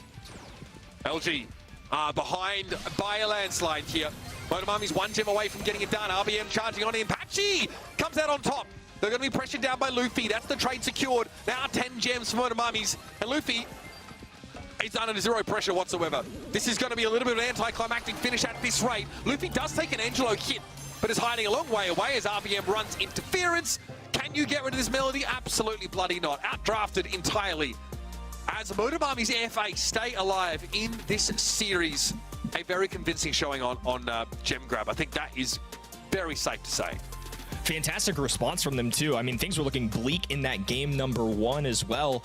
Luminosity just make one little mistake there. I think you pointed it out, and I'm sure we'll see it in replays, but Angelo kind of just approaching in a really aggressive stance. I guess didn't know that Buzz was there, and it goes down, and as a result, Melody's able to pop off. They get some highway robbery going with all those gems. Really impressive stuff from Motomami's here, especially in a moment that is make or break. They're literally going home if they lose that set, and instead they prevail, get a nice win, and now they're dragging us to a set number 4. I mean, both these teams are going home at the end of this one. It really depends on how much coinage is in your pockets. I think that's what these guys are thinking about, plus those circuit points. Buzz, very powerful brawler. Generally wins those 1v1s against Buster, right? Unless there's some help elsewhere. And RBM, incredible tank player in general. Once again, I thought we saw Luffy have a great performance. Just be a little stronger by the numbers than a lot of these opponents, right? Can really bully Colonel Ruffs, for example, who's more supportive in nature. Zeus as well eventually started to get cracking there right at the end of the round. He finally gets to level 4, is able to do something, but Surge pays off in the end there. And yeah, LG, like, we shouldn't be losing those guys. Like, we need to tighten things up a little bit. That one probably could have stayed in the drafts, if you know what I mean. Tough to say. Yeah, I think Surge is somebody that, again, gets a victory. It didn't start strong, but I'm really impressed with Surge in general. I think it's a brawler that I'm certainly underestimating. It's somebody even in scrims that I really haven't seen too frequently. I mean, you'll see some bans here and there on things like Sneaky Fields, but it's clear that Surge is more than just a one-trick pony. I mean, he's shown up on several maps here. Yep, absolutely. Very powerful, and again, like there's, you know, a lot of options. I remember when they changed his gadget. He used to have like the blink gadget, which was pretty wild. Now, of course, the shield gadget that returns ammunition, it can be quite powerful if you're able to make use of it properly. In general, he does get stronger over a longer game, which is something that you definitely covet over gem grab. Canal Grande is the side of our next battle. Of course, Bounty, a map characterized by a big old river running straight up the middle. Throwers very powerful here. Eve also, you know, coveted. I think Angelo will be for the same reason. This one's always a tricky map to play. Looking for brawlers like Gene to be a major threat here. Got a hypercharge. Those pulls can be massive shifts in play. And also just the poke damage you can get in the scouting you can do into the grass is very valuable. We see a couple throwers being banned on that right-hand end, which makes me think that Luminosity will end up having this first selection. And it's RT that they're going to go with. No Tick, no Barley, no Larry. Clearly they have something in mind on the Luminosity side. Yeah, look, I mean, you basically have to ban the Angelo and Eve here. Get them out of the way early. They're just far too flexible on a map like this. The river is really designed here to force you to play a certain way, and they ignore that. So Motomami's might have themselves like a Max Gene here, if they should want it. Instead, they're going to have the Kyle. Still offers them that level of all-in potential. They feel like they don't need the Max here. RT, obviously, someone you don't always want to be diving. So Zeus will have to be on the lookout for that. And Sandy going to be available. I think it would be more likely that the left-hand side takes it just because Gene can kind of do that poke damage, see through the invisibility. And our man is back in action. Coming into the monthly finals for NA specifically, Surge had only been played 6 times. We might be matching that just in this region alone. Oh, how is she available still? What on earth? Melody here, this time going over to Luminosity. She has just been very oppressive each time Motomami's have been able to secure her through the drafts. You see Luminosity ban out all throwers, so yes, that one has been allowed through. Now we think about how to round out this composition, right? You have, you know, good poke. The vision gear on Gene obviously is really annoying if you're like someone who's trying to close the gap a little bit or make use of the bushes. Basically, Luffy makes that, or Gene rather, makes that impossible in that particular configuration. Who will it be to round things out? See, Max is available. You do have, you do have some throwers that you can still go for. Sprout, God forbid, is still available. Can go that way. We've seen teams try and play Jackie, other tanks. Charlie makes sense. Very powerful brawler right now and pretty darn good in Bounty. Can't go wrong with the Charlie. You also get those spiders that can be spawners and play into something like Surge or Melody. RT, a single shot brawler too. I was thinking maybe a possibility of somebody like Eve here. I know Surge can kind of get up in her face at times that they play it right, but that's out of the question. So I think it's a toughie there with the last selections, and that's ultimately what they go with. And when in doubt, just pick a good brawler. All right, here comes Spiderlings. Again, a lot of single shot brawlers on Luminosity's side of things. All of them, in fact. Backing away is Charles, able to avoid the flying hook. Meanwhile, RBM blown up. Patchy able to use that super to win at close range. Now Luminosity have strong positioning. Patchy is still split from his legs, so Charles definitely has to defend that to some degree. Patchy's like, thanks, bro. Pretty scary, obviously, to have RT be able to operate on this particular axis of modality, but eventually has to return to his feet. Spiderlings again, they're a real nuisance. Motomame's 4-star lead here. Charles can get into action at any moment, though. That's super, he's level 4? So threatening, and Chino already there. I think it was, yes, it's power 3. I believe it was alongside that gadget they was able to get the extra bonus there. I now see, that he's for a at time. that stage, he's going to be pretty threatening here, too. I think the ability to leap across the pond as well is a nice little surprise attack that they could save in their back pockets, too. And Chino getting some early level 3 and getting it for reals. RBM had to respect this. Charles goes in, only one music note for the time being. Luffy rejoins the rest of his team. They're all grouped up here. Magic Puffs makes it so hard to do any of that damage, and Chino got caught unawares here. Charles has no choice but to fully commit, and Spiderlings will eventually tear him down. Motomamis have a 6-gem lead right now. As Patchy and Chino have to pick up the pieces. Back down to tier 2 there for Surge. Patchy, low HP, gonna have to retreat for now as Melody tries to charge those musical notes back up. Luffy throwing... Oh, buddy. Another strong connection. These guys aren't missing right now. RBM and Zeus with 4 apiece on their noggins, and with 15 to go, LG have to respond. Yeah, we are running out of time, though. I mean, Luminosity need to get rid of Zeus and RBM. Just Luffy, not enough. Here we go. In goes Charles. No gadget use there, maybe not available. Charles is going to throw himself in there, and my goodness, that was a rough one there for Luminosity. And slowly but steadily, Motomamis are putting together this comeback. One game at a time.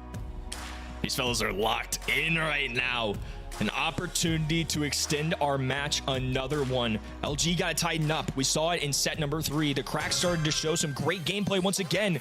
Heck, I think an opportunity maybe even to close out. Another unfortunate, I think, start here, though. Looks like RBM might be having some more connection issues, which we saw a little bit earlier. But nonetheless, in a 2v3 situation, Motomamis are going to start with the lead.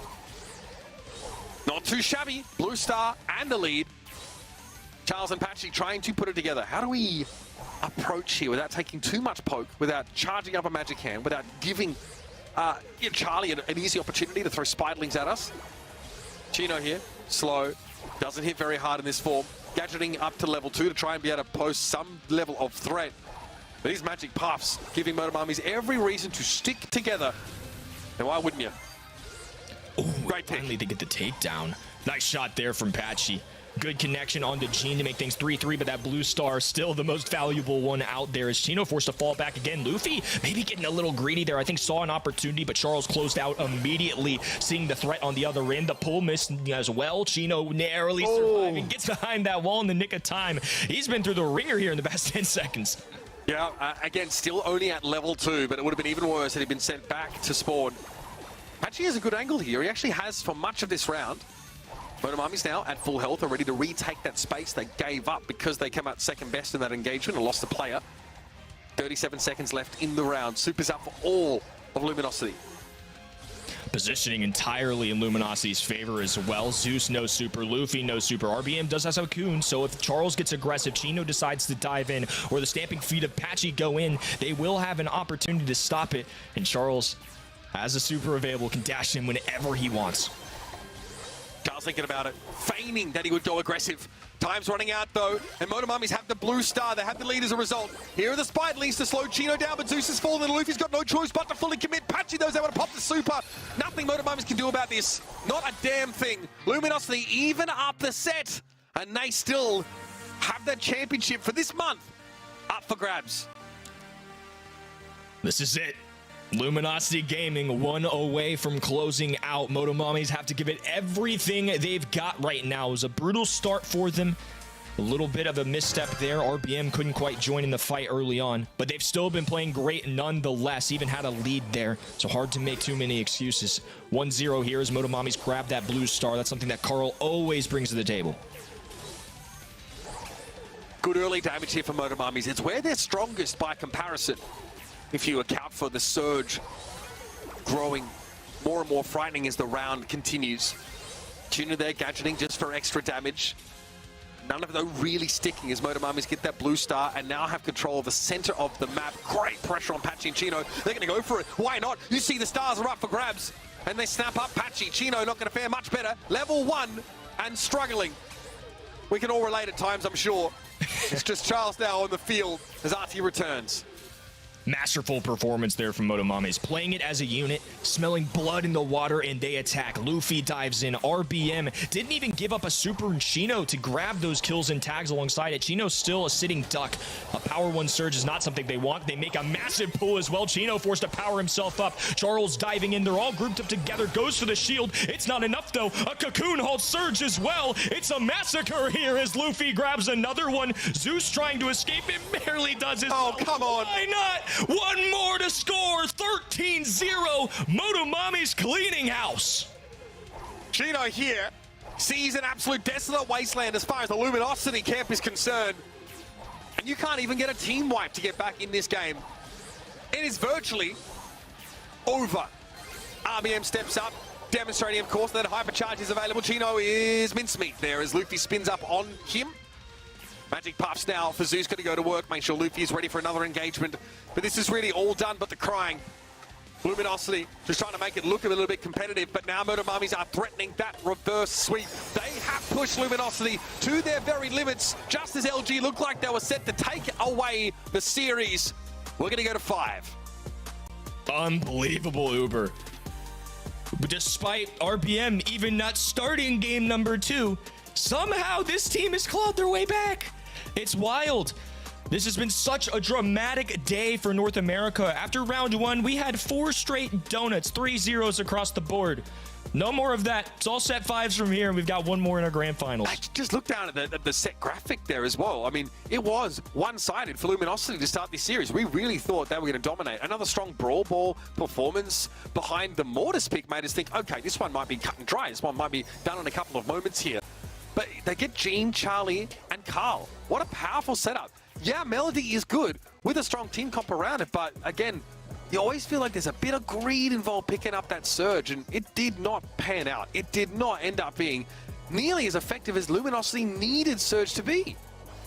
Too many moments where it was just power 1, power 2, just didn't get the pop-off that they were looking for. Look at Motomami's just playing this as a unit. This game number 3, they just come to life with pure perfection. Zeus barely surviving with that 60 HP, and just for an added bonus, a little extra demoralization there of Luminosity gets a nasty pull. 200s across the board in DPS, and of course, I'm sorry, like... It's the surge kills for me that really kind of does it, right? It's so feast or famine, and Luminosity were really hoping to take some momentum, into that pick. Having that alongside Melody, really powerful. But honestly, these guys just got poked down time again. Zeus with consistent damage, Luke be able to safely throw out those shots and then get back behind a wall, and even the Charlie, who just is pretty ferocious when you get up close and personal. It's a comp that folds to Spiderlings. Like, it's so hard to deal with them. You give up so much map control because you are all single-shot brawlers that can't cleave through them whatsoever. A couple little things there for Motomamis, but in general, just a very solid draft. Great drafting, great performances. Motomami is showing why they deserve to be here. And I'll remind everybody again, this team, and of course RBM joining this month with them as well, is a team that was right there in NA East all year long. Quite literally came down to a final month. They clutched up in that 5th of 6th months to put themselves in arm's reach of getting an LCQ or world spot, and they just fell short. There's some great teams in North America, and this shows why. As good as Luminosity were, 1 game away from defeating the would-be world champions last year, are being challenged by a team like Motomamis. It's unbelievable. This region is special, and this is why we tune in every single month. Somebody is going to be a very worthwhile champion today. Turned out to be a pretty long day at the office for these teams. Luminosity thought they'd be done, they'd be punched out, and have some time to celebrate, but no, they are being dragged through it. And Dueling Beetles will be the scene of our final battle. Our 3rd consecutive series here, I think, on this show to go all the way to 5. And if that doesn't showcase just how deep the talent is in North America, then I don't know what does. Motomami's FA, brilliant showing so far. Showing us as well that, like, with a slight team change for them, coming into this tournament, they really haven't missed a beat.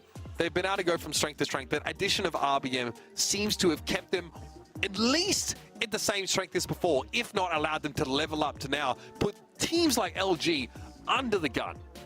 This is the kind of region where we could have 5 different monthly finals winners, Uber. The talent just endless here.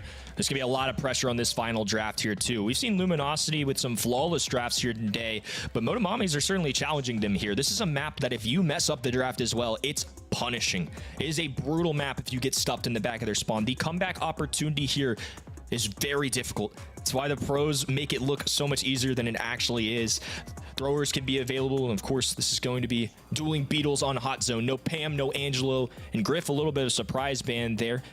On the other end, it's going to be Amber, selected 1st overall. Just such a powerful brawler, so we're going to see her here again. They might want throwers. If they want to ban that sort of, I guess, the easy wall break that sometimes gets, afforded you as Griff. Also, you have just filthy damage, like, from a pretty safe range. Pick a card also, not really something you, or run a cashback rather, not really something you want to run into. So that's a good look here. The Melody on this map, we've seen her be very good. The fact that the music notes can affect you from behind walls is terrifying. And the Sandy, oh buddy, this draft is very good. I think the Amber's a great start for Motomamis though, so don't count them out here. I think they are definitely able to put together something very strong with the brawlers that are available. The RT here, pretty darn good at throwing down in a pinch on the point with that super. I like Amber into the Sandy Sandstorm, the range they can have against Sandy in particular too, so I really don't mind this. This is the two most popular brawlers on the other end that we've seen all week. Here's Get him off my screen. Get him off my screen. North America loves this guy. Just across the weekend, 6 times coming into this. He's got to be played at least 6 times today. I mean, I'm just going off pure gut, but we have called this man's name so many times, and on the other end, they're going to be going with the thrower Barley, who's going to be able to sit behind those indestructible walls, lob up some shots, and certainly give brawlers like Amber and RT some trouble. Yeah, that is a very good point. Of course, now with those indestructible walls introduced to Dueling Beetles, you can't just wall break and then open the entire thing up. Charles will always have a place to play from, and the point is conveniently sized for a last call. Just quietly, that covers it and some. So, yeah, Barley definitely a problem if there's nothing to really threaten him down. In we go. Dueling Beetles, folks, the final set in our final game of the tournament. It's all up for grabs here. Luminosity and Motomami's FA fighting for the May Championship. We've seen Surge pop off. We've seen him fall flat. This is a final set, and putting your faith in a brawler with that boom bust potential takes some bold strategy here. Working out so far, but he's still at tier 1. RBM with a connection and will take down Chino. So for now, it's going to be the blue roster powered up. Luffy just trying to make some kind of connection here. A power 1 Surge, like Reddy mentioned earlier, is arguably one of the worst brawlers in the game, if not the worst. Oh, Chino, okay, trades it. Okay, gets a pretty low value target in the Surge. And doesn't really give Luminosity the ability to touch the point here. Patchy has to use a gadget, and now RBM shuts him down anyway. My goodness, the Dancing Flames, that's scary. RBM, to some degree, will be forced out of this because the sands are rude and are doing tick damage over time. This will give Luminosity now a staging ground. They can play forward. RBM, though, immediately returns. This time, though, he gets caught by Charles. Luffy now pops that super up to level 4 for a time, but Patchy's able to win it out, and Charles steps up to start that cap. Luminosity edge into the lead.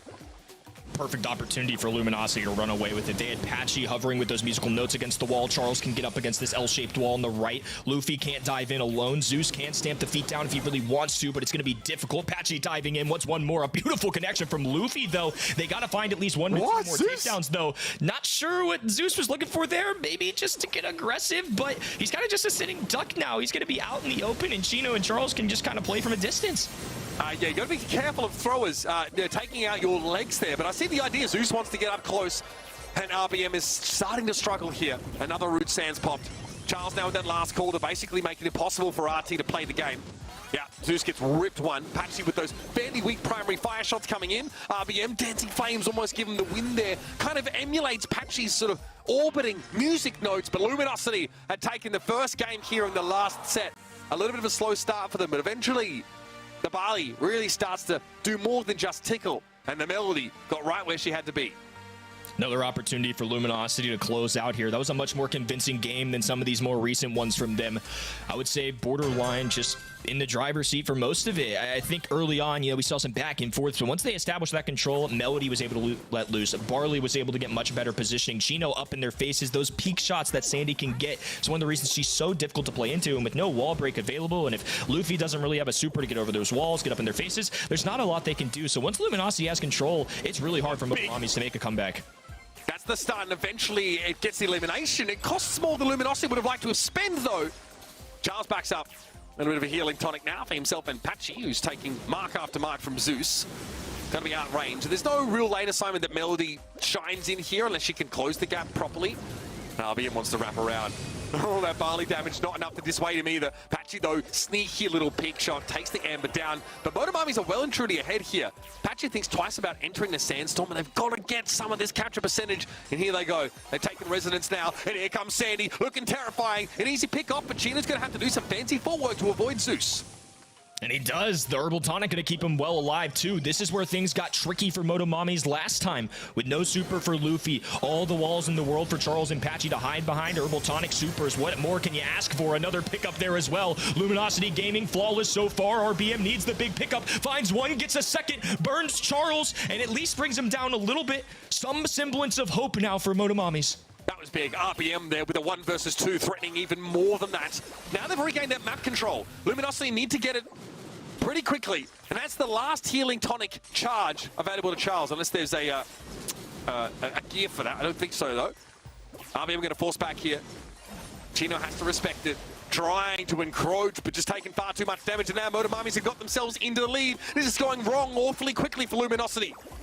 Patchy's gonna have to do something special with one of the best brawlers in the game, if not the best one right now. Chino with no super available, finally charged. 620 will be forced away. Patchy tries to dive in, shut down by Zeus though. 80% in climbing. Motomamis could tie things up here if they play their cards right. 80%. They've had to move off the point, but Chino's so low. Yep, eventually going to walk back into the amber. She is so powerful right now. Patchy is going to get burned to a crisp if he hangs around too long. Maybe prematurely pops that shield gadget.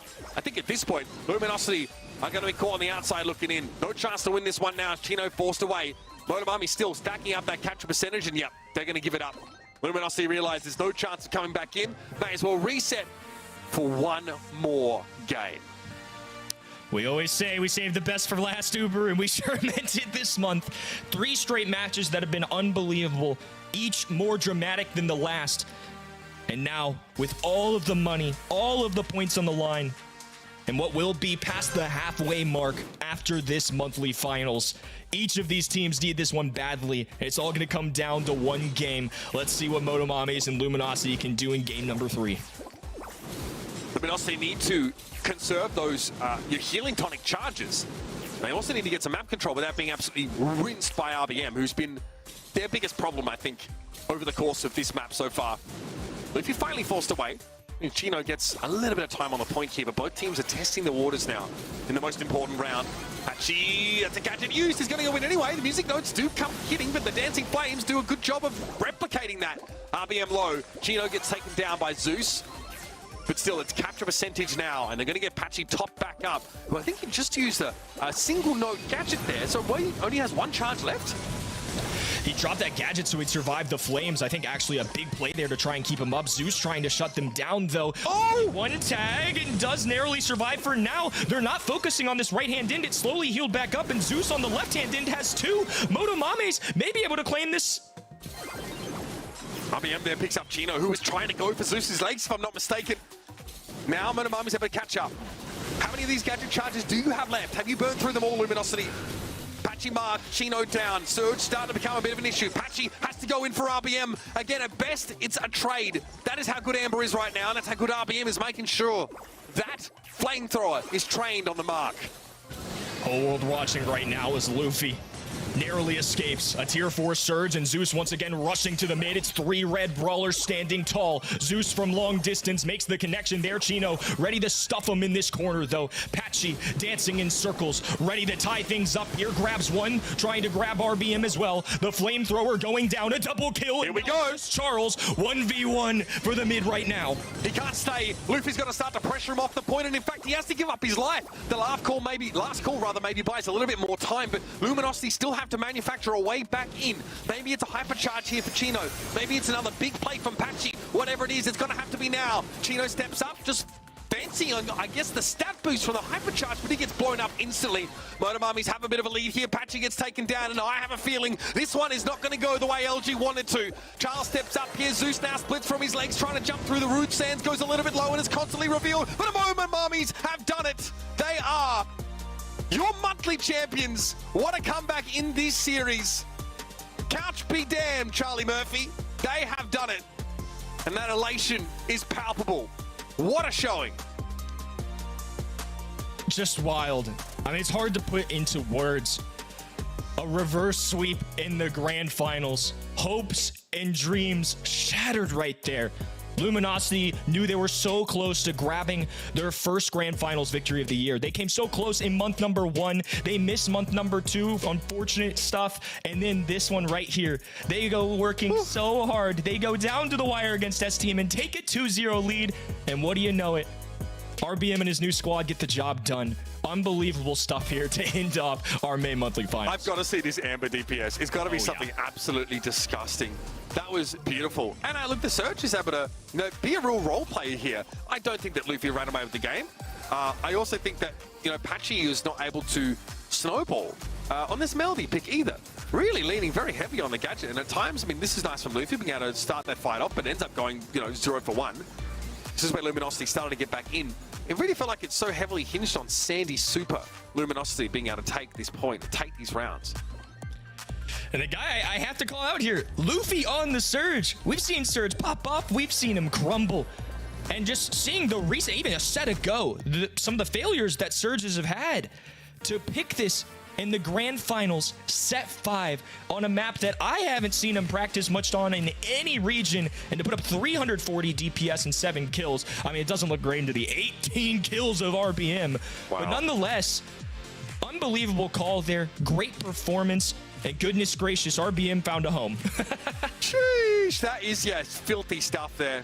Pretty absurd amount of DPS in general, but the Amber is taking away the game. And again, in some of these longer lanes where you don't have the ability to juke side to side, it can be a problem. Luffy going to be your MVP here for Motomami's, excuse me, FA. In fact, I don't have to say, someone pick these guys up, so I don't have to say this anymore, for the love of God. But again, great showing from them.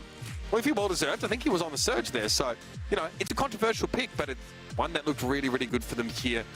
What a story it has been over the course of this month. Absolutely astonishing stuff. We're going to bring Ready Set back in. See, the real sad part about this is that you couldn't pull LG, who were literally playing in your bedroom, out into your living room to interview them. Yeah, that's a shame. Yeah, locked in my bedroom for the entire day. I'm sure they're really trying to get some sunlight right now, so no interview for them. They can use the bathroom now, which I'm sure they're really excited about, because you didn't even let them leave the room. It was like bare rations, slide some crackers under the door and be like, Daddy needs some new shoes, you know? I respect it. Really trying to whip these guys into shape. Cobblestone floor, like shackles on the wall. It's not a nice place to be locked for several hours. That sounds awful. Like, never mind. All right, Motomami's here all the way through. First of all, it's winning against Pioneers, which is surprising enough in and of itself, because that is last month's champions, and it's not even close. It is a 3-0 shellacking. Then, of course, into the semi-finals, a very close game, and here are your circuit points. Now, guys, take this in for a moment, because the next couple of months are going to be absolutely hog wild. I mean, this is going to have to become a full-time job for Brawl, right? We're putting in overtime. All these teams are going to need 12 hours a day at this rate. I'm going to need a pay raise if that's going to happen, just quietly. Let's not be flipping. I'm not offering anything for free, all right? Come on. I mean, these guys are going to have to put in some serious work. Look how competitive these guys? Is. Oh, okay. Yeah. I mean, Uber. Hey, it is a full-time job. It is a full-time job already. Wow. It's already. I'm just saying they might have to put in some overtime. It depends who you ask, my friend. Here are our predictions, though. I tell you what, definitely not about us when it comes to these. Holy. We struggle a little bit here. I think we started off thinking the Pioneers would, really, again, run that sort of great showing last month back. Some other highlights are Ready Set, believing, of course, in what Tribe can do. Maybe us, thinking that Stmn could take down LG, which was, in fairness, absolute banger game. Both semis and the grand final were extremely hotly contested in ways that we would never have imagined. Then to the grand final, we all thought, okay, Luminosity, they're such a stable team, they're looking very, very good. But this remaining 7 core plus RBM, he's taken them to another level. This team now looks legitimately terrifying. And there's only, we have 2 more monthly finals, so we have 2 more opportunities to gain circuit points. And if you are Stmn, for example, I think you're behind by about 80 points. At best, you can get sort of 200 there if you want to get in the top 2. It's a little scary. I don't know if they're over the moon about it. Let's talk about our play of the day, though, and I'm going to get you guys to react to it. Kenny, what have we got here? I mean, y'all were on the mic for this one, but I was on the sidelines just taking it all in. Look at this. It looked like a clear Stmn victory, right? No. Charles with a brutal super there and a tough beat. It's those little moments like that that change the entire match. There were so many random rounds like that where it came down to the wire, and that time, Ready, it just happened to be Luminosity who somehow make this miraculous play. Gosh, there were so many good barley moments from Charles today. And in the end, honestly, I mean, Luminosity, I think they still stole my attention. They certainly stole my heart, but they haven't given it back. No, it was, in fact, stolen from them by Motomami's in the grand finals. I mean, I'm blown away here from what we're seeing in North America.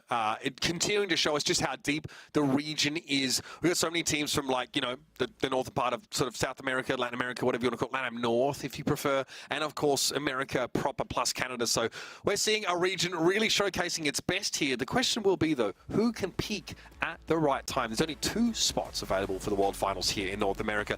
So great having you with us so far. Set your reminders for June the 29th, 3 p.m. It's going to be the APAC monthly finals. They're probably going to drag us back into the booth there at about 3 a.m. So we're going to have an absolute whale of a time. Not something that you want to miss. That APAC region's also been very exciting. It's been great to be here with you guys. Of course, my name's Uber. Of course, here with Kenny and Ready Set. We'll see you next time. In the meantime, though, keep rolling. We'll see you soon.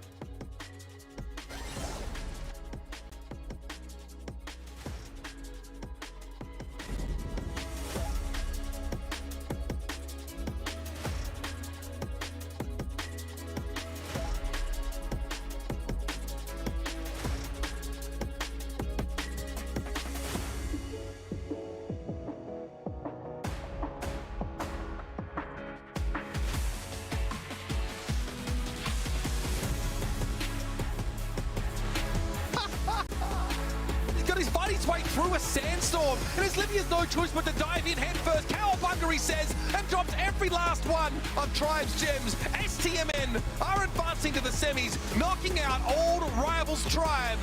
This team are hungry for glory. That's next level. Only moments away from getting a good old-fashioned super. Here it is. Some value as well on Apache. The jump forward, big kill. Needs to get another super if he wants to get out of here. Sans the savior with a kill, but nothing on a Charles as Luminosity run it back. I thought it was over. No siree. Still having the montage in play. Sans is low, but Laurie's going to work in the backline. Bobby, 200 HP, and Zah now at a 1v2. And oh man, heartbreak. It is heartbreak for Stmn. It was not to be today. This one is not going to go the way LG wanted to. Charles steps up here. Zeus now splits from his legs, trying to jump through the root. Sands goes a little bit low and is constantly revealed. But a moment, Mommies have done it. They are your monthly champions.